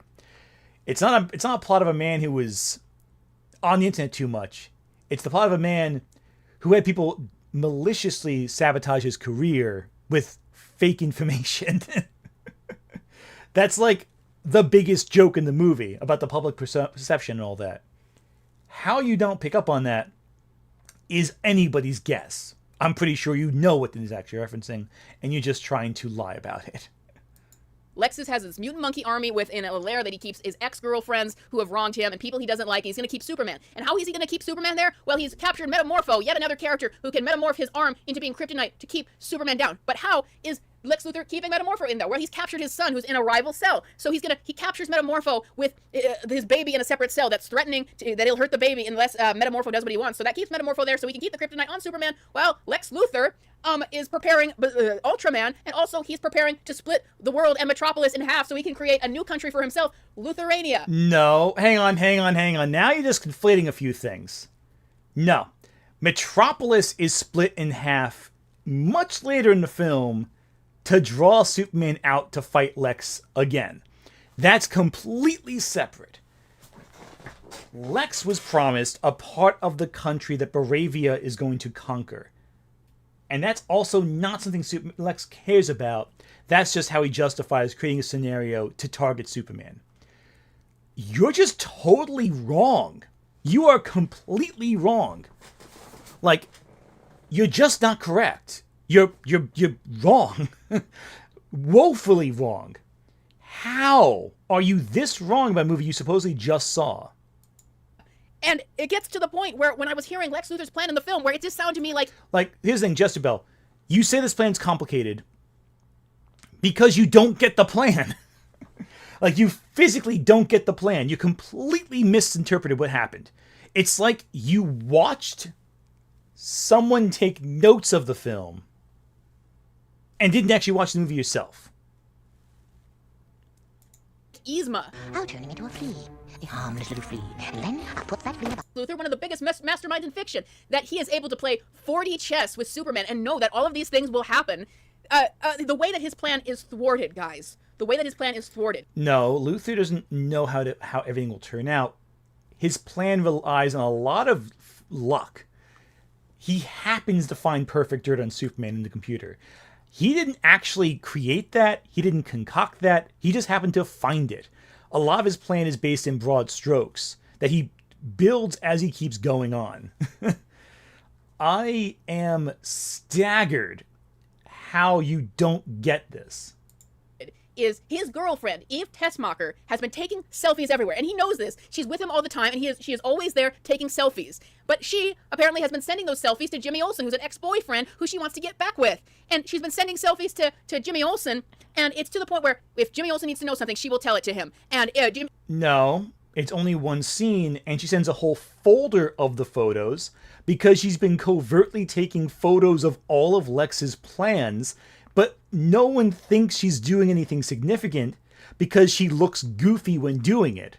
But she's doing it in a way that subtly gives away all the information to the Daily Planet. It's not, oh, she's just a dumb person who's sending photos. No, she's playing it up to have leverage on Lex, to undermine his plans. It wasn't constant. It was in one scene. She sends all of the selfies in a single scene because it's all in the same folder, and she does it in a few seconds once. How do you get this much wrong about the movie you're reviewing, and is so disappointing, this quickly in such short succession? I have doubts you even saw the movie based on how many basic mistakes you're making about a movie you probably should have seen hours before making this video. the way that they find out where Superman is being held is because Eve has been texting. She's willing to text Jimmy Olsen about it. The way that they find out Lex Luthor's plans is because Eve Tessmacher has been taking selfies around them, and that are with her in the picture and his plans in the background of like Luthorania and all that, and has been sending them to Jimmy Olsen. And they literally find out everything because Lex Luthor's girlfriend, who is openly taking selfies around him and his plans, is sending these pictures to, and she, this ditzy dopey girl has been sending them to Jimmy Olsen, who happens to be a reporter at the Daily Planet. And it's like, so Lex Luthor's this mastermind, but he never once decided to check where his girlfriend was sending those pictures to, and he doesn't find out or nix it until it's way too late in the film. So it's like he was allowing her to take selfies, which he's doing everywhere around his plans. Never checked her phone, never made her delete the stuff, never tried to stop her from taking the photos, never even saw where they were going. Forget sending them to a literal... Yes, because he's arrogant. That's the whole thing. Everyone sees her taking selfies, but they all comment like, oh, she's such an idiot. Oh, she's so dumb. Meanwhile, she's taking photos of all the plans. The thing is, she counts on people not taking her seriously. Yeah, it's a really clever bit. And yeah, she is ditzy. She is nutty. But she still has the right approach to things. Like, that's a major component of the film. She took advantage, and he's clearly an abusive misogynist. Like, there are scenes where Lex throws stuff at Miss Tessmacher that's actually kind of violent, and like, wow, that's actually really awful. Again, he's an arrogant villain. That's his fatal flaw. That's what brings him down. He's too cocky and arrogant.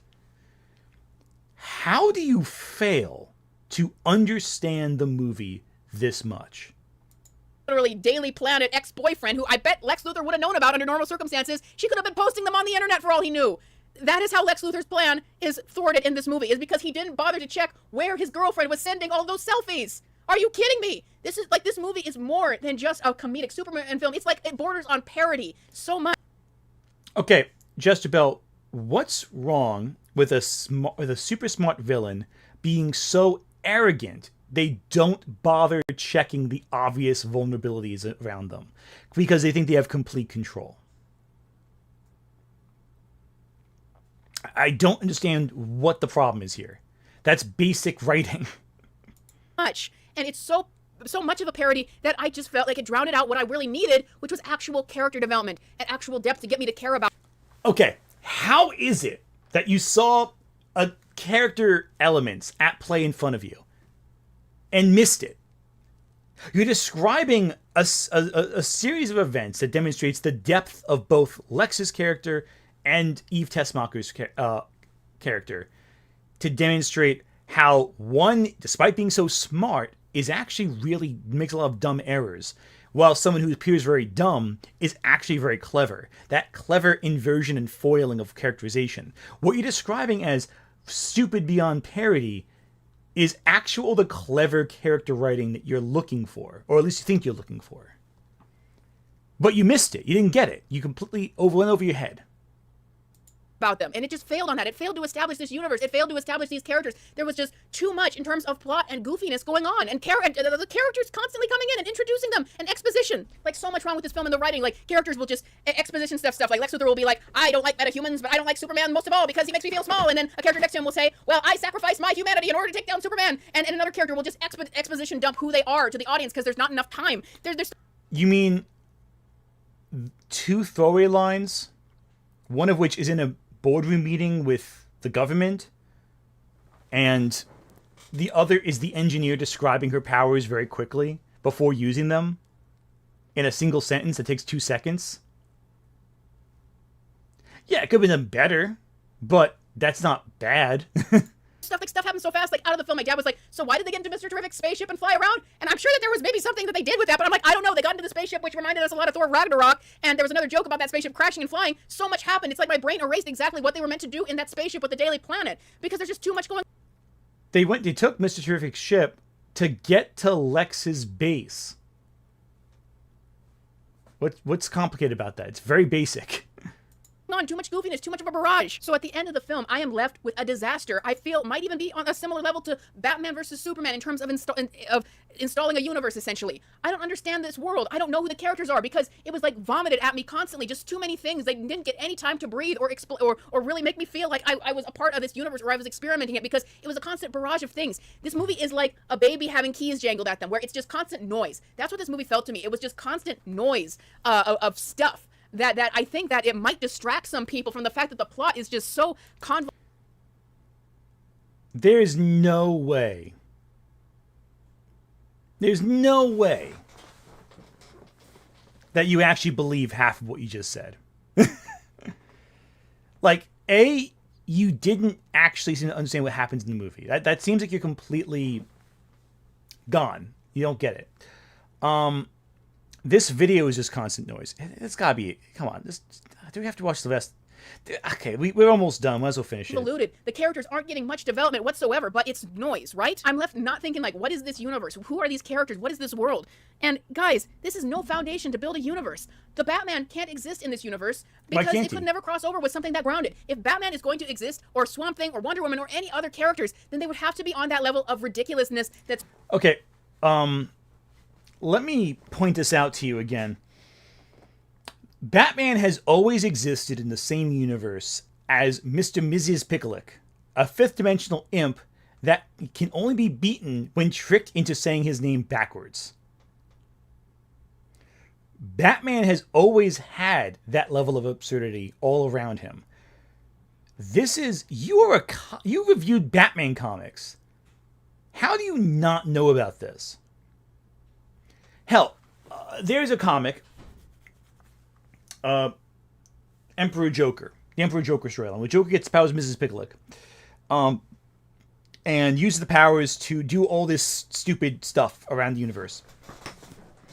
And that's a Batman story. It all works with Batman. How you think Batman can't function in that world is beyond me. It's perfectly in line. But Metropolis, Superman stories were always a little more optimistic and a little more fantastical than not. That's just comics, man. That's how they work. That's how they operate. Like, even look at Marvel, for example. You can have Ms. Marvel, a grounded story about a young teenager in New Jersey, alongside Thor, who has gods in Asgard, and Doctor Strange, who has all this magical stuff. It's just a matter of all the things piecing together. That's it. That's all it is. Superman and Supergirl are on. So it's like, do you guys really want that? Do you really want all the characters to be like this? The problem with this movie is James Gunn. And even then, I was shocked because I have never seen James Gunn turn in a script this incoherent. But the problem is, just as Marvel has become... Is it incoherent, or you just didn't get it? It sounds like you didn't get it, or you're just lying about it. Just the Kevin Feige Overlord universe, no matter who they hire as a director, you can always tell it's Kevin Feige production.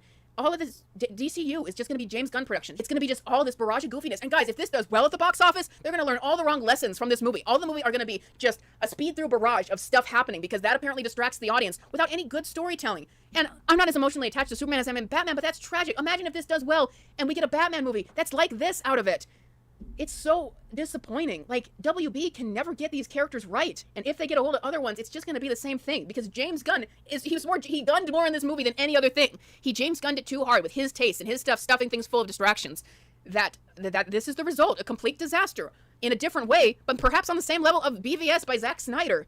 And it's like, if will this make money? Maybe. Because you know what other movies made money? Minecraft, Lilo and Stitch, Jurassic World Rebirth. Like, it seems that mainstream audiences will see stuff as long as they're noisy distractions, which perhaps this movie is.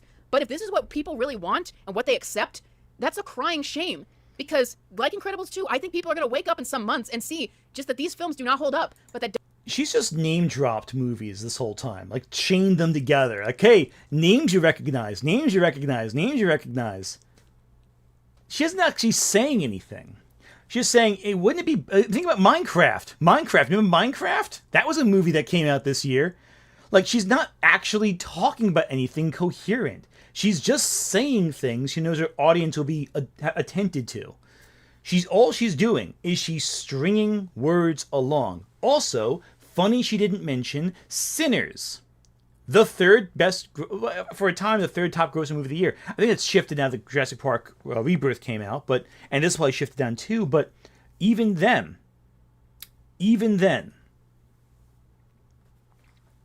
let's finish this up. We have a minute left. WB is going to learn the wrong lessons from this and extend it to all of their other films, which they're already ruining Supergirl by making her a drunkard, a crass drunkard, just like James Gunn likes all his characters. That's from the comics, Supergirl Woman of Tomorrow. You would know that if you actually read comics, which you supposedly do. So, yeah, this is exactly what I would expect from a James Gunn Superman movie. An unmitigated disaster of plot and character. A 2 out of 10 at best, if not 1 out of 10 after doing this. And people aren't going to be able to admit that because they're too emotionally invested, but it's going to catch up with you. Because this film, plot-wise, is not going to hold up. You don't understand the plot of the movie. You've demonstrated you failed to understand the plot of the movie. You've gotten so many details wrong that you're trying to present as a proof of this film being this way, saying, oh, it's going to change. Hey, people always sour on films. That's the reality. Last year's blockbusters becomes this year's, oh, look how bad this movie is. But you know what happens with all that? Some movies that are legitimately really good keep going. You can't hate on everything. That's the problem. Because at a certain point, people are going to call bullshit on it. And when I'm calling bullshit on it, I don't think you believe half of what you're saying. You're just saying crap to get people to watch your content. And that's it. I have more videos I want to do on this subject because there's just so much to talk about in regards to this film. But this is my initial review. Thank you all for watching. I hope that some people are able to see the... Okay, I'm done here. I can't another second listen to more of this babbling. We'll do EFAP another night. Let's read some super chats. All right. Okay.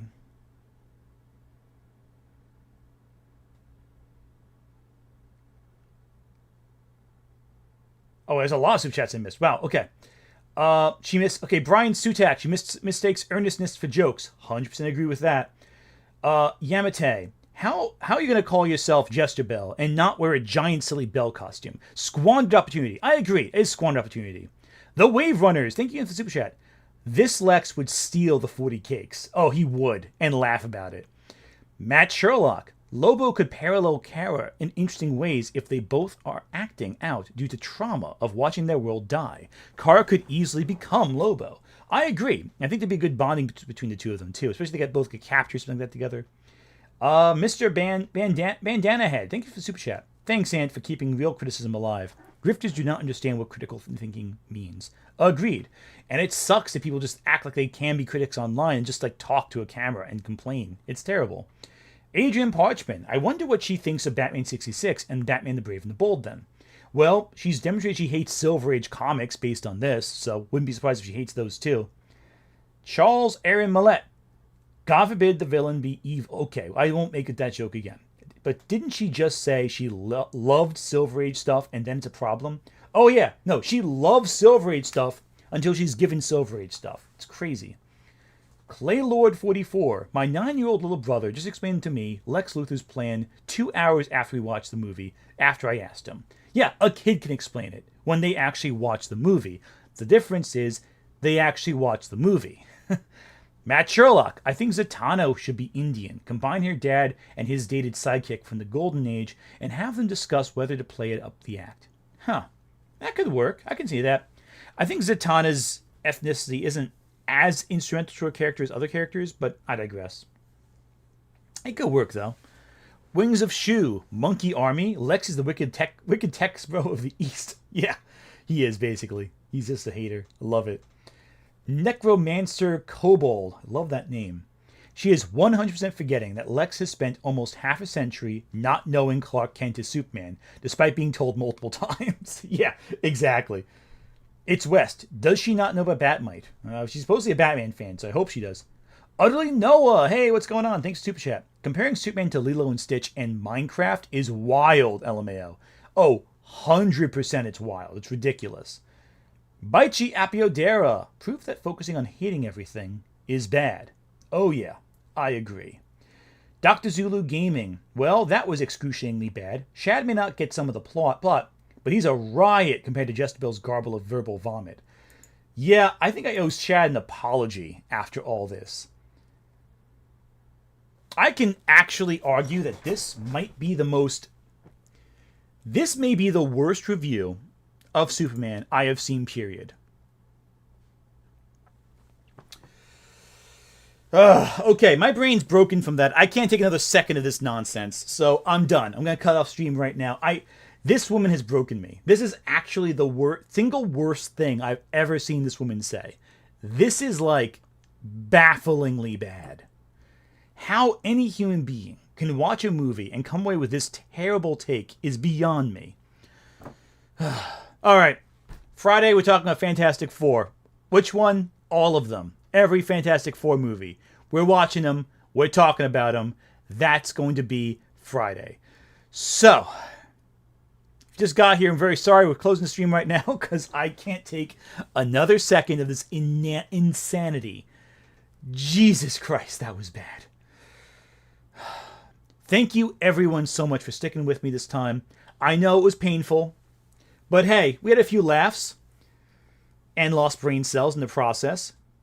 But yeah, Friday, I'm going to suffer for everyone's amusement with some fantastic movies. And Wave Runners, I will get the footage to you soon. I've been a little distracted lately with the Fan 4 Stick video. I had to watch Fan 4 Stick. You understand. That was a lot. I had to decontaminate my brain afterwards. It was very difficult. Thank you, everyone, so much for joining me.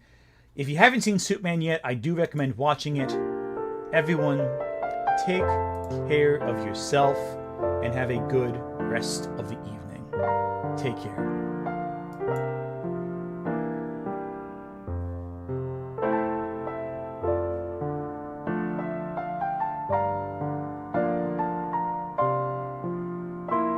Oh, and yes, even the Fantastic Four film that was unreleased. Okay, going away now. Bye. Oh, and the cartoons, too. I'm talking about those as well.